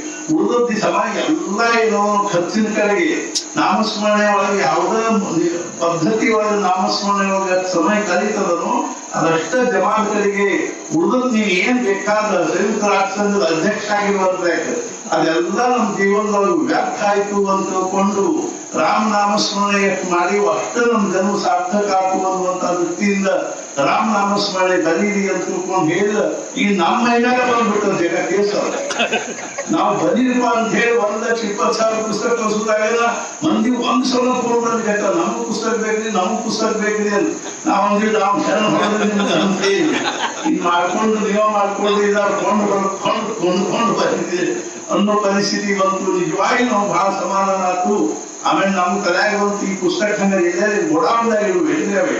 ಸಾಕ್ಷಾತ್ ಮಹಾರಾಜರು ಯಾವ ಶ್ವಾಸೋಚ್ಛ್ವಾಸ ಆಗಿತ್ತು ಅಂತ ರಾಮನಾಮ ನಾವು ಎಲ್ಲೇ ಗೋಡಾವಣದಾಗಿತ್ತು ಅದ್ರ ಕಿಮ್ಮತ್ ನಾವು ಎಷ್ಟು ಕಿಮ್ಮತ್ತ ಕಳೆದಾಗ ಅದ್ರ ಕಿಮ್ಮತ್ ನಮ್ಗೆ ಏನೂ ಗೊತ್ತಿಲ್ಲ ಅದ್ರ ಮಹತ್ವ ಗೊತ್ತಿಲ್ಲ ಅನ್ನಂಗ ಅನ್ನೋ ದೃಷ್ಟಿಯಿಂದ ಭವ್ಯ ಮಂದಿರ ಕಟ್ಟಿಸ್ಬೇಕು ಅನ್ನುವಂತ ದೃಷ್ಟಿಯಿಂದ ನಾವು ಇದನ್ನ ಮಾಡ್ಲಿಕ್ಕತ್ತೀವಿ. ಯೋಜನಾ ಮಾಡಿದ್ವಿ ಎಲ್ಲ ಆಯ್ತು ಅಥವಾ ಅಗ್ರಿ ಸಂತೋಷ ಅನಿಸ್ತದ. ಒಳಗೆ ಇನ್ನೊಂದೇನು ಅದ್ರ ಬಗ್ಗೆ ಸಮಾಧಾನ ಅನಿಸ್ತದ. ಇನ್ನೊಂದೇನು ಅಂತಂದ್ರೆ ಒಬ್ರು ನಮ್ಗೆ ಅದ್ರ ಬಗ್ಗೆ 50 ಲಕ್ಷ ರೂಪಾಯಿ ಕೊಡ್ತೀವಿ ಅಂತ ಹೇಳಿದ. ಅರ್ಥಾತ್ ನಿಮ್ ಮಂದಿರ ಎಂದ ಪ್ರಾರಂಭ ಮಾಡ್ತೀವಿ ಹೇಳ್ರಿ, ಎಂದ ಬೇಕು ಹೇಳ್ರಿ, ಅಂದ ನಾವು ಯಾವ ಪದ್ಧತಿ ಒಳಗೆ ಕೊಡ್ಬೇಕು ಆ ಪದ್ಧತಿ ಒಳಗೆ ನಾವು ಕೊಡ್ತೀವಿ. ಈಗ ಹೆಸರು ಹೇಳುವುದಿಲ್ಲ, ಆ ದುಡ್ಡು ಬಂದ್ವಾಗ ನಾವು ಹೇಳ್ತೀವಿ ಅಂತ ಹೆಸರು ನಿಮ್ಗೆ ಪ್ರತ್ಯಕ್ಷವಾಗಿ ಅದು ಅರ್ಥಾತ್ ಏನು ಅಂದ್ರೆ ಈಗ ಅವ್ರು ಸದ್ಯ ಅದನ್ನ ಇದು ಮಾಡಲಿ ಅಂತ ತಿಳ್ಕೊಂಡು ಹೇಳಿರೋದ್ರಿಂದ ಆ ಮಂದಿರದ ಒಂದು ಪ್ರಾರಂಭಕ್ಕಾಗಿ ಆದ್ರೂ ಸಹಿತ ಅಡ್ಡಿ ಇಲ್ಲ, ಒಂದು ಏನಾದ್ರು ಅನುಕೂಲ ಆಗಲಿ ಅನ್ನೋ ದೃಷ್ಟಿಯಿಂದ ನಾವು ಮಾಡ್ತಾ ಇದ್ದೀವಿ ಅಂತ ತಿಳ್ಕೊಂಡು ಕರ್ತರಿಂದ ಹೇಳಿದ್ದಾರೆ. ಅವರು ಆ ದುಡ್ಡು ಅದಕ್ಕಾಗಿನೇ ಅವ್ರು ಏನ್ ಮಾಡಿದ್ರು ಅಂದ್ರೆ ಒಂದು ಜಗತ್ ಒಂದು ಪ್ಲಾಟ್ ತಗೊಂಡು ಮನಿ ಕಟ್ಟಿಸ್ಬೇಕಂತ ಮಾಡಿ ಮತ್ ಸರ್ ತಯಾಕ್ ಬಂತು. ನಾನು ಪೂರ್ತಿಗೆ ಒಂದು ಮನಿ ಕಟ್ಸ್ಕೊಂಡು ಮಾಡುವುದೇನದ ಅಲ್ಲಿ ಗುಡಿ ಕಟ್ಟಿಸ್ಲಿಕ್ಕೆ ಮಂದಿರ ಅದಕ್ಕೆ ನಾವು ಕೊಟ್ಟು ಬಿಟ್ರೆ ಬೇಕಾದ ಲಕ್ಷಾಂಗಟ್ಟಲೆ ಜನರು ಅಲ್ಲಿ ಅರ್ಥಾತ್ ಏನು ಅಂದ್ರೆ ಬರ್ತಾರೆ ನೋಡ್ತಾರೆ ಏನಾದ್ರು ಸದ್ವಿನಿಯೋಗ ಆಗ್ತದೆ ಅನ್ನೋ ದೃಷ್ಟಿಯಿಂದ ಅವರು 50 ಲಕ್ಷ ರೂಪಾಯಿ ನಾನು ಮನಿ ಸಲುವಾಗಿ ನಾನು ಇಟ್ಟಿದ್ದೆ ಅದನ್ನ ಅಲ್ಲಿ ಕೊಟ್ಟು ಬಿಡ್ತೀನಿ ಅಂತ ತಿಳ್ಕೊಂಡು ನಮ್ಮ ಮುಂದೆ ಹೇಳಿದ್ರು. ಫೋನ್ ಮಾಡಿ ನಮಗೂ ಬಹಳ ಸಂತೋಷ ಆಯ್ತು. ಯಾಕೆಂದ್ರೆ ಏನಿರ್ತದ ಒಂದು ಸದ್ವಿಚಾರ, ಸತ್ಸಂಕಲ್ಪ, ಸದ್ಭಾವನೆಯಿಂದ ಮತ್ತು ನಿಸ್ವಾರ್ಥ ಭಾವದಿಂದ, ನಿಷ್ಕಪಟ ಭಾವನೆಯಿಂದ ನಾವು ಏನಾದ್ರೂ ಒಂದು ಸದ್ಗುರುಗಳ ಕಾರ್ಯ ಮಾಡ್ಲಿಕ್ಕೆ ಹತ್ತೀವಿ ಅಂದ್ರೆ ಅದ್ರ ಹಿಂದೆ ಏನಿರ್ತ ಭಗವಂತನ ಅನುಗ್ರಹ ಅಥವಾ ಒಂದು ಅರ್ಥಾತ್ ಏನು ಆಶೀರ್ವಾದ ಇದ್ದ ಇರ್ತ ಅನ್ನುವಂತ ಒಂದು ಭರವಸೆ ನಮಗಿರೋದ್ರಿಂದ ನಾವಿಂತ ಒಂದು ಇದ್ರೊಳಗೆ ತೊಡಗಿ ಸಹಜವಾಗಿ ನಮ್ಮ ಒಂದು ದಿವಸ ಕಲಾಗಿ ಏನ್ ಬಂತು ಅಂದ್ರೆ ಎಲ್ಲಾ ಮನೆಯೊಳಗೂ ಬಹಳಷ್ಟು ಮನೆಯೊಳಗೆ ಪಾದುಕಾ ಪೂಜೆ ಆಗಬೇಕು ಅನ್ನಿಸಿ ನಾವು ರಾಜು ಹೇಳಿದ ಹಂಗೆ ಸಹಜ ಕೂತ್ಕೊಂಡಾಗ ಹೇಳಿದೆ, ನೋಡಪ್ಪ 1300 ಪಾದುಕಾ ಮಾಡಿಸಿ ಕೊಟ್ಟು ಬಿಡ್ನು, ಯಾರು ಪೂಜೆ ಮಾಡ್ತಾವಂತಾರ ಅವ್ರಿಗೆ ಎಲ್ಲಾರಿಗೂ. ನಮ್ಗ ಆಶ್ಚರ್ಯ ಆಯ್ತು. ಮರುದಿವ್ಸ ನಾನು ಸಹಜ ಪ್ರವಚನದೊಳಗೆ ಹೇಳಿದೆ. ಮರುದಿವ್ಸ ಫೋನ್ ಬಂತು, ಹಿಂಗ ನಮ್ಮ ಕಡೆ ಕಟ್ಟಿಗೆ ಒಂದ್ 2 ಗಿಡ ಬಿದ್ದಾವ ತೋರಿಸಿರ್ತೀವಿ, ಸಾಗವಾನಿ ಕಟ್ಟಿಗೆ ಶಿವಮೊಗ್ಗದಲ್ಲೇ ಅವ್ರು ಭಾರತೀಯ ಅಂತಿದ್ದಾರ. ಅವ್ರು ಹೇಳಿ ಫೋನ್ ಮಾಡಿದ್ರು, ಹಿಂಗ ಕಟ್ಟಿಗೆ ಸಾಗವಾನಿ ಕಟ್ಟಿಗೆ ಬಾಧ್ಯವ ತೋರಿಸ್ಕೊಡ್ತೀವಿ ಅಂತ. ನಾವು ಅಲ್ಲಿ ತಗೊಂಡು ಬಂದ್ವಿ. ಆಮೇಲೆ ಹುಬ್ಬಳ್ಳಿ ಒಳಗೆ ಉಮೇಶ್ ಪಾತ್ರ ಅಂತ ಅವನು ಸಹಿತ ನಮ್ದು ಹಳಿ ಮನಿ ತೆಗೆದು ಒಂದಿಷ್ಟು ಕಟ್ಟಿಗೆ ಅದನ್ನ ಏನ್ ಇದ್ರ ಕಳ್ಸಿ ಕೋಪಾಟ್ ಲಾಕ್ನಿ ಕಳ್ಸಿದ್ರೆ ಅವರು ಪಾಲಕ ಮಾಡ್ತಿರ್ತೀವಿ ಅಂತ. ಬಟ್ ಸಾಗವಾನಿ ಕಟ್ಟಿಗೆ ಇದ್ದು ಸಾಕು ಏನಾದ್ರು ಇದೆ. ಬೆಂಗಳೂರೊಳಗೆ ಒಬ್ರು ಮನಿ ತೆಗಿಸಿವಿ, ಅವೆಲ್ಲ ಕಪಾಟಿನು ಅತಿ ಕಿಟಕಿ ಶಟರ್ಸ್ ಅವ್ರು ಯಾವ ಇವ ಏನಿದ್ರು ಸಾಕು. ಒಂದ್ 6 ಇಂಚ್ ಆಗಲ್ಲ, ಒಂದ್ 4 ಇಂಚ್ 5 ಇಂಚ್ ಆಗಲ್ಲ, ಒಂದ್ 10 ಇಂಚ್ ಉದ್ದನ್ನು ಕಲಿ, 1 ಇಂಚ್ ದಪ್ಪನ್ನು ಎಂಥವಿದ್ರು ನಡೀತಾವ ನಮ್ಗ. ಸಾಗವಾನಿ ಕಟ್ಟಿಗೆ ಒಂದು ಕೂಡಲೇ ಅರ್ಥಾತ್ ಇಲ್ಲೂ ಸಹಿತ ನಮ್ಮ ಇವರು ಮಹೇಶ್ ಜೋಶಿ ಅವ್ರದ್ದು ಎತ್ತಿನ ಮನಿ ತೆಗೆದಿದ್ರು. ಅವ್ರು ನಗಾದ್ರು, ಅವನು ಒಂದಿಷ್ಟು ಕಟ್ಟಿಗೆ ತಗೊಂಡು ಹೋಗ್ರಿ ಅಂದ್ರು. ಈಗ ಎಲ್ಲೆಲ್ಲಿಂದನೋ ಕಟ್ಟಿಗೆ ಬರ್ಲಿಕ್ಕೆ ಮುಂದೆ ರೋಹನ್ ಹೇಳಿದ, ನಮ್ಮ ಚಿತ್ರದಾಗ ಒಂದ್ ದೊಡ್ಡ ಗಿಡ ಆಯ್ತು ಕಳಿಸಿದ್ವಿ, 10 ವರ್ಷ ಆಯ್ತು ಹಂಗ ಬಿದ್ದದು, 10 ನಿಮಿಷ ಮಾಡೋ ತಡ ನೋಡುದು ಅಂತ ಹೇಳಿ ತಗೊಂಡು ಹೋಗೇ ಬಿಡ್ತೀವಿ ಅಂತ ಮತ್ತೆ ಗಾಡಿ ಕಳಿಸಿ ಅದನ್ನು ತರಿಸ್ಬಿಡ್ತೀವಿ. ಅದ್ರಾಗ 107 ಪಾದುಕಾ. ತಾತ್ಪರ್ಯ ಏನು ಅಂತಂದ್ರೆ ಅದ್ರ ಹಿಂದೆ ಏನಾದ್ರೂ ಸದ್ಭಾವನೆ ಆಗಿತ್ತು ಅಂದ್ರೆ ಆ ಕಾರ್ಯ ನಿಶ್ಚಿತವಾಗಿಯೂ ಸಂಪನ್ನ ಆಗ್ತದೆ ಅನ್ನುವಂತ ಭರವಸೆ ಇದೆ. ಆದ್ರೆ ನಮ್ಗೆ ಮುಖ್ಯವಾದ ಪ್ರಶ್ನೆ ಏನಿದೆ ಅಂದ್ರೆ ನಾವು ಎಷ್ಟು ಅವರು ತೊಡಿಕೊಂಡು ನಮ್ಮ ಜನ್ಮ ಸಾರ್ಥಕ ಮಾಡ್ಕೋತೀವಿ ಅನ್ನುವಂಥದ್ದು ಅವರು ಬಹಳ ಮಹತ್ವದ. ಎಷ್ಟೋ ಮಂದಿ ಎಷ್ಟು ಸಣ್ಣ ಕಟ್ಟಿಗೆ ಬೆಳಿಗ್ಗೆ ಕೊಡ್ತೀವಿ ಅಂತಾರೆ, ಅದನ್ನ ಕೊಡ್ತೀವಿ ಅಂತಾರೆ. ನಮಗೆ 1300 ಪಾದುಕಾಕ್ಕೆ ಏನ್ ಕಿಂಚಿತ್ತು ಸುಧಾರಕ್ಕಾಗಿ ಶ್ರಮ ಆಯಾಸ ಆಗದನೆ. ಅರ್ಥಾತ್ ಏನು ಅದಕ್ಕೆ ಬೇಕಾಗುವಂತ ಲೇಬರ್ ಗಿಬರ್ ಅದೆಲ್ಲ ಏನು ಅಂತ ಬಹಳ ದೊಡ್ಡ ಪ್ರಶ್ನೆ ಇಲ್ಲ. ಹೋಗಿ ನಾವು ಅರ್ಥಾತ್ ಏನು ಅಂದ್ರೆ ತಯಾರು ಮಾಡೋ ಪ್ರಶ್ನೆ ಇಲ್ಲ. ಅದನ್ನು ವ್ಯವಸ್ಥಿತವಾಗಿ ನಾವು ಕಟ್ಟಿಗೆ ಒಳಗೆ ಹಾಕಿ ಒಂದು ಮಹಾರಾಜರ ಪಾಲುಕಾಕ್ ಹಚ್ಚಿ ಅರ್ಥಾತ್ ಏನು ಅಂದ್ರೆ ಅವನ್ನ ವ್ಯವಸ್ಥಿತವಾಗಿ ಕೊಡಬೇಕು ಅನ್ನುವಂಥ ಕಳಕಳಿದೆ.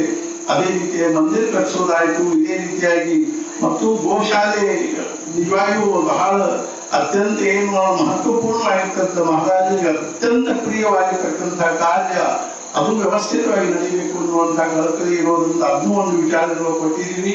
ಈ ಎಲ್ಲಾ ವಿಚಾರಗಳನ್ನ ಮುಖ್ಯವಾಗಿ ಇವತ್ತಿನ ಒಂದು ವಿಷಯ ಅನ್ನುವಂಥ ದೃಷ್ಟಿಯಿಂದ ನಮ್ಗೆ ಹೇಳಬೇಕಾಗಿತ್ತು. ಆದ್ದರಿಂದ ನಿಜವಾಗಿ ಬಹಳ ಸಂತೋಷ ಆಯಿತು. ಈಗಾಗಲೇ ಸಮಯ ಬಹಳ ಆಗಿರೋದ್ರಿಂದ ಬಹಳಷ್ಟು ಜನರಿಗೆ ಅರ್ಥಾತ್ ಏನು ಅಂದ್ರೆ ಹೋಗ್ಬೇಕಾಗಿ ಹೋಗುವ ಅಂಶನೂ ಇದಿರಬಹುದು. ಆದ್ರಿಂದ ಆದಷ್ಟು ಬೇಗನೆ ಈಗೇನದ ಅಂತಂದ್ರೆ ಸಮಾರೋಪದ ಒಂದು ಅರ್ಥಾತ್ ಏನು ಅಂದ್ರೆ ಇದನ್ನ ಮುಂದಿನ ಒಂದು ಕಾರ್ಯಕ್ರಮವನ್ನು ಅವರು ಹೇಳ್ತಾರೆ. ಆ ಪ್ರಕಾರವಾಗಿ ಈ ಕಾರ್ಯಕ್ರಮವನ್ನು 5-10 ನಿಮಿಷಗಳಲ್ಲಿ ನಾವು ಮುಗಿಸಿ ಆಮೇಲೆ ಮತ್ತು ಮುಂದೆ ಎಲ್ಲರೂ ಸ್ವಲ್ಪ ಸ್ವಲ್ಪ ಉಪಹಾರ ತಗೊಂಡು ಹೋಗ್ಬೇಕು ಅನ್ನುವಂಥದ್ದು ಕಳಕಳಿ ಇದೆ.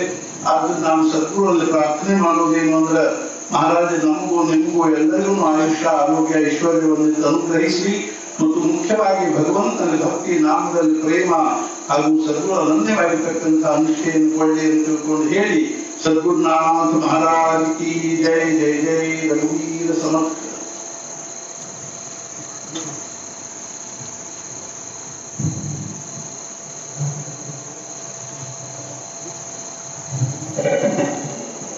ಅದು ಬೆಳೆಯುವಂತ ಟೈಮ್ ಅಲ್ಲಿ ಇತ್ತು. ನಾವು ಸಂಕಲ್ಪ ಮಾಡಿದ ಕೂಡಲೇ ಬೆಳ್ಳಿನೂ ಬರ್ಲಿಕ್ಕೆ ಹತ್ತಿ ಈವರೆಗೆ ಸುಮಾರು ಎಷ್ಟೋ ಮಂದಿ ಕೊಡ್ತೀವಿ ಅಂತ ತಿಳ್ಕೊಂಡು ಹೇಳಿದ್ದಾರೆ, ಬಹಳಷ್ಟು ಮಂದಿ ಕೊಡ್ತೀವಿ ಅಂತ ಹೇಳಿದ್ದಾರೆ. ಅದು ಪ್ರತ್ಯಕ್ಷವಾಗಿ ಈಗಾಗಲೇ 18 ಕಿಲೋ ಬೆಳ್ಳಿ ಬಂದಿದೆ. ಅದ್ರ ಪೈಕಿ 5 ಕಿಲೋ ಬೆಳ್ಳಿ ಈಗ ಕೆಲಸ ಶುರು ಮಾಡಿಸಿದೀವಿ. ಈಗ 5 ಕಿಲೋ ಬೆಳ್ಳಿ ತಗೊಂಡು ಹೋಗಿ ತೆಗೆದು ಹಾಕೊಂಡು ಅವನು ಕೆಲಸ ಮಾಡ್ತಾನೆ. 24ನೇ ತಾರೀಖಿಗೆ ಆ ಮ್ಯಾಲಿಂದು ಚೌಕಟ್ಟಿನ ಮ್ಯಾಲಿನ ಒಂದು ಹಣಿಪಟ್ಟಿ ತಯಾರು ಮಾಡ್ಕೊಂಡು ಬಂದು ಅದ್ನಲ್ಲಿ ಅವತ್ತು ಬಡದು ಪೂಜೆ ಮಾಡೋದು ಅಂತ ಮಾಡಿದ್ವಿ. ಬಾಕಿ 13 ಕಿಲೋ ಬೆಳ್ಳಿ ಇಲ್ಲಿದೆ. ಈ ಪ್ರಕಾರವಾಗಿ 18 ಕಿಲೋ ಬೆಳ್ಳಿ ಬಂದದ.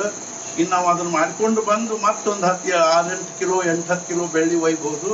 ಆಮೇಲೆ ಬಂದಂಗೆ ನಾವು ಒಂದು ಕೆಲಸ ಮಾಡಿಸ್ಕೊತ ಹೋಗ್ತೀವಿ.